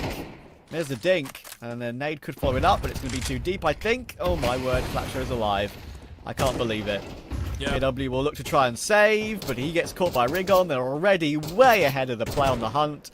And they know that Della is in pit somewhere. And they feel free to wait out the smoke. They don't need to rush into it. Finally, he'll be found. And that has fallen apart very quickly for eyeballers. It's so funny though, right? Isn't it? It feels like both teams were just waiting for the others to make an aggressive moves. For the eyeballers, you just have a standard 3-man setup with the AVP in towards A. 2 players being a little bit close and person went towards Banana but not taking a deeper look. They wait until minute 20. And then the moment that B&E just don't take any space, they're thinking, well, okay, then if they don't want to do it, we will do it. But Scenario is just waiting for it. He claims a double and didn't even go for the hunt, making sure they don't hold on to a single one of those guns. And again, it feels like the eyeballers were just not given the opportunity to dictate the pace and around like that on the CT side. And now we're back to the half by Heap, still going to be on that M4. It's a hero rifle investment, a hero purchase, but you really need him to be a hero to pick up a round like that. A hero 12 HP. A nearly dead hero. Yeah. Okay, Dex has to be the hero now. First Deeg has come through from Poi. Oh, he's found another on Synopsy. Now that's interesting because there might have been a recovery kill, but now it's not a recovery kill. They need a second one now. GX6 waiting. And Dex with this M4 in the perfect position. He can swing and maybe look for some damage, but oh, they get confused. It's literally an absolute nightmare. This could not have gone worse with the timing on the flash. He looks away from it, the comms are all over the place, and that's just fallen apart. And one to watching the demo later and say, guys, not like that ever again, please. Oh, especially if you're Poi. What more can you do out of that situation, by the way? You've been left all alone in towards the A-bomb side. You get 2 1-deeks onto Synopsy and Flatro. And then all of your teammates are stacked up in towards the B-bomb side with a rifle in hand. There's a couple low HP members on the side of B&E. If you're Poi, you're thinking they get at least enough kills to make it doable for me in the clutch, right? But then all of them just go down without a single kill. B&E just pierce their way through the defense. And we're going to check it out on the replay. Look at that from Poi. First one is spectacular. Refrag comes in. Second one, as clean as it gets. Great shooting out of him. Unfortunately, though, couldn't really do anything after getting those 2 kills, right? Even got his hands on an AK-47. What a shame. Eyeballers will be so upset the way that completely fell apart. That B holes trying to get Dex into the action with the M4. I bet he would be thinking to, like, in his own mind, maybe he wouldn't say it verbally during the game, right? But maybe he would be thinking in his own mind, guys, why are you bloody flashing? I had the chance. Sometimes it doesn't need to be overcomplicated. I had the timing. But there we are. It is what it is. They're going to have to forget about it now and go into this gun round and find a way to win it. Because right now it is looking like we thought. The B&E T side along with the Inferno T side looking very strong. But good nade damage here this time toward them. Yeah, he does get tagged down as well, but at least he softened up 3 of the B&E players, so you could say that the CTs have won that exchange, especially with the other nade on top of Regon. This is really good, but he's still going to get boosted. Regardless of all the damage, you still are going to be 1 man down. Another nade will come through. What the hell? Regon and Synopsy, 16 between them. But look at the timing for Synopsy, doing the right thing on low HP. GW has no idea. Tries to jiggle it and go for a swing, but it's a wider swing than wanted because he just didn't know Synopsy was there. Flatcher was about to jump on the head of Della. He gets one. Heap's on the site. Hang on. He can still do good damage here. There's some low HP players. He's trying to waste time. Doing a sterling job about it right now is Heap, but Saneri finally puts an end to it. It's down to Poi. Yeah, Synopsy, you gotta disengage, gotta be careful. Poi is up close and personal, low HP on one of the players. Bomb's gonna go down. They're planting for him. They're planting in the middle of the open, and Poi will get both those kills. They had no idea what was coming. And they're just planting in the middle of the bomb site. Poi, you couldn't wish for an easier 1v2. You could see the round flash before his eyes there on Poi, right? It was actually kind of amusing. He gave the bomb planter a glance and then realised, okay, I know it's instinct to kill the player who's planting first, but that player planting doesn't have his gun drawn. The other player is more important to kill first, especially when he's not looking at you. And he does exactly the right thing. His brain switches on, takes the right player first, and gets eyeballers their first round on CT. Yeah. And if you're B&E, you just regret not planting safe inside of the bomb site right now, by the way. You probably just didn't think that Poi would be rotating from this side of the map. Hold on a second. New round has started. JW ejected already. Look at JXX run up middle with the open. Classic. Literally classic. I feel like I've been transported back a couple of years.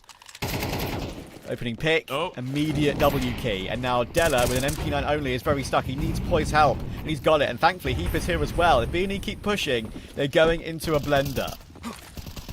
B's open though, they've just rotated everyone back towards the alongside Dex. Up close and personal, that's a big kill. Do you realize what's going on though? I feel like you do. You just try and slow them down, you send it back towards the B-bomb side, or you wait for the CTs to reaggress. Everyone from the eyeballers is rotated in here. Exactly, like they should realize Dex has been toward B on a number of occasions as well. It's just a freebie to take the site now, but unfortunately there's no CT smoke, so Rigon just fights it. It brings it back into a 3v3. Thankfully he's, bomb will go down. He sacrificed himself for it. GXX was not in the play because he was waiting for the rotation, knowing that at least 2 players were still toward A. It makes it work out, but only for 1. So it's down to Saneri, just near half HP, and Flatro below half HP. Kits available, utility available. This is still very much on. Yeah, they know both players are coming in from CT though. Molotov is going to give it away, and it's all about Flatro, all about when he wants to go for the peak. There it goes, the element of surprise gone. Flatro will go down. Scenari left in the clutch, gets the first one time, running out. Scenari needs to get the second as well, and it's lovely out of Scenari to clutch up for yet another one for BNE. He's been proving me wrong, I've got to say. I'm going to hold my hands up and say I thought Scenario would be a bigger weak link in the modern day of Counter-Strike for BNE. Sure, it's eyeballers. Sure, it's one game. But even in the open qualifiers we saw for Dallas, he was playing pretty well as well. He's really stepped up his level in these opening matchups. Fair play to him. And BNE are thriving because of it. Yeah, the eyeballers, this is the last chance, the last opportunity, the final straw. With money being present for the CT side, and this is a good start. Heap, headshot through the smoke, Recon out, Synopsy low on HP. This one is already looking really difficult for BNE to pick up. Again, the lack of util for eyeballers could prove to be a problem. Have what could be described as some. There's one of it. To land on the top of half wall. So nobody realizes that's just a retake smoke, right? So they should be prepared for the possibility of a peak, but they're not this time. Oh my word. Triple kill spray down from Dex. That is glorious. Great work from him. And Synopsy is left wondering what on earth has just happened. Dex will get a lovely quad kill for himself. And, you know, if that half wall smoke was thrown without pushing top banana, I'd question what the point of it was. But the fact they did it with the push, it worked to perfection. Yeah, it really did. What a triple that is from Dex. Holding on, a big play, a clean round, that's exactly what you needed if you're on the side of the eyeballers. A lot of the closer rounds you haven't been able to convert in the clutch, and it has been a back and forth. This is one that makes you take a breath. Know that you have that a little bit of that financial buffer now going on for you as well, but unfortunately it's another fast round, and again they've been able to get an opening kill onto JW in the first 10 seconds. Oh, and Della, timing's been missed. They can pounce him as three players here, and Poi on long can't really help just yet. There should be there could be a player here. Well, that weapon will go down though, and Flatcho's just jumping around. That's not going to work out for you. AK picked up, but Synopsy whiffs. So GXX, he finds a 1D onto Dex, but I'm afraid he's got two more players to find. Low One HP. is one bullet from death, but it's a very tight angle. It's a lovely angle from Poi. Loving what I'm seeing from him so far in this series. There's a reason he's highly touted. And that quad kill keeps eyeballers in the game. Surely BNE finally have to eco here. It feels like Poi is just not running out of sharp plays here. What a relief. What a redemption. I want to say redemption even though he's so young. Arc that's been from the youngster, right? Because the start in BNE, the first, or in the eyeballers, sorry, the first couple of months for him on the squad, we were not seeing any of that. But now he's probably starting to show some of that confidence and starting to show some of the level of play. That was probably the reason for him to get picked up in the first place. Especially when we're talking about guys like JW and Flusher, you know they have an eye for talent. And sure, Poi has not been the big star. JW, what is going on? That was not necessary. What? 4 rounds in a row? You've just been deleted like that? Yeah. Just be careful about the pistols on the other side. The round's going to be fine. Like, you know, Synopsy bought up a Tech 9 and armor to try and go for an aggressive pick and banana just to open up the round. But, you know, and then JW thinks, okay, there might be more where that came from. I'm going to try and find some cash. But, yeah, only the one. I think it's a bit difficult knowing that you're the OPER, the IGO, and the most experienced player on the team in the same time. Because you know a lot of the times you're the one that needs to be taking the initiative. And even a silly play like that, just jumping through the smoke, trying to get a couple eco kills to hype everyone up and show them that you can mentally turn things around and tame the opponents. Those are a lot of things that you will feel like you have the responsibility to do. And of course, the fact that JW is JW. And he's a bit unorthodox, eccentric in the way that he approaches the game, if you will. We're leveled up though, 11 apiece. 4 out of the last 5 rounds going now in favor of the CT side, and the eyeballers again showing us that a train might not be that far-fetched. And that would be hella fun. Let's Let's see if we get there. 11 all, round 24. A full set of regulation guaranteed. But first, 23. Who will get map or series point? It's a 1-for-1 early doors. JW will find Scenery, and yeah, I think now with Flatcho in that position, after getting his one on that Absol, because he always loves playing that position, they might just choose to force their way through, and I think they found the side. Sure, 3v3, but we know it's Inferno. How do they get back into this, Eyeballer? It's going to be difficult, especially with the Yuto, unless you get an early pickup, and JW's missed an opportunity. It wasn't an easy shot to hit, but you can't call this one off. You gotta go for the retake. You gotta attempt it in the 3v3. They do have a decent amount of utility. They have the kits. They have the time. Just about finding the kills. Yeah, because B&E have been so pacey, it gives them an opportunity with the utility they've kept to use it. That smoke is going to bonk Flatro, but Flatro will bonk Dex. It's now to Heap. Can he find two? Both last two players stuck on the site, but JW will go down, and the MAC-10 moves around. AD. Heap is now D, and that is D for dead. B&E 12.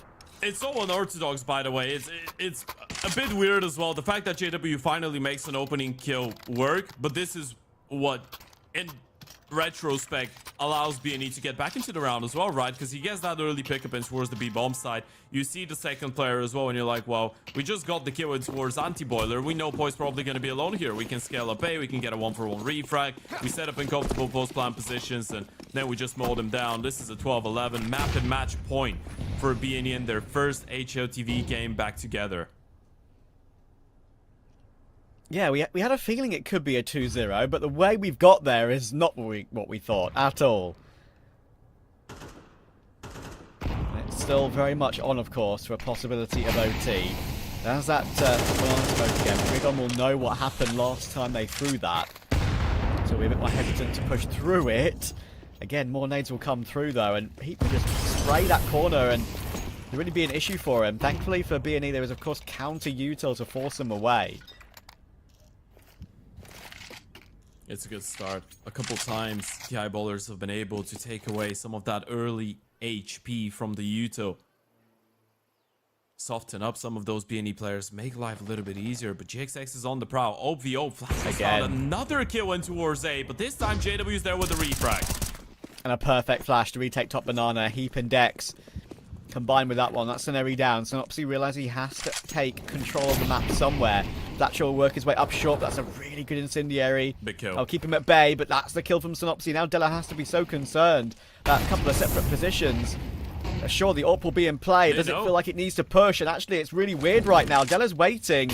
Synopsy has a chance to molly him, but that molly has failed. It's super awkward, and now it's going to be so difficult for B&E to break through. It's Flatcho, after he's done all the work already to start the round. He'll not be able to end it. We're going to overtime. Oh, this has been such a crazy game to watch. From start to finish, from the early stages, the early seconds of every single round, through the middle part of it towards the end. Flatcho's been finding such insane impact in towards that apartments area, but the response was great. JW with the first pickup, Flash comes in, Heap with the swing to get another, and it felt like they did enough, but the molly doesn't land the way they wanted it. Deli with an insane double kill from the back of the bomb side. This is probably everything that makes the difference between this one going OT and being a 2-0 win for the B&E right there. Is Deli being able to hold his own, the man for the big moments, and the Eyeballers have another chance.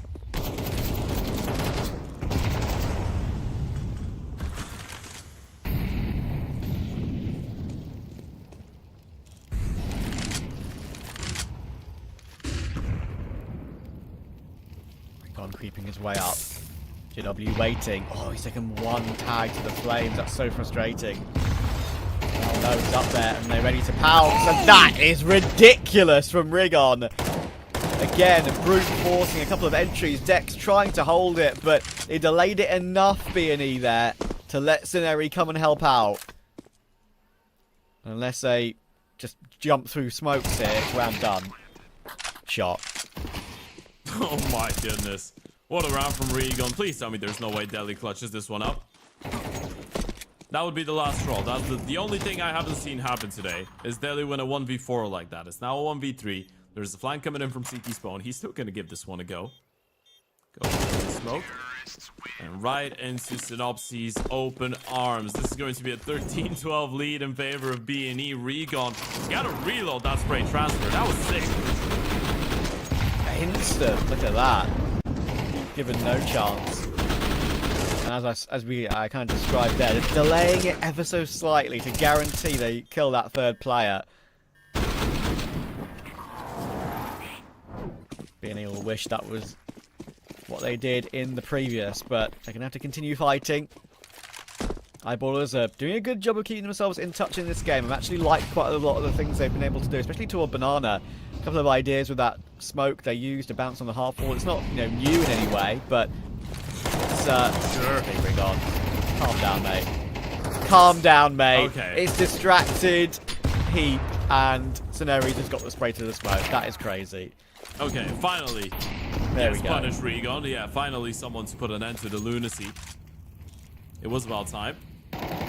GXX with the ope on the prow, and JW, the first time in a long time we haven't seen him aggressive. This time just holding the line in towards long HP, not gonna do that much damage, but again they're trying to scale up, and now they know where both those players are, by the way. Because of that HE from Delhi, they know it's the oper in towards long and the rifle in towards underneath the balcony. One missed shot from JW and this could start falling apart here. Yeah, and he's been caught.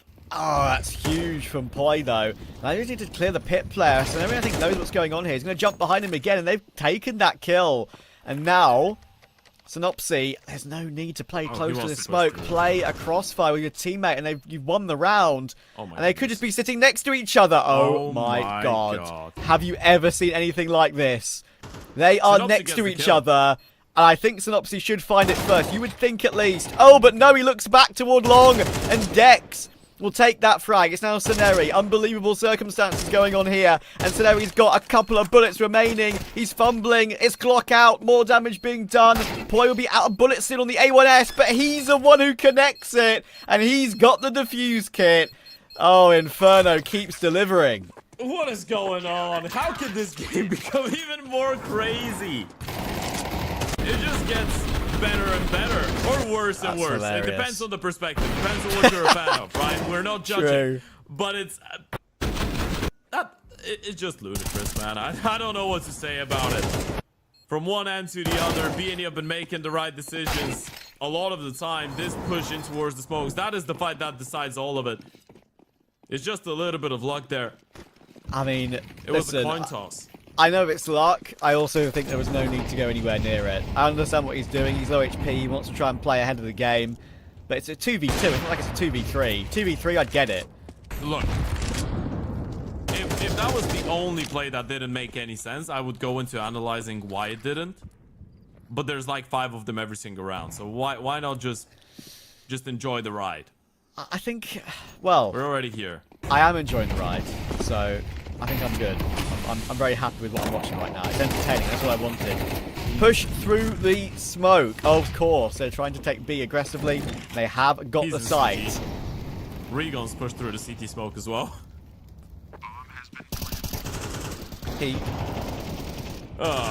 He's down to Ceneri.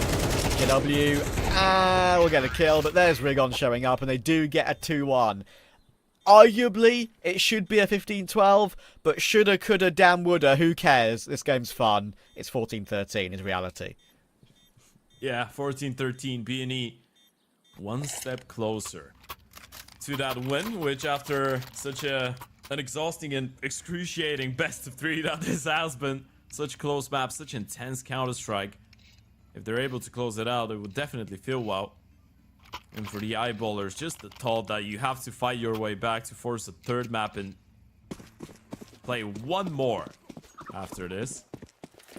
Seems like such a long way, but it's not that far-fetched. Still, only 1 behind. Back to the T side where you did the majority of your better work, so to speak. Let's see if you can make it work once again. Poi taking a lot of that space in towards the apartments early on. This time, Flatro not inside the apartments to challenge, but they have a bit of a setup going on in towards short. Yeah, and this is a bit of a change-up. I don't really remember too much like this in regulation, having a double short. Usually it was a pincer from both sides, and they still have, of course, those 3 players on A. And they've gotten the opening pick from it. Poi will go down, and Della down to 14. It forces Heap, Dex, and JW to go quick towards top banana and take their duels, but a resmoke can come through. It's an Synopsy pillar angle. You can easily get domed from that position, but they're choosing to have to face CT, and that is the biggest issue. There's nothing there to block it off. Yeah, no utility left for the latter stages of the round, which is a bit of a funky thing to say, by the way. 50 seconds, and you don't have a single piece of util on the T side, and JW's been left all alone. 1 versus 5. This is going to be 15 on the board for the Bad News Eagles. No matter how much of a vintage JW showing you could have in this round, you're not going to get a single kill. It's a triple for Regon and 2 more chances for B&E to close. You're absolutely right. I really have no idea how Eyeballers didn't have a single smoke there. They were smoked off too, don't get me wrong. But they're almost like being lulled into a sense of security of, let's play a bit like B&E. Maybe it works against B&E. Just maybe take a breather and see if it changes things. Maybe it's a bit too late for that now. Yeah, JW again trying to take the initiative. Not another 1G in the same game. 4 HP. That hurts. That's a big kill, and Della could be in for more. Oh, he's taking matters into his own hands. He's found 2. Flatshot will go down as well. Synopsy forced to go pushing. Oh, he wanted to go through the mid-smoke. He's going to have a freebie here. Keeps him in with a chance. And with Synopsy getting that kill, I wonder if it funnels them back toward the 2 on B. Or if they realise that they should just not worry about that. There's no rotations that have come through, and we should just continue to push A. He can Synopsy reaggress continuing boiler, to stay on the front foot. If he reaggresses boiler, he could drop the bomb here. They're doing a double walk in towards long and double walk in towards the apartment. Synopsy could drop both of them. JW's low on HP. They can line up for him. Hope needs to hit the shot. Synopsy able to get the first one. He put a much needed refrag. He was low as well. So Rigon's picked up the AWP. The question is, do they really want to go for it? And I don't think they did. I mean, Rigon might just give it a look because he's Rigon. He's crept through, but that's a shot that will end his I'm still round. flabbergasted, by the way, that he was able to stay alive for such a long time after pushing through the smoke. At least being given an opportunity to take 1 shot is wild. I agree. He could have gotten a kill, yeah. After he gets to 1, though, he dies straight away, and so now he's too far away. So it would have meant probably nothing.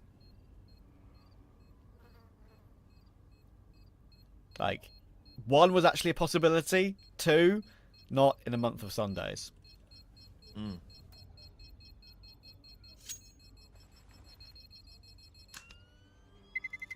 Terrorists win. You know what, though? You know what's the only thing in the world, Travis, that would feel even more fun than watching a 13-10 Mirage and a 15-14 dramatic double overtime finish between the Eyeballers and the Bad News Eagles? Tell me. A 3rd overtime, baby. Let's go. Fair enough. Let's have it. Come on, Eyeballers. Make sure we stay here until we grow old. Make sure we stay here until we get a chance to look at Train between these 2. No, I don't even want to go to Train. I just want to be stuck in an infinite limbo of Inferno. No, you don't. Stop lying to me. 38 overtimes. Let's go. Nice name. Oh my god.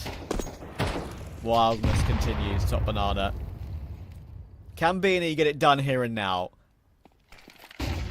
Rigon will get flashed off. Will force back behind sandbags. He's alone. Surely he goes down. Yeah. Isolated.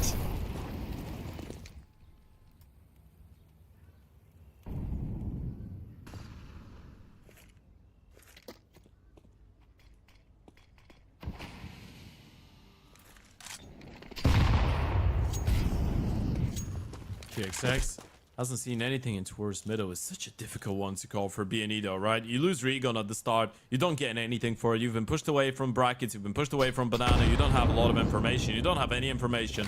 It's all about what read you make. And I guess with that smoke in towards B, you might try and be ahead of the play. But do they realize on time this is just 2 smokes with nothing behind them?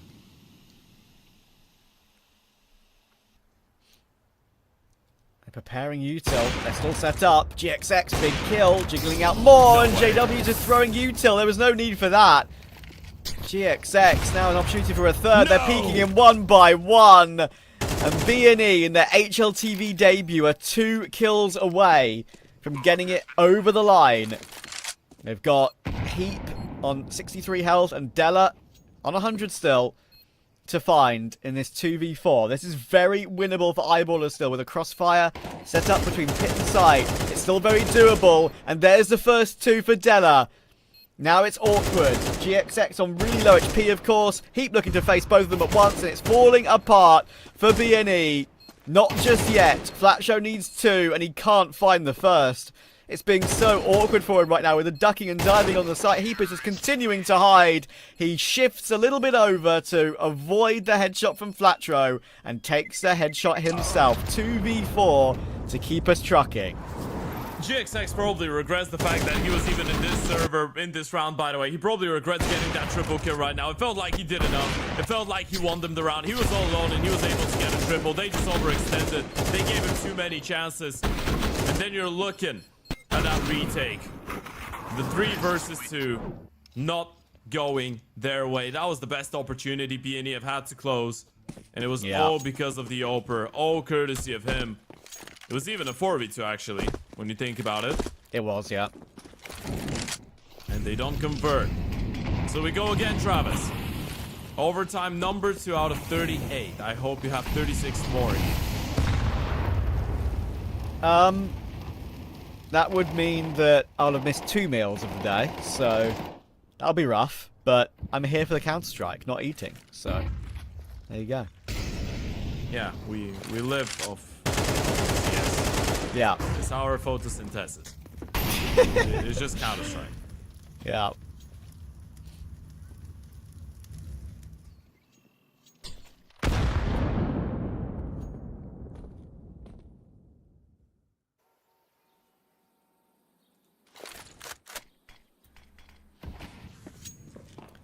Well, can't quite believe this, but for the first 45 seconds to a minute of this round, it's been pretty calm. Heap has taken some nade damage. I think the players start feeling a little bit exhausted as well with this game right now, but we move. It is nice to see that they still have the patience to play a much more composed round, even that deep into it. B&E had 1 chance to close in regulation. They get 2 more here. Haven't been able to get it over the finishing line, and the Eyeballers now. A bit of a B fake coming up. That's a nice shutdown from GXX. Tex goes down, and now you know it's a fake. Now you know there's no one else coming. Yeah, all the information will be heard. Flatro fighting in the open. They've still not killed him, actually. How on earth has he not gone down yet? He's found 2 from that. Oh, dear. Eyeballers a bit whiffy on that one, I'm afraid. And it gifts a very comfortable hold for B&E.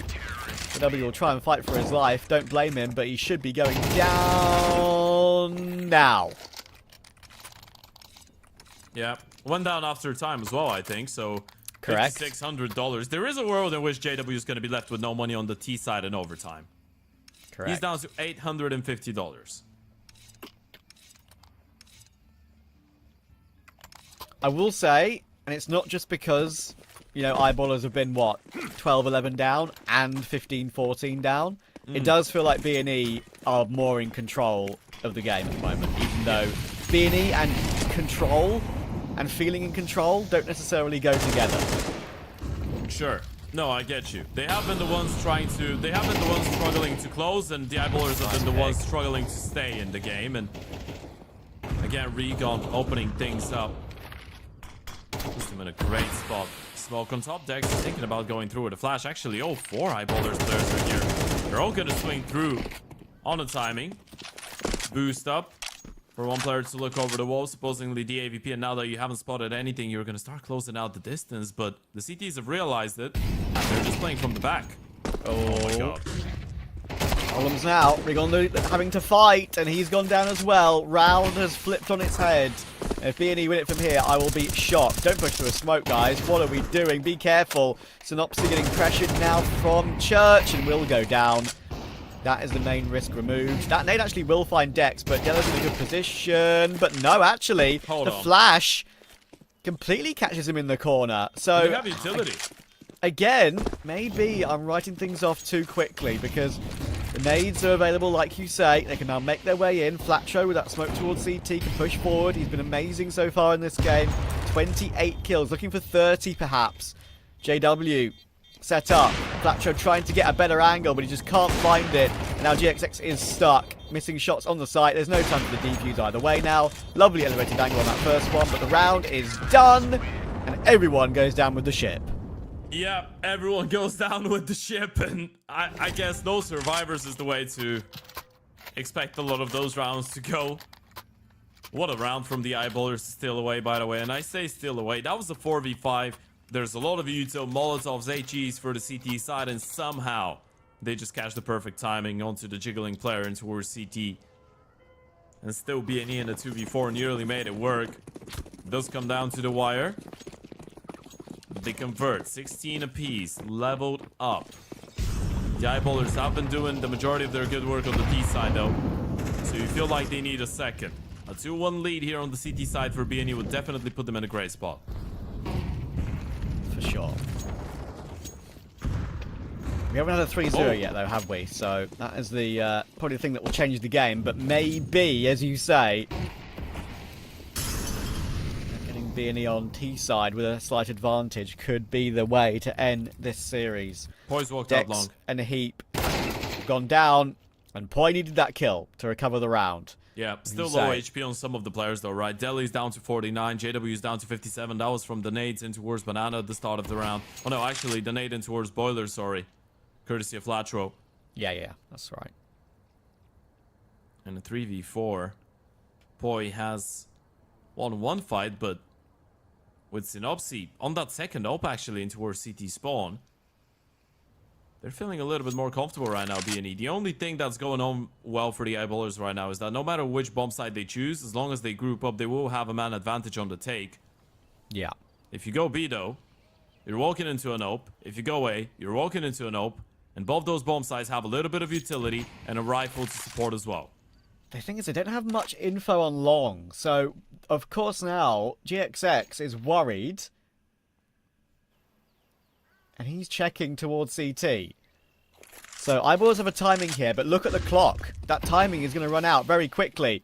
Smoke for the cross. Saneri still hiding backside. He's going to back peek now, and if he gets one, it could be enough. 6 seconds. In comes the charge. Round done. No time. No time for the plant. It's over. And JW has no choice but to fire pot shots through the smoke. B&E just being patient there, splitting 2 per site, and Saneri doing exactly the right thing, allowing that charge through the smoke and allowing 17.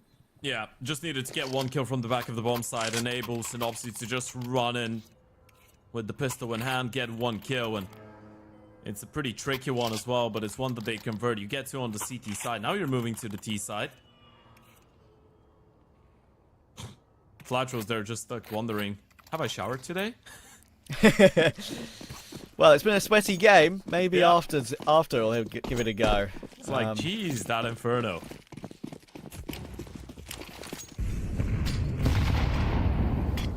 Here we go then.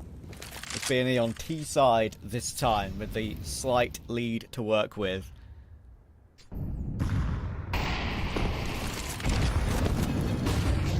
Right, click flash, looking to peek very aggressively. They might realise that a couple of players are stuck toward the bottom of Banana. Could be a lineup. Oh my word.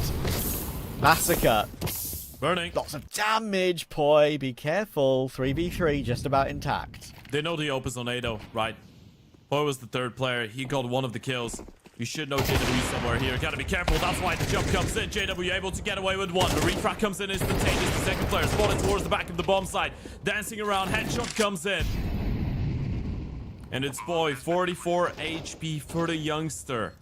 So he gets thrown in the 1v2 clutch. Making his way in towards the apartments. This would be one to remember. And this is one that he needs to pull off. Oh, he was 100 health. I'd be feeling it. But B&E are set up now. Pit and site. Kit available, smoke available. First duel now spotted, and Synopsy will realise there is no need to peek this. Poi is trying to fake him out. He's trying to fake that he's dropped onto short. But Synopsy is not buying it. No sound cue will push him away from his plan. And B&E have 2 more opportunities. You got 2 on the CT side, now you have 2 on the T side, right? And both those teams have been so much more efficient on the offense. You gotta feel like this should be enough for B&E. If you miss out on 2 more, then you've had 5 in total. This is 1 too many to let the eyeballers back into. You get another shot. What a team effort has been from B&E as well. Bottom fragging 22 kills apiece for Synopsy and Rig on top frag for Flatron 28. Such an evenly distributed kill count. It doesn't start in the best way possible in this round though. Heap with an opening. Scenario looking to respond. There were 2 players. He wanted to maybe peek that because obviously that one of those players would have been caught with util out. And just redrawing the gun. Surely not another gap found by Flatro though. Synopsy did this earlier. And Flatro's got a wonderful timing. Poi, he's keeping a very close eye on it. Flatro smartly not crossing arch. He's waiting to see if JW goes back to check long. Does Poi check a close right angle? Oh, it's free actually. There's a gun barrel pointing out there. There's no risk in that one at all. So 5v2. And JW, he may be getting pressured in pit, but he's got plenty of support around him.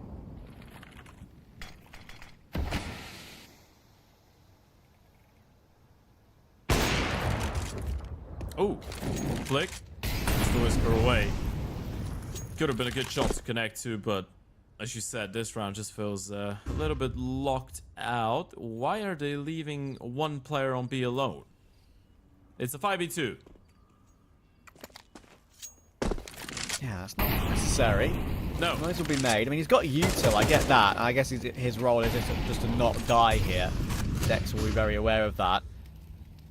Counter boost in CT, and that should be absolutely fine. 15 seconds. There is no way in here, so now he's going to try and play as close to that smoke as possible. It should be seen and taken. Bomb on the floor. Round done. GXX just looking for exit kills. And they'll be looking to hunt him down. Kill him after time. Now looking very risky, and there we go. Doesn't matter. He's got 8 grand in the bank. It's overtime after all. But worth at least to try and get that AWP out of his hands for an extra couple of seconds. B&E have 1 more opportunity. If not, it's more overtime. Yeah, it felt like it was just the perfect round for the eyeballers to win as well, right? You just get such an early advantage. You get the first 2 kills in towards Banana, you shut them down completely, and in a 5v3 you're going to be feeling so much more confident. It takes away so much of the pressure that you probably were carrying into this round.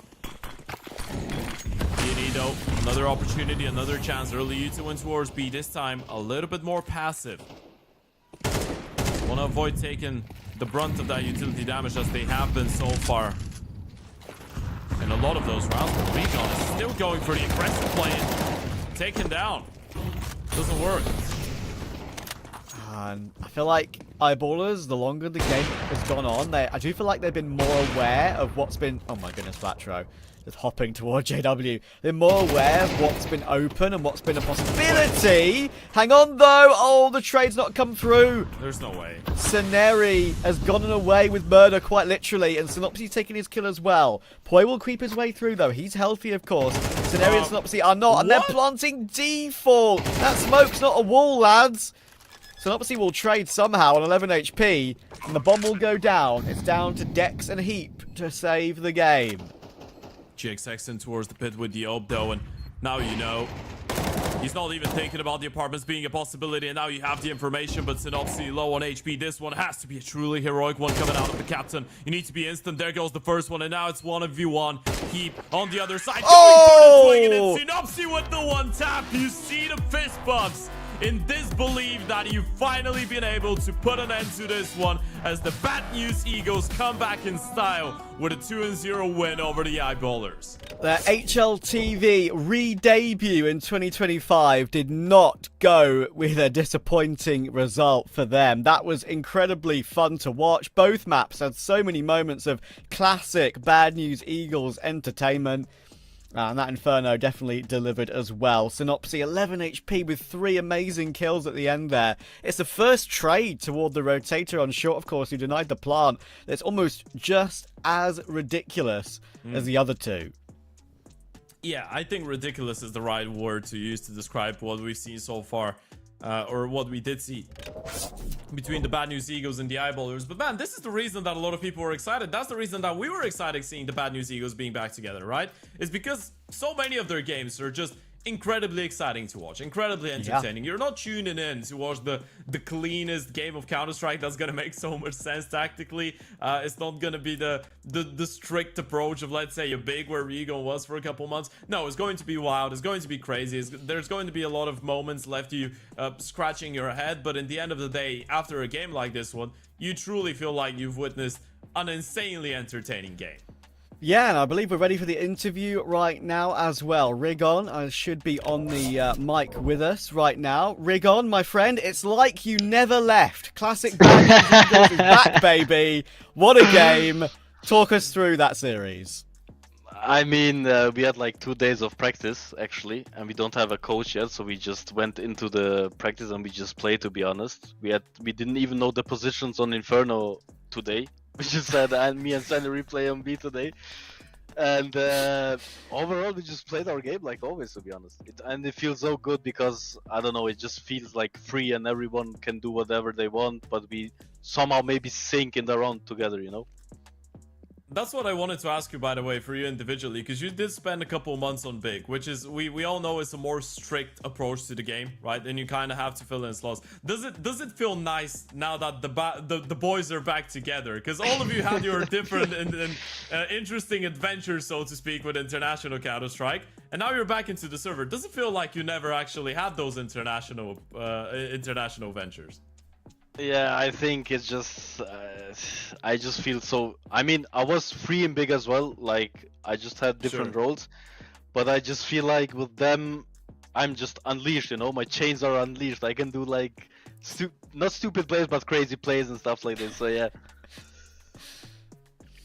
Yeah, so I mean, you say you had like, what, 2 days practice, you said, right? Yes. Obviously, it's very impressive that you've been able to get a win. This is obviously a starting block level.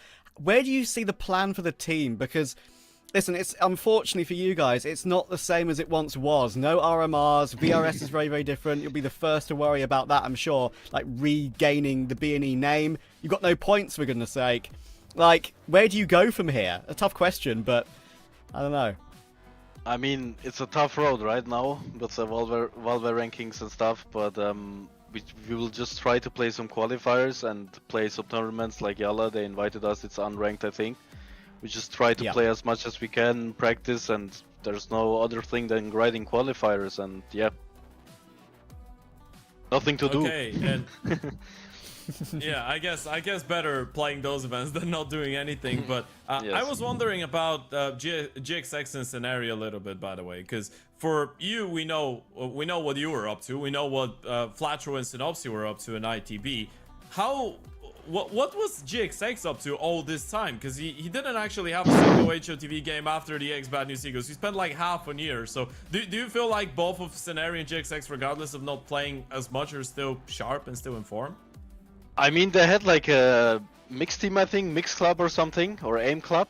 They played with Tizen and stuff. Yeah. They did, Aim Club. They played like some practice and stuff, and they separated after. But I think they played a lot of just Face It, you know. And I think both of them really improved. And what I'm seeing right now that they, like for example, GX, I see in GX that he really wants to play and he really wants to show off his best side, and he's listening as well what me or Synopsy says, what he can peak, what he cannot peak. So I think they both improved really a lot. And honestly, I'll hold my hands up and say that's something I didn't expect. I think they both looked really, really good in the opening game of you guys coming back together, of course. So really, really impressed with that. I think my last question before Ted finishes off his side of the questions is this like is it you really committed to this project now of B&E once again, all over again, or are we if one player gets an offer, are you not going to stand in their way? We are really committed to it. We have some news maybe in 1 or 2 weeks. It's gonna be some big news. I cannot leak them. Hopefully not involved with Guild Esports. No, it's not. No, for sure not. But yeah, we will announce in maybe 1 or 2 weeks. We have some really good projects on our way. Okay, Hell yeah. This sounds great. This sounds really exciting. We were really happy to see you back in the server. From our perspective, it looks like you are happy to be back in the server as well together. And yeah, thank you for coming by. We wish you the best of luck, and we can't wait to see what the Bad News Eagles have in store for all of us. Cheers, Thank man. you guys. Thank you. Appreciate it. Thank you. Thank you. He's Great always little such interview there. He's such a happy person to talk to every single time. That's why I like know. Rigon. He's always smiling. He's always so positive. Good interviewee for sure. Like always. And yeah, that's a great way to start. And if he's got some good news on the horizon, as I said, that's actually really good to know, because we don't really know much information, really, do we? Right? Like it's very new. It's old, but it's new, right? Like it's kind of what we've been talking about the whole day. Yeah, that's really exciting for the future, because I was obviously curious. I think Flatro can still be good enough as an individual to play in like a good international team that's like top 25, tier 2, something like that, right? So if a really good offer came, I wondered if that would be an option for anyone, really. You know what's the thing? But if they're committed as a 5, that's great to hear, Ted. I believe it comes back to the same conversation we were having in the pre-game. If you're getting an offer that is different from being on a tier 1 organization, a top 5, top 10 team, it's just not worth it. Because you're going to be playing an international Counter-Strike, and we did see that international CS didn't work for 3 of those guys in the last half a year. Apparently you have great synergy together. Apparently it's a lot easier to communicate. Apparently everyone feels all right. Everyone feels like they're being given the necessary space. You play international Counter-Strike for a couple months, and then suddenly you start appreciating a lot more what you had with this collective, right? And with this team that feels like a family a lot more than everything else. So I think this is the one key factor that is keeping the Bad News Eagles together right now, and the one key factor that made them reassemble their team in the same way that the same iteration and same look that they had 1 year ago.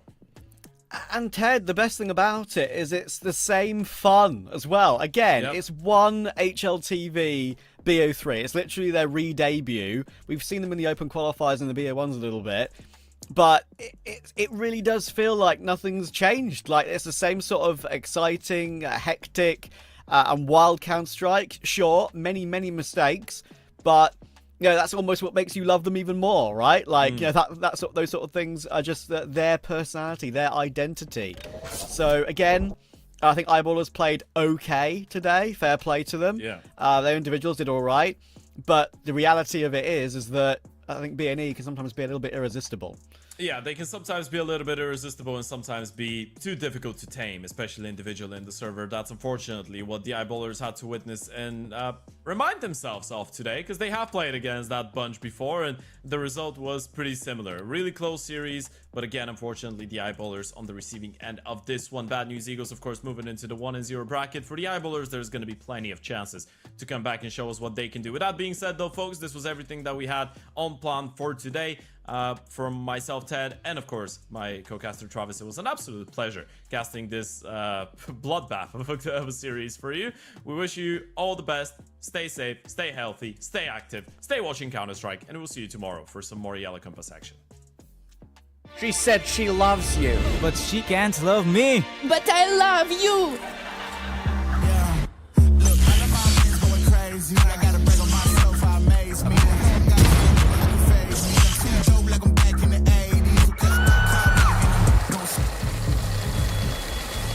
I won't play window anymore.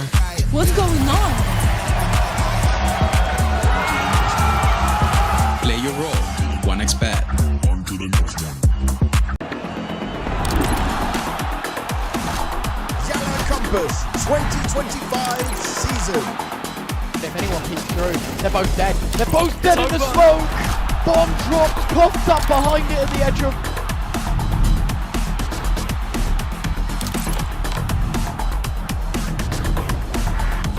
YaLLa Compass 2024 champions!